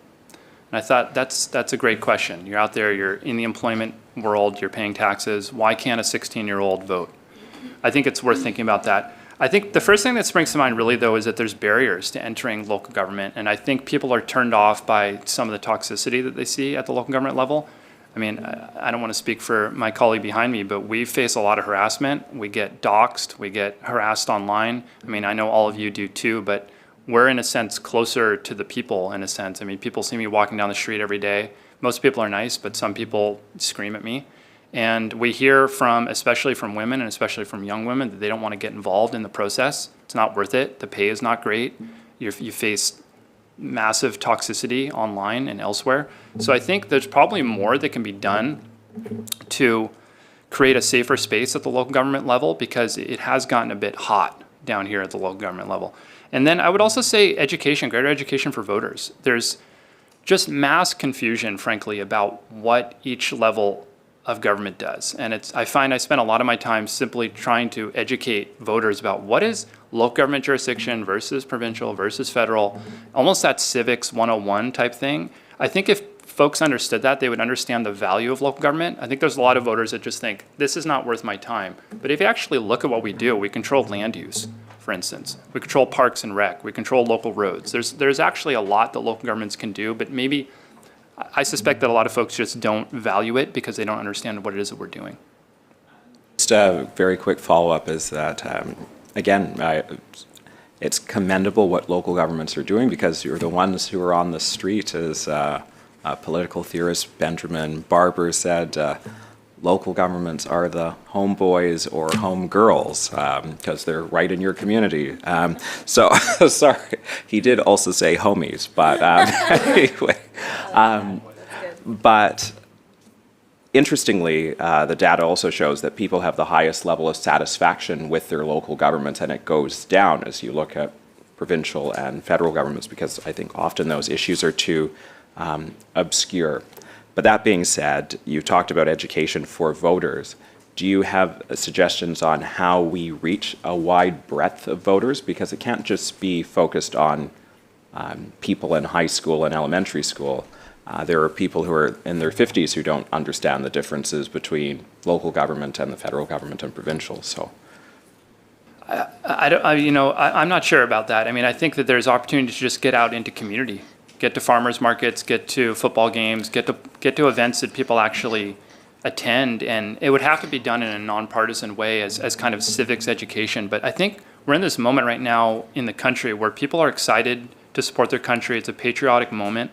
I think this is a moment, if you want to capture it, where people are interested in learning more about what government does and how we're protecting people's rights and protecting sovereignty. So if there ever was a moment to get a kind of nonpartisan civics movement going, I think it's right now. Okay. Thank you. Thank you. And MLA Claire. Thank you, Madam Chair. And thank you, Jeremy, for your comments and presentation. It's refreshing to hear something from the municipal level in this area. One of the things I've been hearing occasionally is this talk of having all of the ballots in a civic election put together, and so if the person who's the most popular councillor becomes the mayor. But I know many councillors who have absolutely no intention of becoming mayor ever. They're not interested, and I know many who would top that ballot. And I know quite a few who would be in that situation. So I think the job of mayor is substantively different than that of a city councillor. It's not just one of the crew. They're the person who chairs the meeting. They're the face of the city on a number of occasions. Certainly there are acting mayors and so on for different events, just to share the work out. But what do you say to that if you've got councillors who aren't interested in being mayor or haven't been put it in their minds, but they just want to be a good, solid workhorse for the city and the community, get in there and get it done. And I know you were saying you would be open to the idea of this kind of a ranking of the ballot thing. Well, what do you say in that context? Yeah, I think in the abstract of more of an analysis, I still do think it would be worthwhile to think of the mayor as a separate role. And in my own jurisdiction, I was fortunate enough to top the ballot, so I came in first in my own election, but I didn't want to be mayor. I'm not running for mayor. I think there's other considerations too. Do you have a part-time job, for instance, right? We had a vexed debate at the City of Victoria about whether or not being a councillor is a full-time job, and we hired a third-party consultant, and even they couldn't decide. It was ambiguous. I think it's a full-time job, but there's really no argument that being a mayor is a full-time job. In fact, it's more than a full-time job. You can be a councillor and have a part-time job. I am also a CRD director, so I don't have time for a part-time job. But if you're only a councillor, there is time for that. We also have to think about if you're a single parent. You know, if you got a 4-year-old at home, maybe it's not the right time for you to be a mayor, and maybe you want to work as a councillor for a few terms. But I think what's most important is that people have the opportunity to hear their voice around the table. When you have 8 choices for councillor, and I talk to voters, and the voting logic is different at the local level. When you have 1 vote for an MLA or 1 vote for an MP, it's a very strategic vote. When it's at the local level and you have 8 votes, I know all sorts of folks who vote for people across the spectrum. They want different points of view. They want younger folks. They want older folks. They want renters. They want homeowners. They value that diversity of a perspective around the table. And we don't really get a chance to see that at the provincial or federal level, but we do get to see that at the municipal level. And I think to the previous MLA's comments, I think that might be part of the reason why you have higher levels of satisfaction at the local government level, is because even if your exact worldview is not the dominant one in the city of Victoria, at least you know that there are a couple of people around the table who reflect my point of view. But those are still first past the post Yes. votes. And I mean, people have the choice of voting for one or up to however many options they have. And I do very much understand what you're saying about looking for a variety of perspectives on a city council for various reasons. And I thank you for your comments. Thanks. And if there's no other... There is. Okay. Deputy Chair. Yeah, thanks very much. We've got another quick one in there, Jeremy. Sure. And yeah, again, I really appreciate the opportunity, because first time we've had really somebody from a municipal perspective on explaining some of the good things that go on in the municipal politics. One of the things that was floated out there too, and it was maybe just allowing the flexibility going forward in our civic election next year, is having basically a rank-based ballot on mayors. And the reason I'm saying that is I can sort of disagree a little bit with my colleague, in as much as that if you're proactive and you, let's say you're more of a green candidate in a predominantly, two-party type town, you can get out there and you can work your butt off, and you can say, yeah, okay, I might not be your first pick, or I might not be your second pick, but please make sure you're on my third or fourth pick. And you can get out there and you can push the electorate. So instead of them being, I'm not going to use the word lazy, but only thinking that they're going to pick 2 or 3, they've got up to 8 choices. And I would suggest that there could be jurisdictions in British Columbia right now that would probably look at maybe an alternative to what happened in the past in the way the mayor was selected. Because we're elected with, some of us are elected with 60% of the vote, some of us are elected with less. But I would offer that nobody in this room is elected at 30%. And I know there's mayors out there that were. Yeah. Would you think that would be something that we would like to be able to add, so that the citizens in that community could have that choice and say, okay, next time, maybe we'd like to have more of a rank-based ballot, so that if we had, say, a couple of previous councillors that now wanted to run for mayor, and then we have a white horse over here or whatever, that it gives you a little bit more fair representation than just trying to pick one? Yes, absolutely. And I think maybe the stakes are a little bit lower at the local government level. So if you were to test out some of these ideas, I think doing it at the local government level is probably the place to do it, and see what works and see what doesn't, and be open-minded to the notion that it might have to change, or maybe it works really well. Mm-hmm. And to your point, we have seen, and I would argue, I don't want to name names, but some of the more dysfunctional local governments in this province have had situations like that, where the mayor got 30 or 32% of the vote. So I do think it's worthwhile to think about how we might address that situation moving forward. Yeah, great. Thank you very much. Great. Thank you. That was the last question, Jeremy. Okay. Thanks. My final comment is just that I'll just note that I've learned a lot about myself since becoming elected official. This is my first term, and probably the thing that I've enjoyed the most is learning how much I value compromise. And I went in with strong ideas about housing, active transportation, climate, et cetera, but I really value at least attempting to reach consensus around the table. And I think that our residents and our voters want us to at least make those efforts. So I applaud you for the work you guys are putting in, and I want you to think about moving forward the value of collaboration and compromise, and what's in the best interest of British Columbians. Thank you. Thank you, Jeremy. Really appreciate you being here this afternoon. Next up, we have Teal Phelps-Bondroff.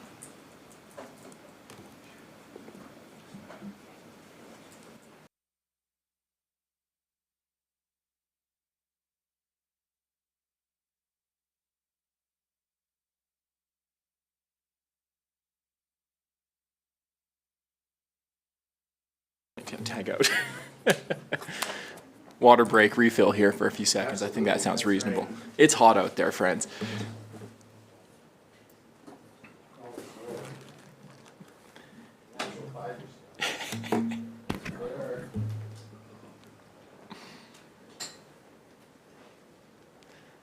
All right. Does everyone get their start here in local government? Well, that's where all the action happens. Absolutely, yeah. Welcome, Teal. Thank you so much for being here this afternoon. So as you get started, just a reminder, you'll have 15 minutes for your presentation, followed by 10 minutes for questions. So please get started when you're ready. Well, thank you so much for having me. My name is Dr. Teal Phelps-Bondroff. As my colleague from Victoria mentioned, I'm a councillor in the District of Saanich, so you're getting your, I guess, your municipal local government snippet here this afternoon. My background is I have a PhD in politics and international studies and BAs in political science and international relations, and I've been involved in Canadian politics for 20 years. I've actually run at every single level except for school boards. So I ran federally in Calgary West in 2006 and 2008, provincially in Calgary Bow in 2008, and municipally here in Saanich in 2018 to 2022, and I did a couple of stints doing student politics. So I have lots of different perspectives, and I wanted to offer a bit of compare and contrast with my experiences being involved in those elections at every level. Also, incidentally, for full disclosure, I did volunteer on the 2018 electoral reform referendum here in BC and in the UK when I was doing my PhD in 2011. So I've got experience knocking on probably 70,000 doors in two provinces and two countries. And today I wanted to talk about how our electoral system shapes political discourse. And I'll be looking at three areas: during elections, in government, and how citizens relate to their government. And then a little bit of content around the process for change. So how do we change our electoral system? But ultimately, I want to start with a bit of a story. This is quite fresh. I'm involved in politics at all levels, as I mentioned, and I was recently involved in the last federal election that we just wrapped up. I knocked on around 600 doors in 2 local ridings. And one thing that shocked me was only 2 people asked me what my party's platform was. Out of 600 doors, no one cared. The conversations were fixated on who was going to get first past that post and win. We weren't talking about policy, we weren't talking about values, we weren't talking about experience. We were talking about people's fears and trying to keep someone out of government rather than voting for something they believed in. And there were some really frustrating conversations. There's people who are afraid of, particularly in this case, locally in Victoria, conservative government. And so that's what we were talking about. We weren't talking about values. We weren't talking about people's experiences or policies. And this was shaped directly by our electoral system. And so during elections, I'll talk a bit about how it works in Saanich. You already heard how it works in Victoria. It's very similar. Members of the public can vote for up to 8 councillors and 1 mayor, and councillors are elected at large. It is first past the post in that respect, but you are able to vote for 8 people. And it's really interesting how this fundamentally changes how voters and candidates talk on the doorstep. I just want to build on what my colleague was saying a little bit earlier, but effectively, the conversations are about how do you build an effective team to manage a city. And I've actually seen people who are asking you the direct question on the doorstep: do you work well with others? And who would you like to work with on council? So they're very direct questions. And effectively, I think people are kind of like building a fantasy sports league. Like, oh, we want someone with experience from education, someone who's got experience working in planning. And you effectively build a team that can manage your city. And this is really effective. The discourse is about values, it's about experience, it's about vision and policy. Less about policy because obviously you need 4 other colleagues to get anything done on council. So it really is about your values. And people are basically setting up a little team. And what's fascinating about that is the people I work best with on our council are people who are furthest from me on the political spectrum, because we can get together and work on issues that we care about. In this case, often it's housing or the environment or transportation. And those issues transcend the political spectrum. I would contrast that with provincial and federal politics, which are often typified by aggressive, vitriolic attack ads, fear-mongering, and sloganeering. When people are polled, they consistently say that they hate attack ads. And yet, why do parties use them?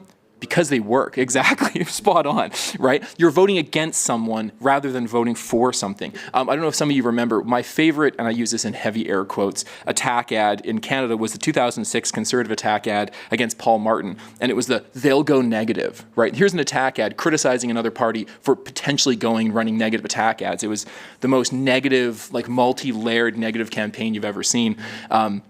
And it was up there with Daisy and the Jesse Helms Hands ad. But effectively, why this happens is it's part of the first past the post system. It encourages big tent parties and 2-party systems. And these parties tend to group left and right in the center. And one of the biggest challenges you get is parties field mostly the most broadly acceptable candidates in order to appeal to the most voters possible. And as a result, you actually have lots of demographics excluded. This excludes folks of visible minorities and women and marginalized people, and it leads to less diverse legislatures and less diverse decision making. And there's challenges faced by third parties. There's two major challenges. One is they may have broad support, but it's distributed. So there may be thousands of people who believe in voting for the Animal Party, like in the Netherlands, but they don't live in one spot, and as a result, that party will never win. And so people who perhaps share their values won't vote for them because they have no chance of winning, and so they vote for their least objectionable party or for whoever they can put up with. And that leads to a lot of alienated voters. And they're electing people who don't reflect their values but are like marginally acceptable, like the shrug emoji of voting, rather than voting for something you actually believe in. And as a result, these minority views are not reflected in legislatures. But not only that, they're not reflected in the Big Tens, because those voices are still overweighed in the Big Ten parties, and as a result, they're completely marginalized. The alternative is that you have a concentrated support in a regional area, and this leads to regional fiefdoms, which include minority voices in those areas, and they create grievance politics and regionalism. And I got my start in Alberta politics. I can tell you something about regionalism and grievance politics.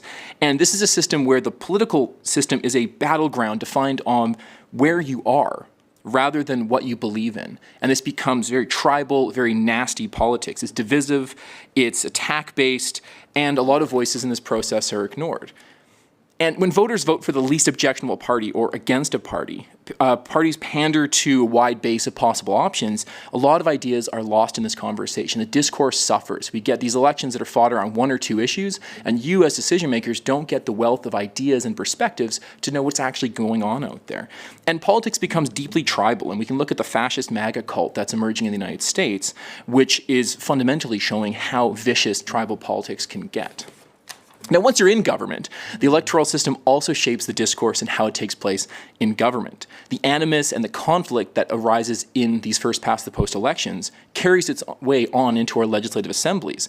So, fueled by the electoral system, you have conflict and division, false majorities, and these widely swinging pendulums where governments work to spend time and money undoing the work of the previous government. And you basically slide back and forth, and politics becomes more of a conversation around scoring points rather than passing policies that effectively benefit our communities.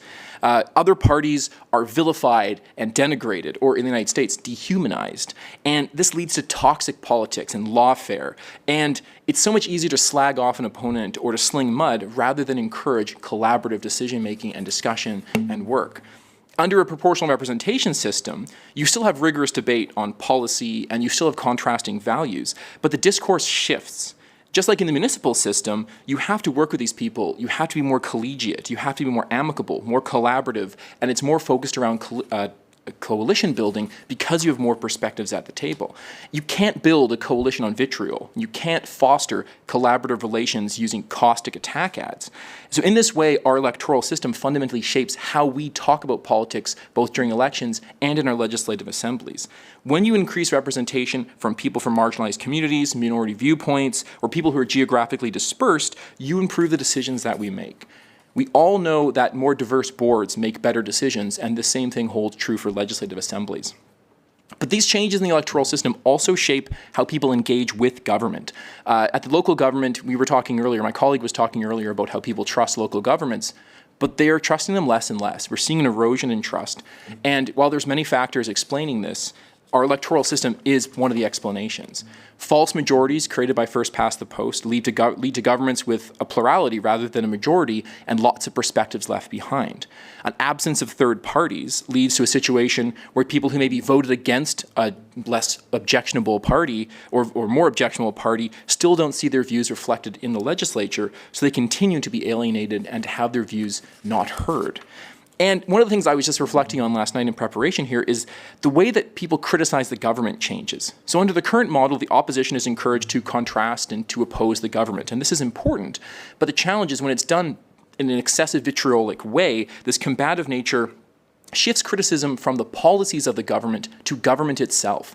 And so what you see is people aren't just critiquing policy, they're critiquing government. And this undermines people's trust in the concept of government, in the institution of government. And as a result, you see less trust. Okay, so, there's also more options for voters as well, right? This is another thing that's great about local government. If you are a resident in Saanich and you want to talk to someone who really cares about road safety, you're coming to me. especially noise pollution. I get all the noise pollution emails, right? If you want to talk about business development, one of my colleagues who has a longer track record and experience in that area, you're going to want to talk to him. Similarly, if you want to talk to someone about older adults, we've got a couple of folks on council who literally wrote our policy on that. And so residents can reach out to someone they feel most comfortable with, someone they feel can most champion their views. And this is something that you get when you have multi-member ridings, which can be promoted through PR.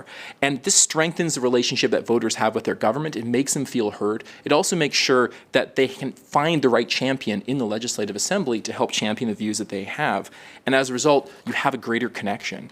And the nature of our electoral system shifts this. If you have one MLA who is from a party who you do not support and you don't feel will listen to you effectively, then what do you do as a resident, particularly if you're in a very large riding? I'm thinking of some of our large rural northern ridings. You're going to have to drive 1,000 kilometers to do coffee with an MLA in Vancouver just to have someone who cares about the same issue as you. That might be a bit of a problem. So the current system fosters animus, conflict, and discord, and it leads to alienated voters who have loathsome options at the polls. People vote against rather than for, and this entire system is fueled on conflict, and the electoral system itself shapes that. And so I think we've already heard this, actually my colleague mentioned it from Victoria mentioned this already, but in these particularly challenging times, we desperately need collaboration, constructive and productive dialogues, rather than this conflict that we're seeing. So how do we change the system?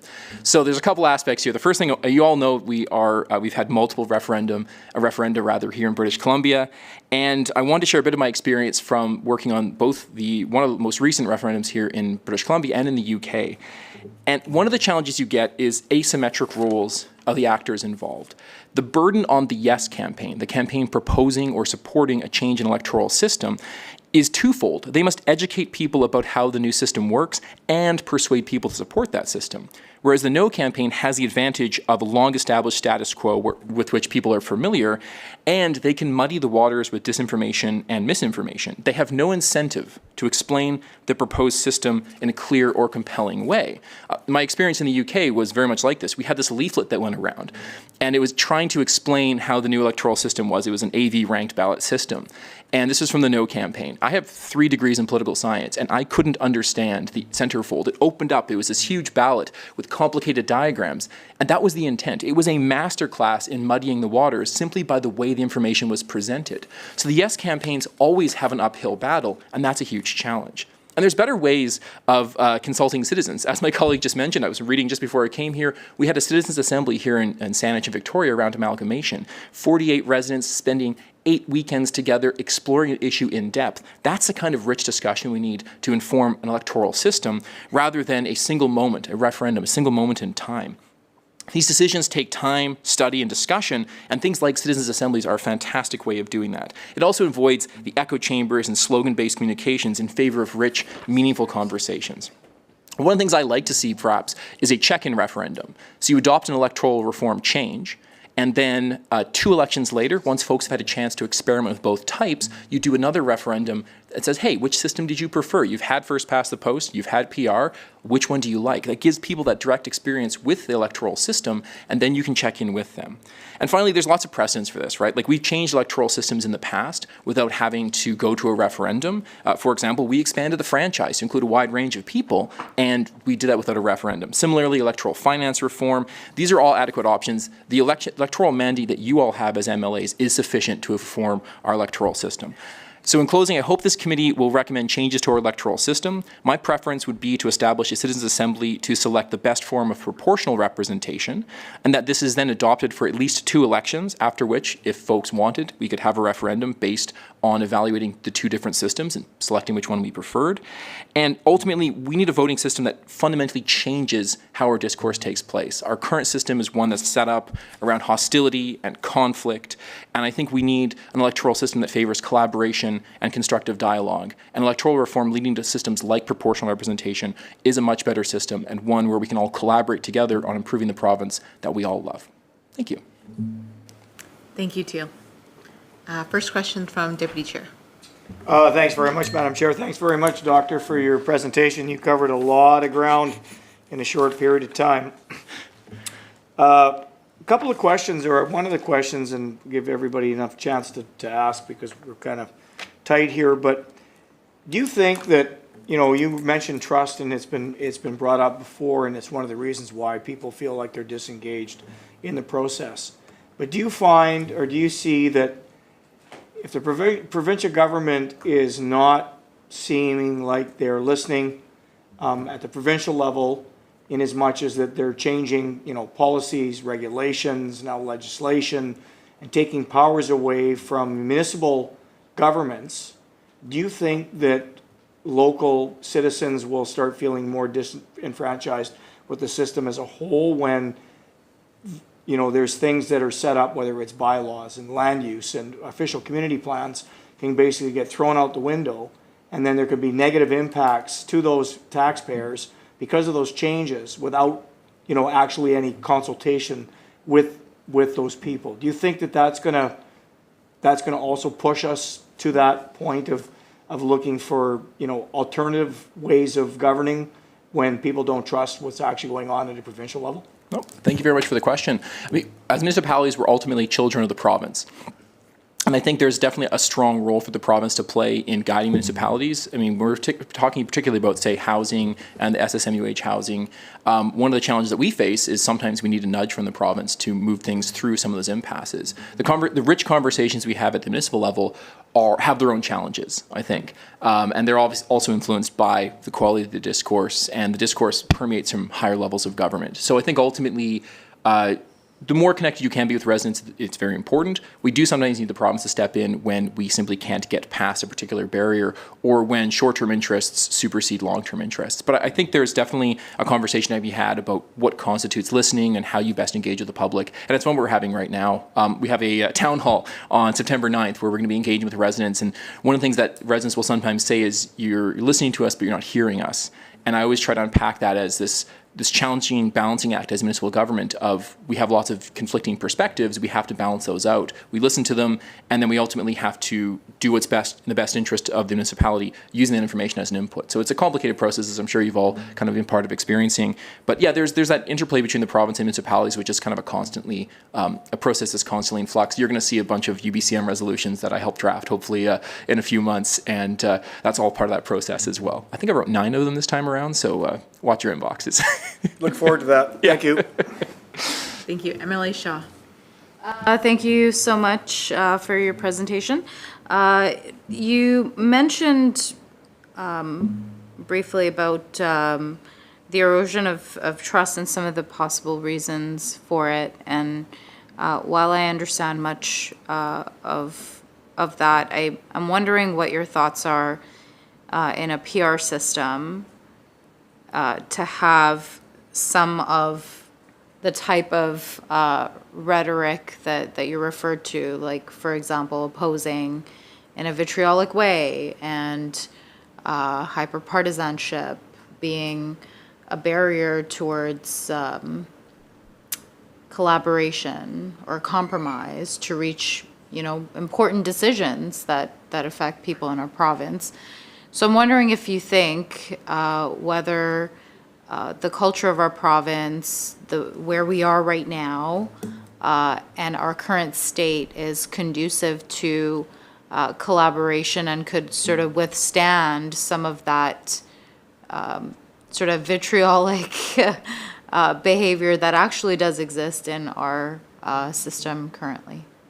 Fantastic question. One thing I think is worth noting is at the municipal level, and this is kind of, again, translating my experience, the way that you talk about your colleagues on the doorstep and potential other candidates changes. Because the voter can vote for 8 people, I wouldn't want to say things negative about potential other candidates on the doorstep because I might be working with them in a few months, right? So on the doorstep, I have 7 colleagues at the table, 8 of course if you include the mayor, and people wouldn't just ask me who I'd vote for, but they would also ask me like who I shouldn't vote for. And I always avoided answering that question because I knew that there's lots of people who I could be sharing, the next 4 years with. So I think that is kind of fundamental.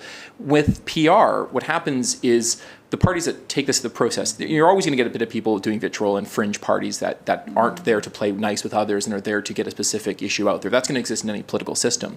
But in PR, the parties that are serious about making change, are serious about collaborating with others, will tone down that rhetoric because they recognize that they have to meet with the person afterwards.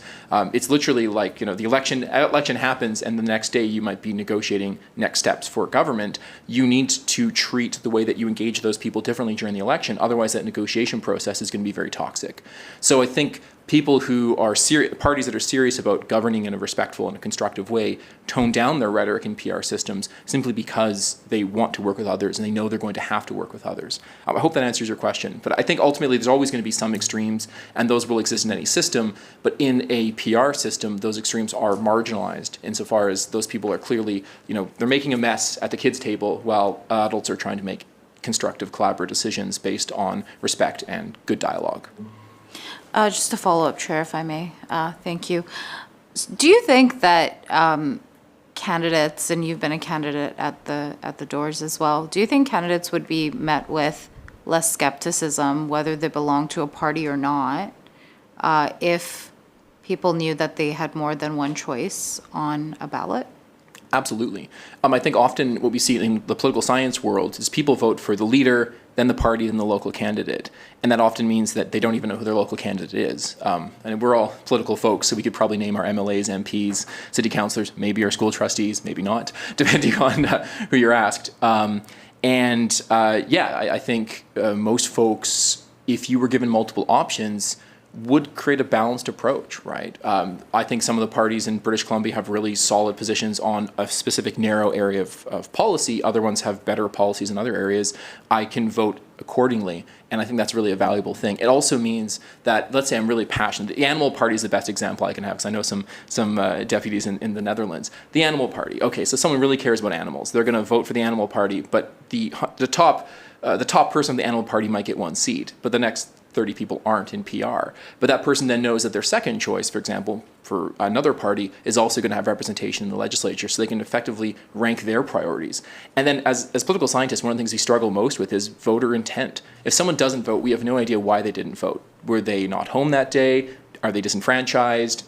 Did they get lost on the way to the polls? And a single vote gives us one piece of information, but if they can rank their ballots or select multiple people, that allows us more information. So as decision makers, we can better understand the intent of voters and then better reflect those intents in our decisions that we make. So yeah, more information is always better, and it's always a challenge when we're trying to just determine what voters want from just a single piece of evidence and data, i.e. one vote. Thank you. Thank you. And MLA Botterill. Thank you, Madam Chair. Thank you for your presentation. As I don't know if you were here, but earlier this afternoon we had a presenter who raised very passionate and articulate concerns about the rise of extremist parties in Europe under proportional representation systems. And you've made the point that our politics is shaped by the electoral system, and you've made a very clear argument in case that PR will generate collaboration. How, from your background as a political scientist, how would you respond to the concern that, well, that's great, but then we're going to invite the rise of extremist parties in this province? Great question, thank you. And I think what we see, there are some outliers, of course, but the general trend in PR systems is parties working together and collaborating. There's other explanations sometimes for the rise of extremism. I think the term is cordon sanitaire. So one of the things that parties that are well-meaning and mature, thoughtful parties will simply agree not to work with the extremists. And of course, when that breaks down, we've seen that break down a little bit in Europe these days in a couple of places. That's a choice that politicians make. I think it's a very bad choice. It's often short-term. It's often a short-term choice, but there's been a long-standing practice of simply not working with the extremists. It's kind of like that, if a Nazi shows up to a bar, it's a Nazi bar. And if your coalition is willing to let an extremist into your coalition, then that reflects poorly on you. And I think a lot of times parties don't do that. If we see that breaking down, there's maybe other explanations. But I think in more cases than not, in PR, you tend to have a more balanced system where extremists get less voice, simply because you have a multiplicity of views. You also get less extremism because people aren't marginalized as much. Thank you. MLA Clare. Thank you, Madam Chair. One of the things you said, Doctor, was about how you like to set up teams and work collaboratively with teams for resolving issues. And I suppose these teams are really like a sort of mini temporary political parties in some respects, because they are coming together on a common issue and advocating for that issue or working to resolve the commonalities or differences between problems to achieve a result. Like maybe there's a need for a new sewer system, or there's a bridge that needs replacing or something like that. So you work together on that project, then you move, and you may be on different sides for other issues. That would be the case, I imagine. Okay, so when you're doing those building up of teams, would you include people who have extremist views sometimes? Great question. So yeah, so at the municipal level, I'm watching our time, but I'll take a few seconds here. At the municipal level, in Saanich, we often have sort of shifting coalitions based on what the issue is of the day. So we have a group of folks that are really focused on housing. When it shifts to the environment, the composition might change. When it shifts to road safety, the composition might change. Each issue is richly discussed, and you don't have that kind of partisanship that happens. When it comes to those kinds of coalitions, that's a decision that you'd make on an individual basis, and it can be a risky decision. So we don't have anyone who's an extremist on our council. But if you are, I guess this is talking about the long-term implications of making a decision. So if you have a short-term decision and you think it's more important to pass that vote, and you're going to invite an extremist into your coalition, that's a decision you have to make, but it has long-term implications and consequences. And I think that's something that we would negotiate. And every single decision is then discussed and explored. And yeah, is there a situation, the hypotheticals are a bit complicated, but yeah, there's a situation where you have to make that decision about the short term versus the long term. And my thought is when you have a collaborative structure where people are working together, those long-term benefits are often prioritized.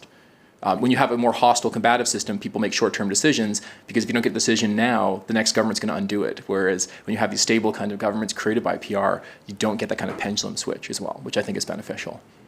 Thank you for your answer. Yeah, thanks for the great question. That's a 30-minute answer. I think we could get into that a bit longer. I grinned at the chair when I asked it. Yeah. People have written theses on that. Thank you so much, Teal, for sharing your afternoon with us and answering all of our questions. Thank you all so much, and good luck with the process. I hope it's an enjoyable one. Thank you. Thank you. We'll take a short recess until 3:45.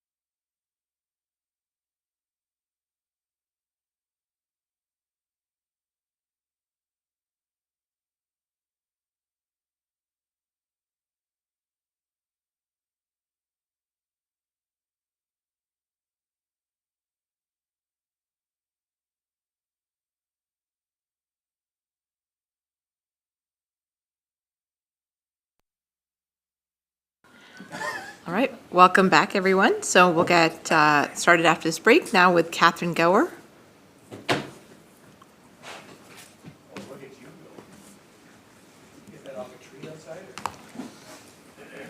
Welcome, Catherine. Thank you so much for being here this afternoon. We look forward to hearing from you, and just a reminder as you get started that you'll have 5 minutes to present, followed by 5 minutes for questions. Thank you. Members, I honor your work and I thank you for this opportunity to speak. My name is Catherine Gower. I've lived in BC all my life. I care deeply about our province. I have actively participated in door knocking and other public engagement events for most elections and for referendums on electoral reform. I have talked to many people about the changes to our electoral system, particularly changing to one based on proportional representation, or PR. I know this committee is interested in facts. An important fact, and one that I think previous governments have underconsidered, is that people's emotions matter. Emotions affect the beliefs and actions of voters, and they can't be ignored when considering electoral reform. A strong emotion is desire for change. At least 11 polls conducted since 2001 show Canadians, including specifically BC voters, between 59% and 78% in favor of moving to a PR system. That's a clear majority over a long period. Also, 10 commissions across the country, including our BC Citizens Assembly in 2004, all recommended a switch to PR. So if most people want PR, why hasn't it passed in the referendums? Part of the issue is fear of change. People worry they will make a wrong decision with disastrous results. This fear of change is amplified by confusion. Sure, there are wonks who want to know every detail, but complex options are too much for many people. There appeared to be little attempt in the last referendum to give common analogies to lessen confusion. For example, everybody knows how to order pizza for a large group of people. 15 omnivores, 10 for extra meat, 9 vegetarians, 3 people who can't eat hot peppers. No problem. People get that, both the method and the fairness. Distrust is another barrier to change. If a party in power initiates the change, people worry it will benefit that party and be detrimental to their own. And that is why I am so delighted that this committee has members from multiple parties and diverse backgrounds, and I'm very hopeful that it will recommend a change to a PR system that will be seen as fair and inclusive. Because people are very frustrated with our first-past-the-post system and its fruits: acrimony, a focus on blocking the opposition instead of finding common ground, the narrowing of choices, and a failure to represent multiple views.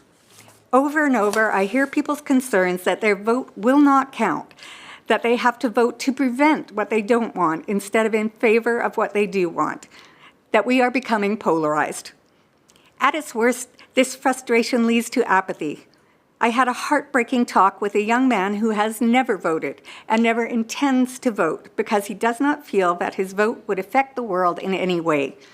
With our latest voter turnout at a depressingly low 58.45%, it appears many voters feel the same way. But it isn't too late to create some hope.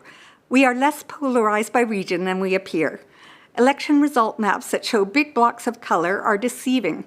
Out of the 93 ridings, 78 of them were won by less than 60% and 34 were won by less than 50%.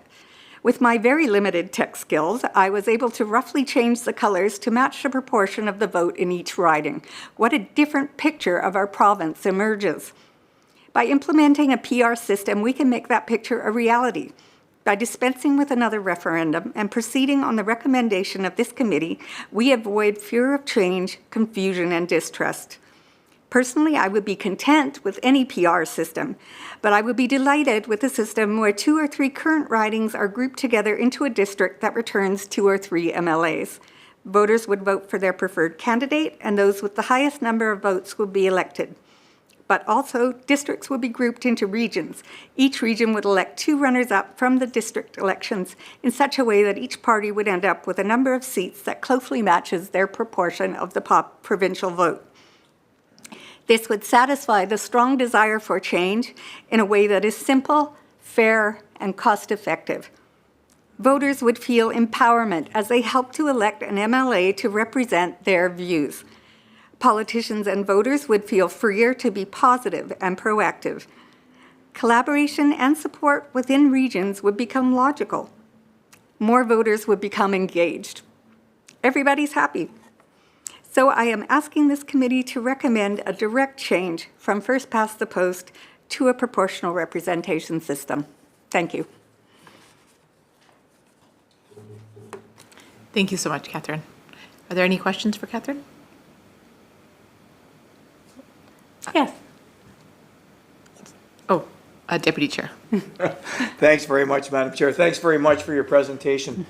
One of the concerns that has been raised with our system that we have now is that voter engagement is dropping and participation is dropping, when really the numbers suggest that we're on the uptick again. So we also were chatting about lowering the voting age to 16. What's your position on that? I think it's a good idea because I think that high school students have a lot of passion and they like to become engaged in the world and feel that they can make a difference in the world. And many of them, certainly as many as adult voters, consider their choices very carefully. And I think it would set up a pattern of engagement in the voting process. So I think it's a good idea. And to further that, if I may, Madam Chair, do you think that we should be putting more emphasis in our curriculum, knowing that there are bits and pieces throughout K to 12 where we talk about our legislative process and different levels of government? Do you think that we should put more of an emphasis in our curriculum from an early age all the way through to get the youth more involved? I think it would be great if we made practical examples to them as much as possible. And I know that does happen in a lot of classrooms. I've been a teacher in the past, and teachers do use opportunities to have their kids explore decision-making in various forms.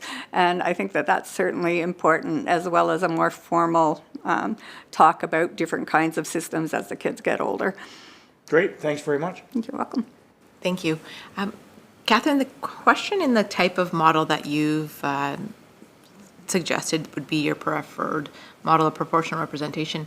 This is a model that we've heard from some folks along our hearings, and some of the questions we've raised about that is, when some of the regions already, like MLA Clare's, is already larger than the size of Switzerland. So when his riding's already larger than the size of Switzerland.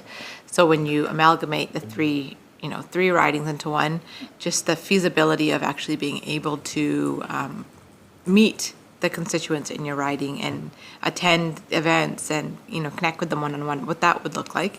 And then also, the answer may be that you said you like 3, so maybe they take a certain area. But if you have one MLA and then 2 top-up MLAs, how do you envision the riding being broken up? Right now we have constituency offices, so I'm the representative for one certain area. If there's 3 in one area, how do you envision that they would divvy up the region to provide service? I think that those are 2 separate issues, actually, but I think that I do recognize that there is an issue with the size of ridings.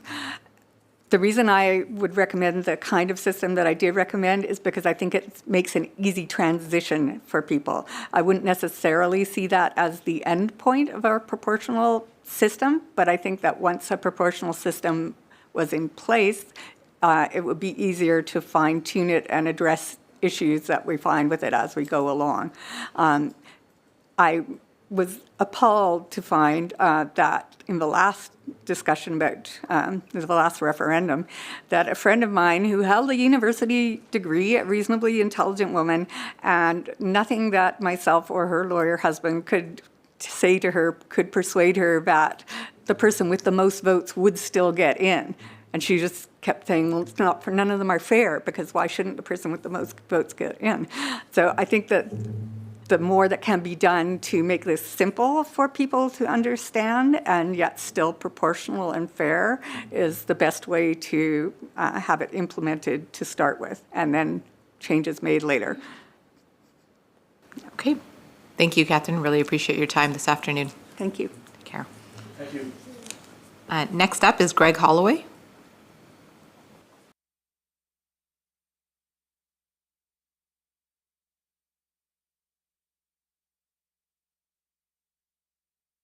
I'm so glad that I could be here today.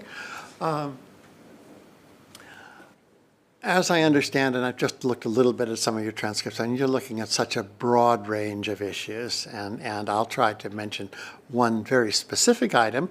Interestingly enough, the reason I'm here today is probably a lot the reason that Catherine is here today.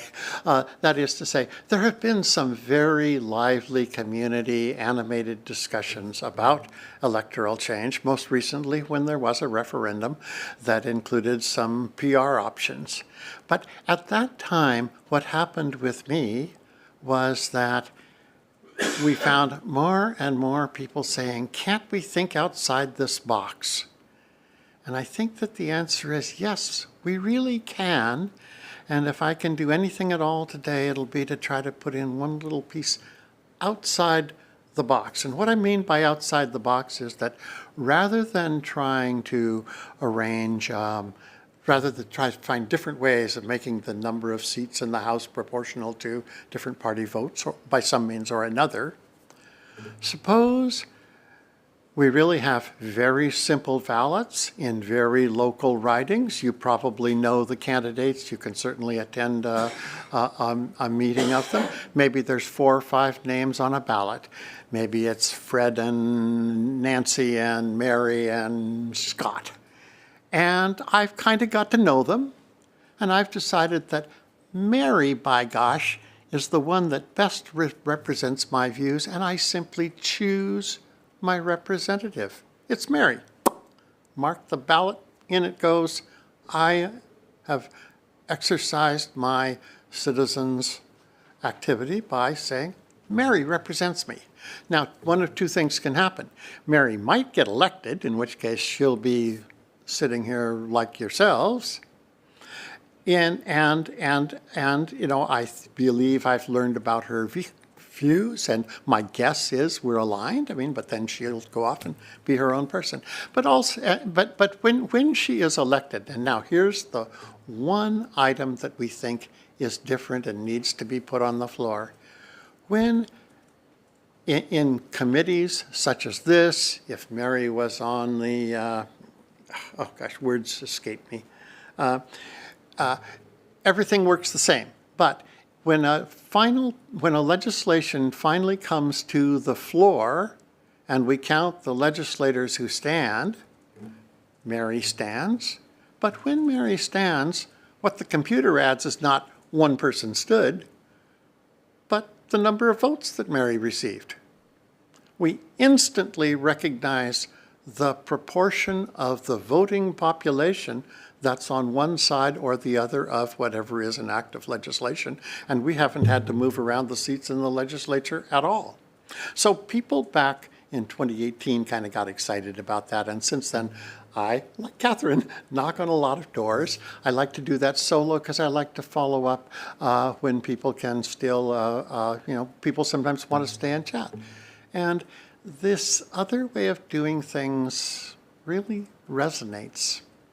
Now, I should, because I don't know what the green light means. It means I'm running close to out of time. Is that right? Okay.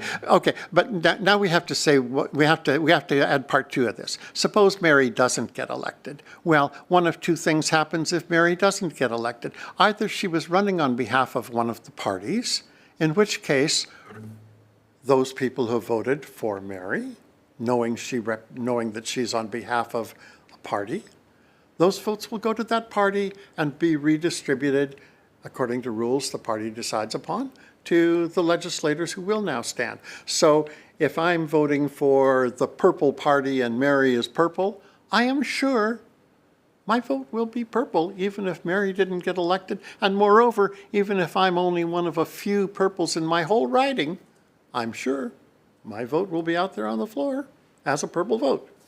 So it's, I'm sure I didn't make this clear enough, and I'm afraid I got a little bit off track.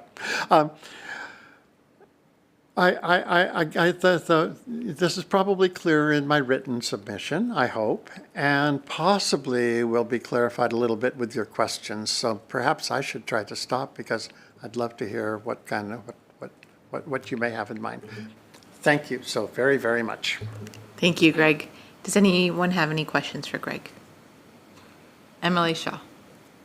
Yes, thank you, Greg, for your presentation. I'm just wondering if we could go back to, in your example, Mary gets up to vote for a particular bill per se, and what goes up is actually the number of the votes that Mary got. So what do you see happens after that? Because that's happening with every other member, right? Mm-hmm. And so is it a tally of all of the votes? And then based on that, I think so. Oh, okay. Yes, Interesting well, first, thank you so much for asking. Yeah. Yes, I would say that the answer is yes, and that way, when an act of legislation passes, it passes by, 1,974 in favor to 1,605 against. Okay. Which I think we're really trying to bring out what we mean by democracy, and keeping those citizens who went and marked the ballot as the unit, as the measure of how things are, of the final passage of a bill. Now, I hope I answered you. No, you certainly did, if I may just a quick follow-up. And if Mary, for example, stood up against the wishes of those who, then I suppose that is what it is. Yeah. Thank you. Again, you're exactly right. It Thank just you. is what it is. I chose Mary. After that, Mary. It's on Mary. Mary is Mary. Thank you. Thank you. I just have a follow-up question on this. So let's say we chose Mary because she stood with the Purple Party and then got into the legislature, and then Mary said, I don't want to be a part of the Purple Party anymore. I want to be a part of my own party, or the Yellow Party. Yeah, Yellow Party. Then what happens in that I can't tell you how many, well, thank you. I can't tell you how many wonderful discussions there have been about just questions like that. The way at least we believe it would go is if Mary crosses the floor to another party, well, there are people who voted for Mary, and whether we don't know if they were actually voting for Purple or if they're voting for Mary. But anyway, Mary had their votes, and so she went over there. If Mary also carries Purple votes from other Purple candidates who were defeated, but have been pooled, so that the aggregate Purple vote in the legislature represents the population, well, those votes, as far as we know, are Purple, and so they return to the party and are redistributed to the remaining members of the Purple Party.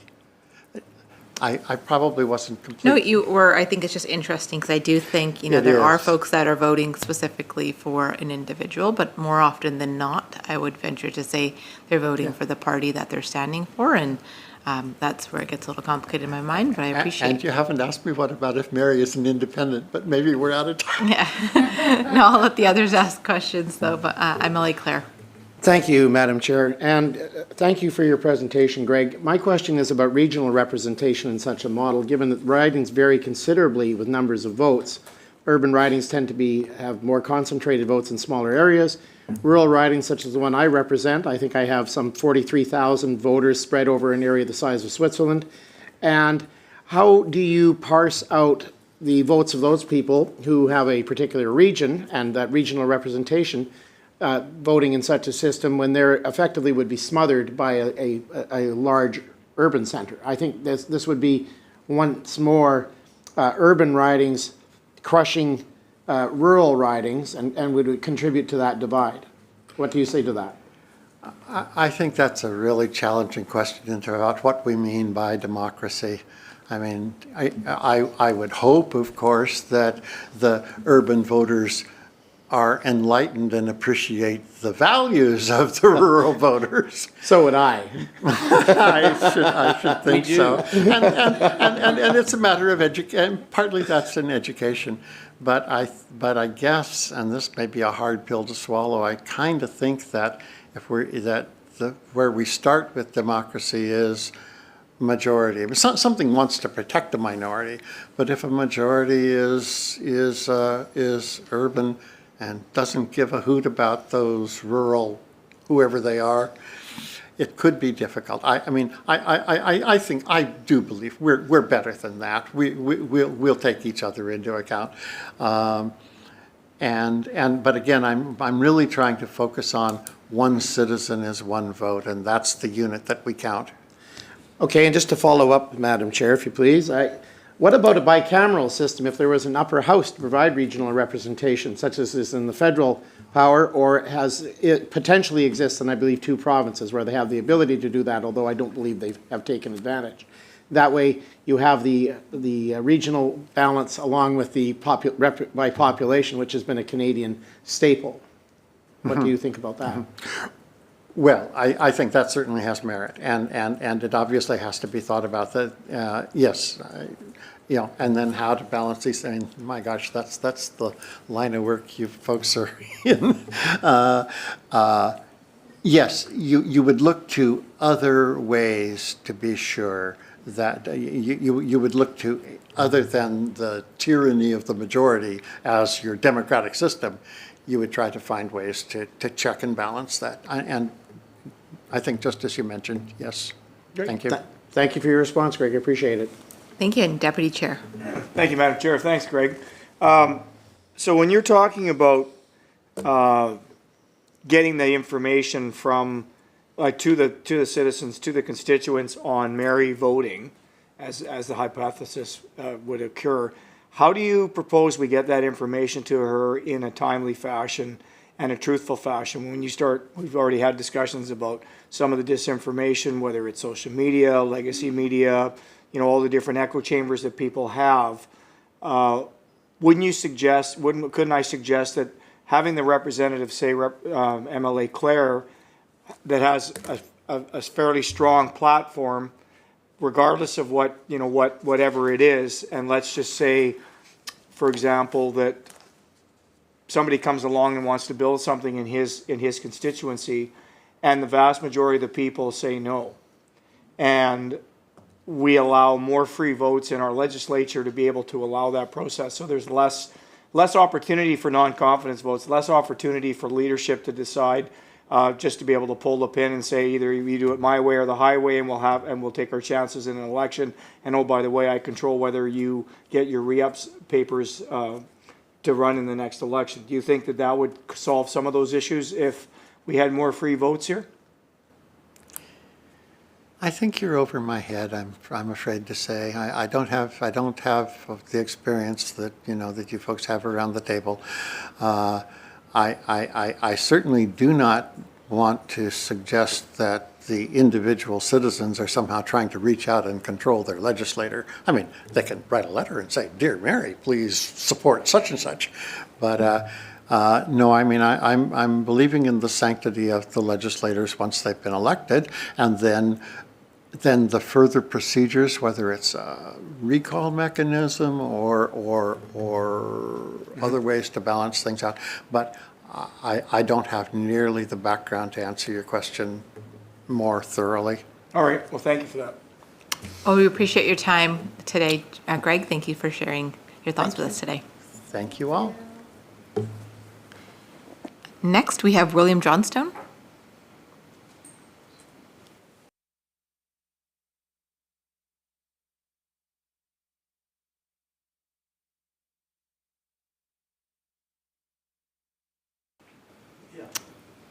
Bill Johnstone. Bill. And I just live the other side of the park, Beacon Hill Park there. And I'm acquainted with this place.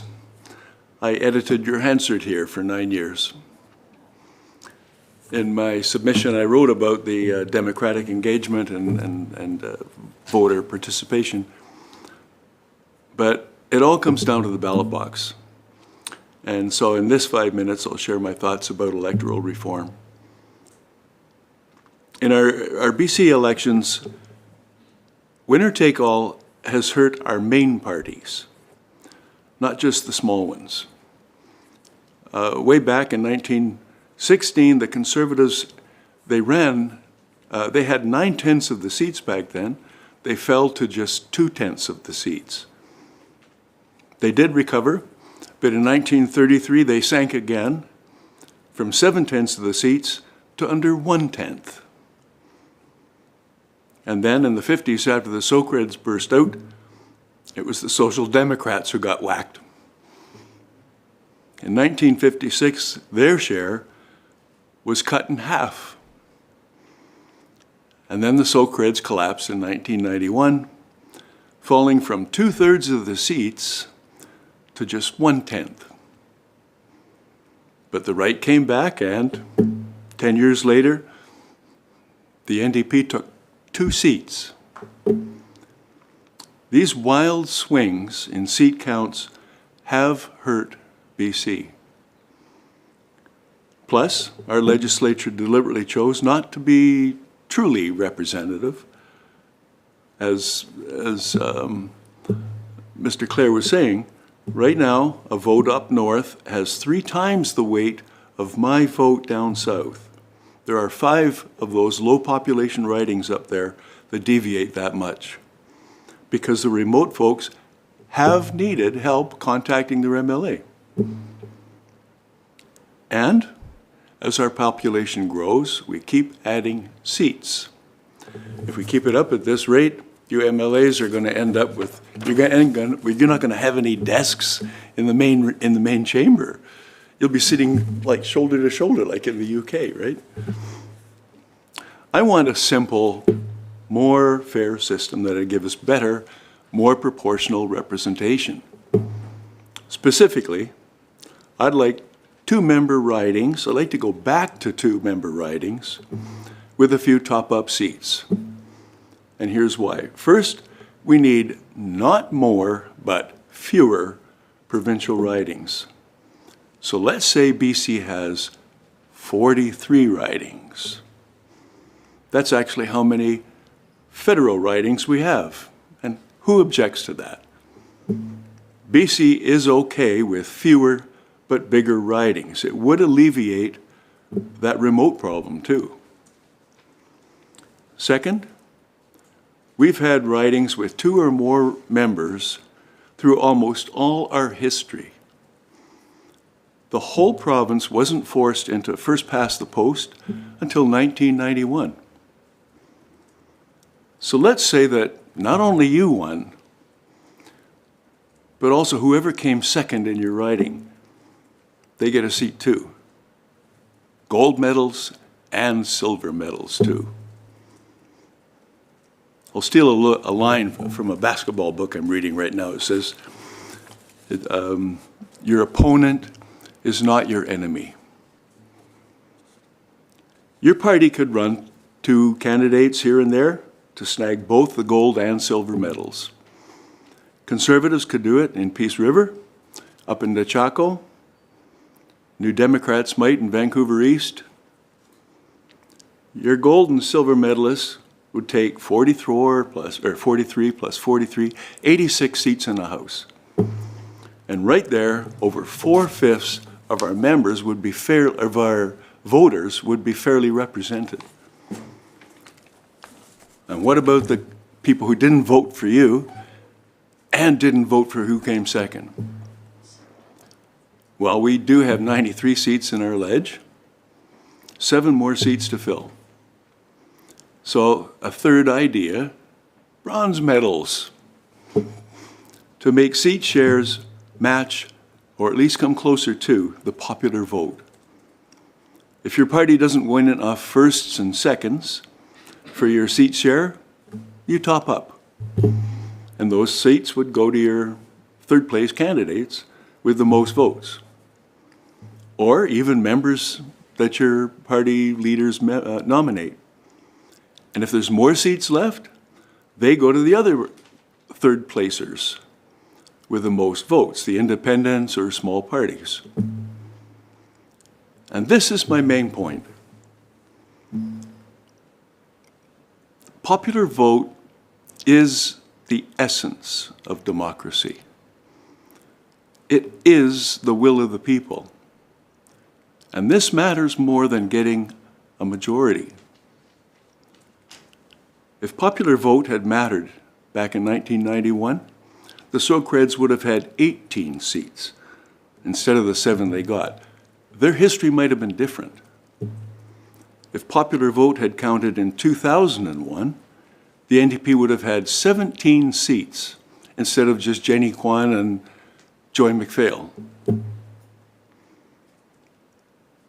Like now, in last fall's election, a two-member system might have left the NDP and the Conservatives tied at 46 votes each, but the NDP would still have the most first-place winners in that case, and would have the highest popular vote, so they'd still have first crack at forming government. Pretty much like what happened. But, crucially, everyone's vote counted. Thank So, you, Bill. Can I go for just a little bit more? Just to wind up? Sure. Okay. I think this two-member system's easy to understand with writings and ballots like we use now. No big changes, there'd be no fussing over what threshold deserves representation, no fretting about fringe parties or extremists grabbing power. Our system would just get more democratic. If we ran elections with these simple changes, we'd never get lopsided majorities. Sadly, though, while some of the party leaders have objected to such a system in the past, even if your committee recommends electoral reform, your party leaders may still crave majority. Nevertheless, this would be one easy way to make our elections more fair. Our government would be less flip-floppy, more accountable, and your parties would be more stable. Anything with 2 or more members per riding would be better than the warped winner-take-all system we have now. And BC voters don't need or want another referendum, but to make it fail-safe, whatever you do, call it a trial run, and after 2 elections, we'd have a referendum to decide whether to keep it. Looking outside, most places that wanted more fair electoral systems got them when the main parties agreed to it. And BC needs and can have more fair representation. We can even make it happen for our next election. But it's up to you committee members to take it back and convince your caucus to come up with some, to recommend some more fair system and make it happen. Otherwise, why are you and I even here? Thank you. Thank you, Bill. Go to MLA Claire. Thank you, Madam Chair. We're here because of an accord made between the Green Party and the NDP to have this committee. But I would just ask a couple of questions of you, Bill. And I thank you for your service to Hansard. And I thank you for your service. One of the things in Rep by Pop, and that's great. That's is indeed the essence of the system. What about, again, regional representation? Because regional representation is hurt by the represented by population because of the large geographic areas. I know when I was teaching my history classes, I would ask for a definition of what is a Canadian, and the definition usually had to include some aspect of our complex geography. And without that, it wasn't much of a definition. And I note that you wanted to make fewer ridings, but with double the members. And I think there is a different workload for federal MPs and provincial MLAs. And this is all laid out in the Section 91 and Section 92 of the Constitution Act. And we're a little more in the weeds on a lot of things. They deal with things like defense and ferries that are outside of a province and that kind of thing. And we and so my not it wasn't that funny, George. Anyway, I wonder again about how you deal with base thresholds. Suppose you had an election where a member gets, say, 75 or 80% of the vote. We'll go with 80% for easy figuring. That sounds dramatic. Has that ever happened? We've got up to 70. And the remaining candidates, say there are 2, they split 15 equally. How do you determine who is the next choice? Do you have a runoff? Do you have to have another complicated? I can't imagine they would. Well, I guess it could happen. It would not be very frequent, that's for sure. Well, in my election, that situation would be, in the election I won, there would be at least a few votes apart, no? In the second and the third? They often are. And if it's, So wouldn't you use those? I mean, they have more votes. Yeah, that's the point, isn't it? They had more votes. But I just wondered what you thought about that complexity between the federal and provincial powers and the representation by population as two separate. If we went with the federal ridings, you're looking at 116,000 people. And it's ish, not exactly, in every riding. And so I don't know, I don't understand quite why it would be that hard. Well, because I think what that does Like is it dramatically increases the complexity of the ridings on a provincial basis based on the provincial division of powers in Section 92 of the Constitution Act. Like, for example, the riding I represent right now has particular economic assets, resources, and so on that make it fairly focused around those things. I deal a lot with complaints about highways. It's one of the most common complaints I have is roads and bridges. Transportation, yeah. Yes, healthcare is up there, housing, some of the other things. Rural ridings tend to have quite different aspects, and I think that's a thing. But when you're dealing with the provincial system and you're looking at how you parse out your geography, how is it that say you combined the 3 ridings that have Prince George as an anchor point into they include Prince George Mackenzie, Prince George Valemont, and Prince George North Caribou. They're very different ridings with people with very different needs, and even within them we have some significant differences.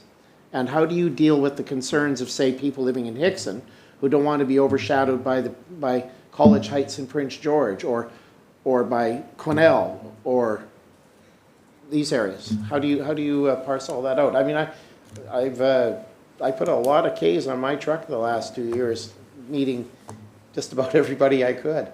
And I'm just not sure how that would improve things. Essentially, that's an argument for more and more ridings, because there's not going to be fewer people up there, right? They're going to keep coming too.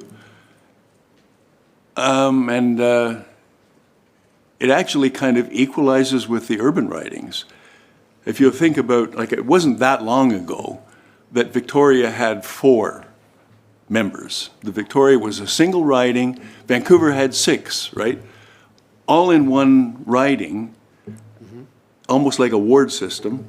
And when you expand it that way, those same kinds of considerations happen in the urban environment. They're different specific concerns, yes. But when you broaden it out, it's more of an equalizer, I think. I don't think it is, but we could probably talk about it for like a while. I know Prince George South, Prince George North. I know the difference. But they're not. What I'm saying is that the urban differences are there, or would be there too. So it would be less of an issue overall. I don't know. That's my take. Thank you for your answer. Yeah.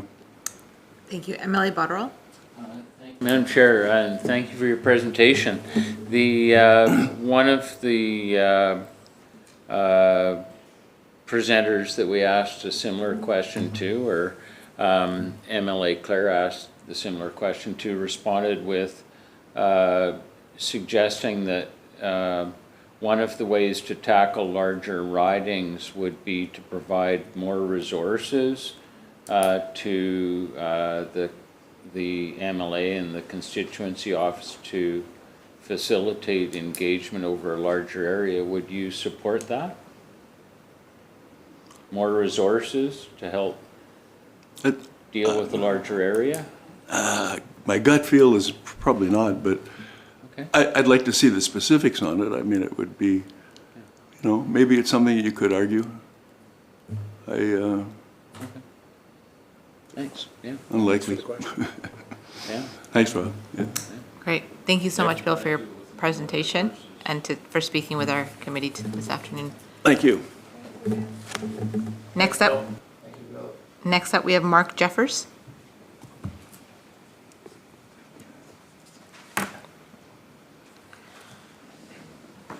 Welcome, Mark. Thank you for being here this afternoon. And apologize, I don't have my hearing aids in. I'm extremely sleep deprived, and I brought my wife here on our anniversary to show her a good time. So this is how it's starting. So you do have my written submission. I'm going to depart from that a bit here, and I think I've got my glasses. I can see what I'm trying to say. So I do appreciate the opportunity to speak here on electoral reform in particular.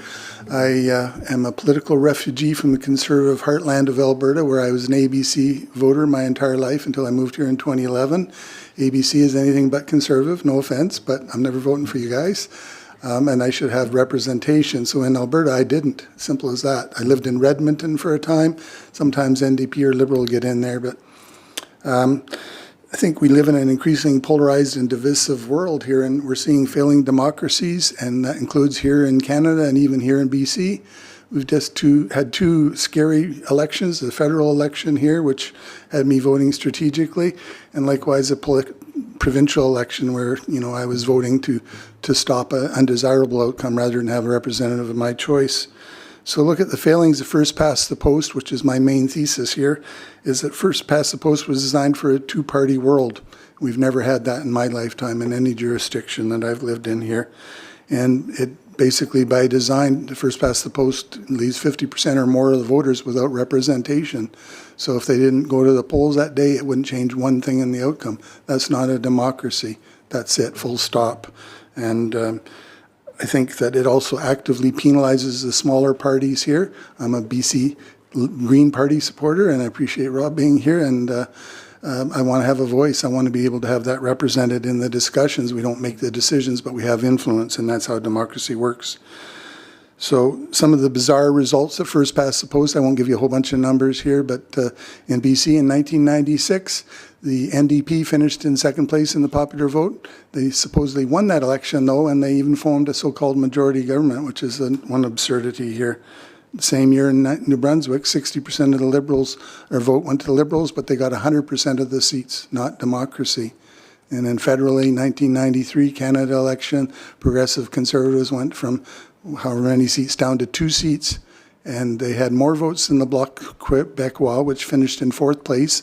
And as a separatist party, the Bloc got 54 seats and became official opposition. So if that isn't crazy, then I don't know anything about politics. So again, 2025, still voting strategically. So we need to fix things here. We need to reduce the polarization and increase engagement with voters, not discourage them from voting. Most of our elections are decided by swing ridings. We know that. Most of them have voted the same way for decades, if not longer, and they're not likely to change. So the parties focus on those few seats. The really partisan, hyper-partisan, divisive politics rewards them in those situations. And just a matter of thousands of votes can shift from a majority government from one party to another. We've seen that in the 2011 Harper election. I'm not sure now. I haven't looked at the numbers for a long time, but it just isn't that way when you get a small change like that. So you get what we call policy lurch, where policies are created by a government that's not broadly represented but has a false majority, and then the next government comes in, a different party, and undoes it all. So why PR? Well, with PR, first of all, we really would have a representative democracy. So 90% plus of the votes would elect a representative of my choice with PR. There are no safe seats, so the politicians are going to have to appeal to a broader base than they do. And, it leads to more collaborative, cooperative type of government. And I think most of you probably would look to see that happen here, though you watch question period, sometimes you wonder. So I think our best policies, Medicare and CPP, came out of the minority governments of the 60s in Canada here. So PR would have higher voter turnout, stronger economies, better in policies, including environment, and most importantly, it would give more women representation in legislatures and minorities as well. So what kind of PR, I'm not going to get into that. That would take me giving you one of my presentations and a bunch of graphs and pictures and stuff. I think there are a lot of myths and false equivalencies and deliberate gaslighting going on. There are vested interests that want to keep first past the post. It rewards the top two parties, so they have a vested interest in keeping it in place here. As far as a referendum goes, do we need a referendum to decide who should or shouldn't get the vote? We didn't do that with women's votes when it finally happened in the early part of the 20th century. We could do like New Zealand, bring in a PR government here, have a couple of elections, and let people decide after that. It can get complicated, but fair voting is not complicated here. Last thing I'd talk about is the young voters here, that they should get the vote at age 16. They can go to jail. They should have a say. They're passionate. They're often better informed and engaged.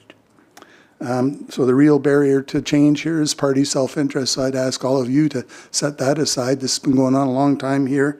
They did say yes, 58% in the first referendum, and then a lot of smoke screens have happened since then. And it's so in summary, first past the post, it's outdated, unfair, it's divisive, and disengages voters. We don't need a referendum to do the right thing. We need to educate, engage, and empower voters. So please, let's help fix our democracy here and protect it. And as my wife said at the ERE hearings in 2016, let's get it done. Thank you. Thank you, Mark. I will go to MLA Anderson. Thank you, Chair, and thank you for your presentation.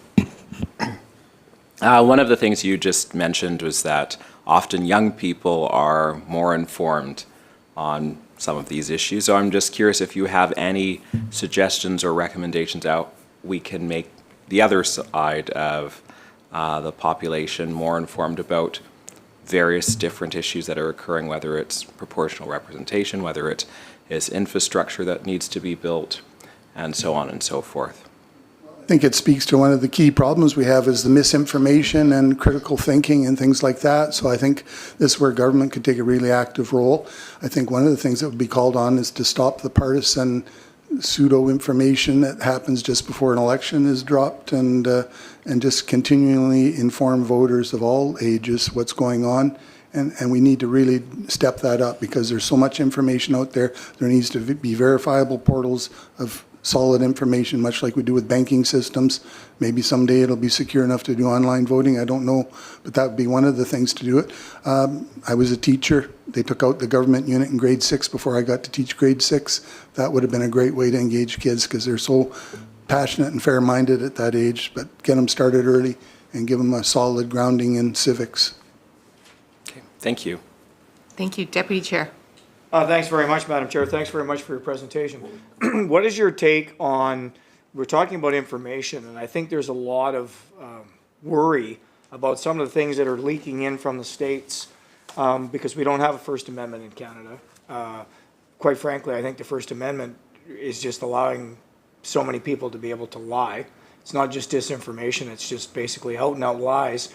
So how are we, be able to going through this process, and we've had some really good engagement with people like yourselves, being very honest on how they feel and how they would like us to be able to have, some form of representation from a PV system, so that if 10% of the voters, particularly let's say they were green, that they have 10% representation in the legislature. But how would we be able to move forward with this process if we don't have a system in place for information where we're comfortable with? We've had conversations with people about, some jurisdictions in Europe where they have more fact checking, they have more emphasis on Meta and the big platforms to have to, not have these algorithms to be able to continue to feed the fire on this disinformation. How do you think that we should be able to try to turn the ship around on that and be able to have people make an informed decision and not just stay in those echo chambers? Well, we'd fix the world's problems if we could really do that. But I mean, you mentioned lies and stuff, and Facebook's one of the worst sources of that. I use it to keep touch with family and put pictures of nature up and stuff. But I think that's one of the first things, is to look at where people are getting information. And we don't have First Amendment here. And I mean, we have the digital services tax thing going on right now. Maybe we could expand that to look at what's coming across the border from Facebook and things like that.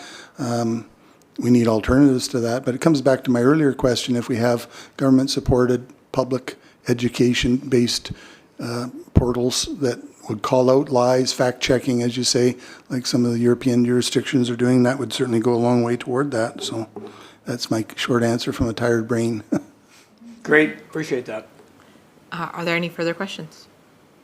No. Thank you so much, Mark, and thank you for spending a Thank you tiny very bit of much. your anniversary with us here today. Happy anniversary. And Take your wife somewhere nice. Coffee shop. all right, and finally we have Sarah Plumpton.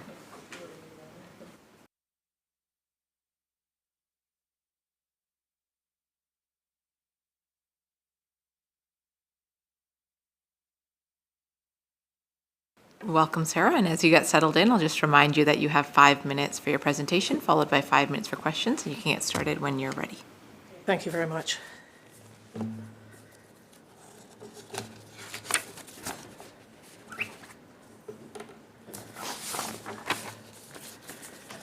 Hi, good afternoon. Madam Chair, Jessie Sunner, members of the committee, NDP, Conservative and Green. My name is Sarah Plumpton. I've been a secondary humanities teacher for 30 years.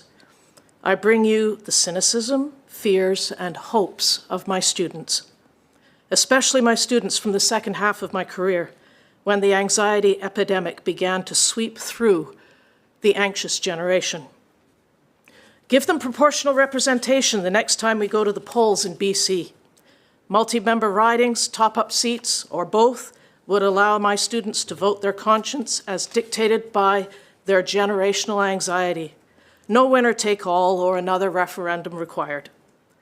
The BC government's revamped school curriculum emphasizes teamwork and empathy as life skills. My students want MLAs who work together.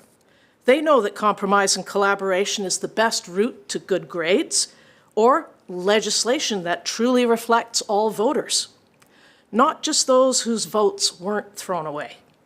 The BC curriculum taught them this. The government-mandated curriculum is also green through and through. Why would you leave our empathetic young people in the horrible situation of having knowledge of human impact on the environment, but leave the democratic process the way it is, where their votes count for next to nothing in the face of capitalist forces? Or leave them unable to vote at 16 when they can drive, have a SIN number, and work? Years ago, a class conversation about the school mock federal election made a lasting impression on me. After discussing party platforms and what the students hope for Canada and their futures, 2 themes emerged. They were scared, and they wanted to know how I was voting. I had always explained to students that Canadians have the right to vote by secret ballot. But that time I perceived an urgency in their questions about how I personally voted. I took a chance and I told them. The reaction was instantaneous and uniform, like a wave across my classroom. The students exhaled audibly and they sat back in their chairs. Their stressed posture and tight shoulders gone. And in the exhaled breaths, I heard the word, "Thank you." I had told them I had voted green. One student at the back of the class said to me, "You vote green for us, don't you, Miss Plumpton?" "Yes, I do." This led to more students picking up on the thank yous of the original visceral reaction. My students felt that voters didn't care enough to prioritize their future. Cynically, they knew that my vote had been thrown away, but I had cast it, and they knew it had been for them. I got the same thank yous year after year. It hadn't been a one-off. Having contacted former students ages 20 to 40, they had this to say about democratic process and involvement. Quote, My entire education included the devastating knowledge of climate change and its consequences. The tension is inescapable. There's only one Earth. Quote, I do not want to vote strategically or against a party. I want to vote my conscience. And I want our representatives to work together for long-term goals, not compete for short-term political gain. And finally, it's an existential dread. I know disaster is inevitable. My whole life will be shaped by climate change. And they all expressed this core need. I want my vote to count for something. Many of the anxious generation do not vote. Whatever format of PR you recommend will increase voter participation. Please alleviate the anxiety epidemic crippling our cynical young people. The promised voting reform of 2015 got my students excited about the democratic process and the possibilities of PR. You might be surprised by how many people, from the pragmatic to the hopeful, turn out to vote when their vote isn't thrown away. Their words, not mine. For one moment, when I revealed my vote, the anxiety that weighs young people down was lifted. I visibly saw and heard the release of tension. I want you to be part of what I experienced in my classroom. Lift that tension from their shoulders. Change our voting system to make their votes count for something. Enact PR. Thank you very much. I am ready for questions. Thank you, Sarah. Are there any questions? MLA Botterill. Thank you, Madam Chair, and thank you for your presentation, Sarah. I want to shift gears a bit and ask for your thoughts around reducing the voting age to 16. I really appreciate your presentation on proportional representation and your personal experience, but you've obviously worked with students for many, many years. What's your views on reducing the voting age to 16? Well, I voted in my first federal election when I was in grade 12. My birthday's in January, so. And I know that my classmates were jealous because they were definitely engaged because we had current events, et cetera, and I got to vote and nobody else did because I was 18. When I first started teaching, I thought to myself, there's no way these teenagers can possibly be responsible enough. But after having been in the classroom for 30 years, I think that they are just as responsible as the people we call adults. They are informed because they are in classes, hopefully with responsible teachers who are giving them multiple party platforms, informing them so that they can engage in their own critical thinking and make their own decisions. And if we get them involved when they have that guidance from outside the home as well as from the home, and they participate in their first election before they go off to college and everything goes crazy because they've changed everything in their lives, we've got a better chance of keeping them involved. So that's why I think 16 would be good. Thank you. Thank you. Are there any further questions? No. Okay, I don't see any further questions, Sarah. Thank you so much for taking the time to be here, and thank you to everyone that came and shared your thoughts with us this afternoon. It's really helpful for our committee. Thank you, everybody. Thank you. Can I get a motion to adjourn? So moved. Second. All in favor? Aye. This committee now stands adjourned.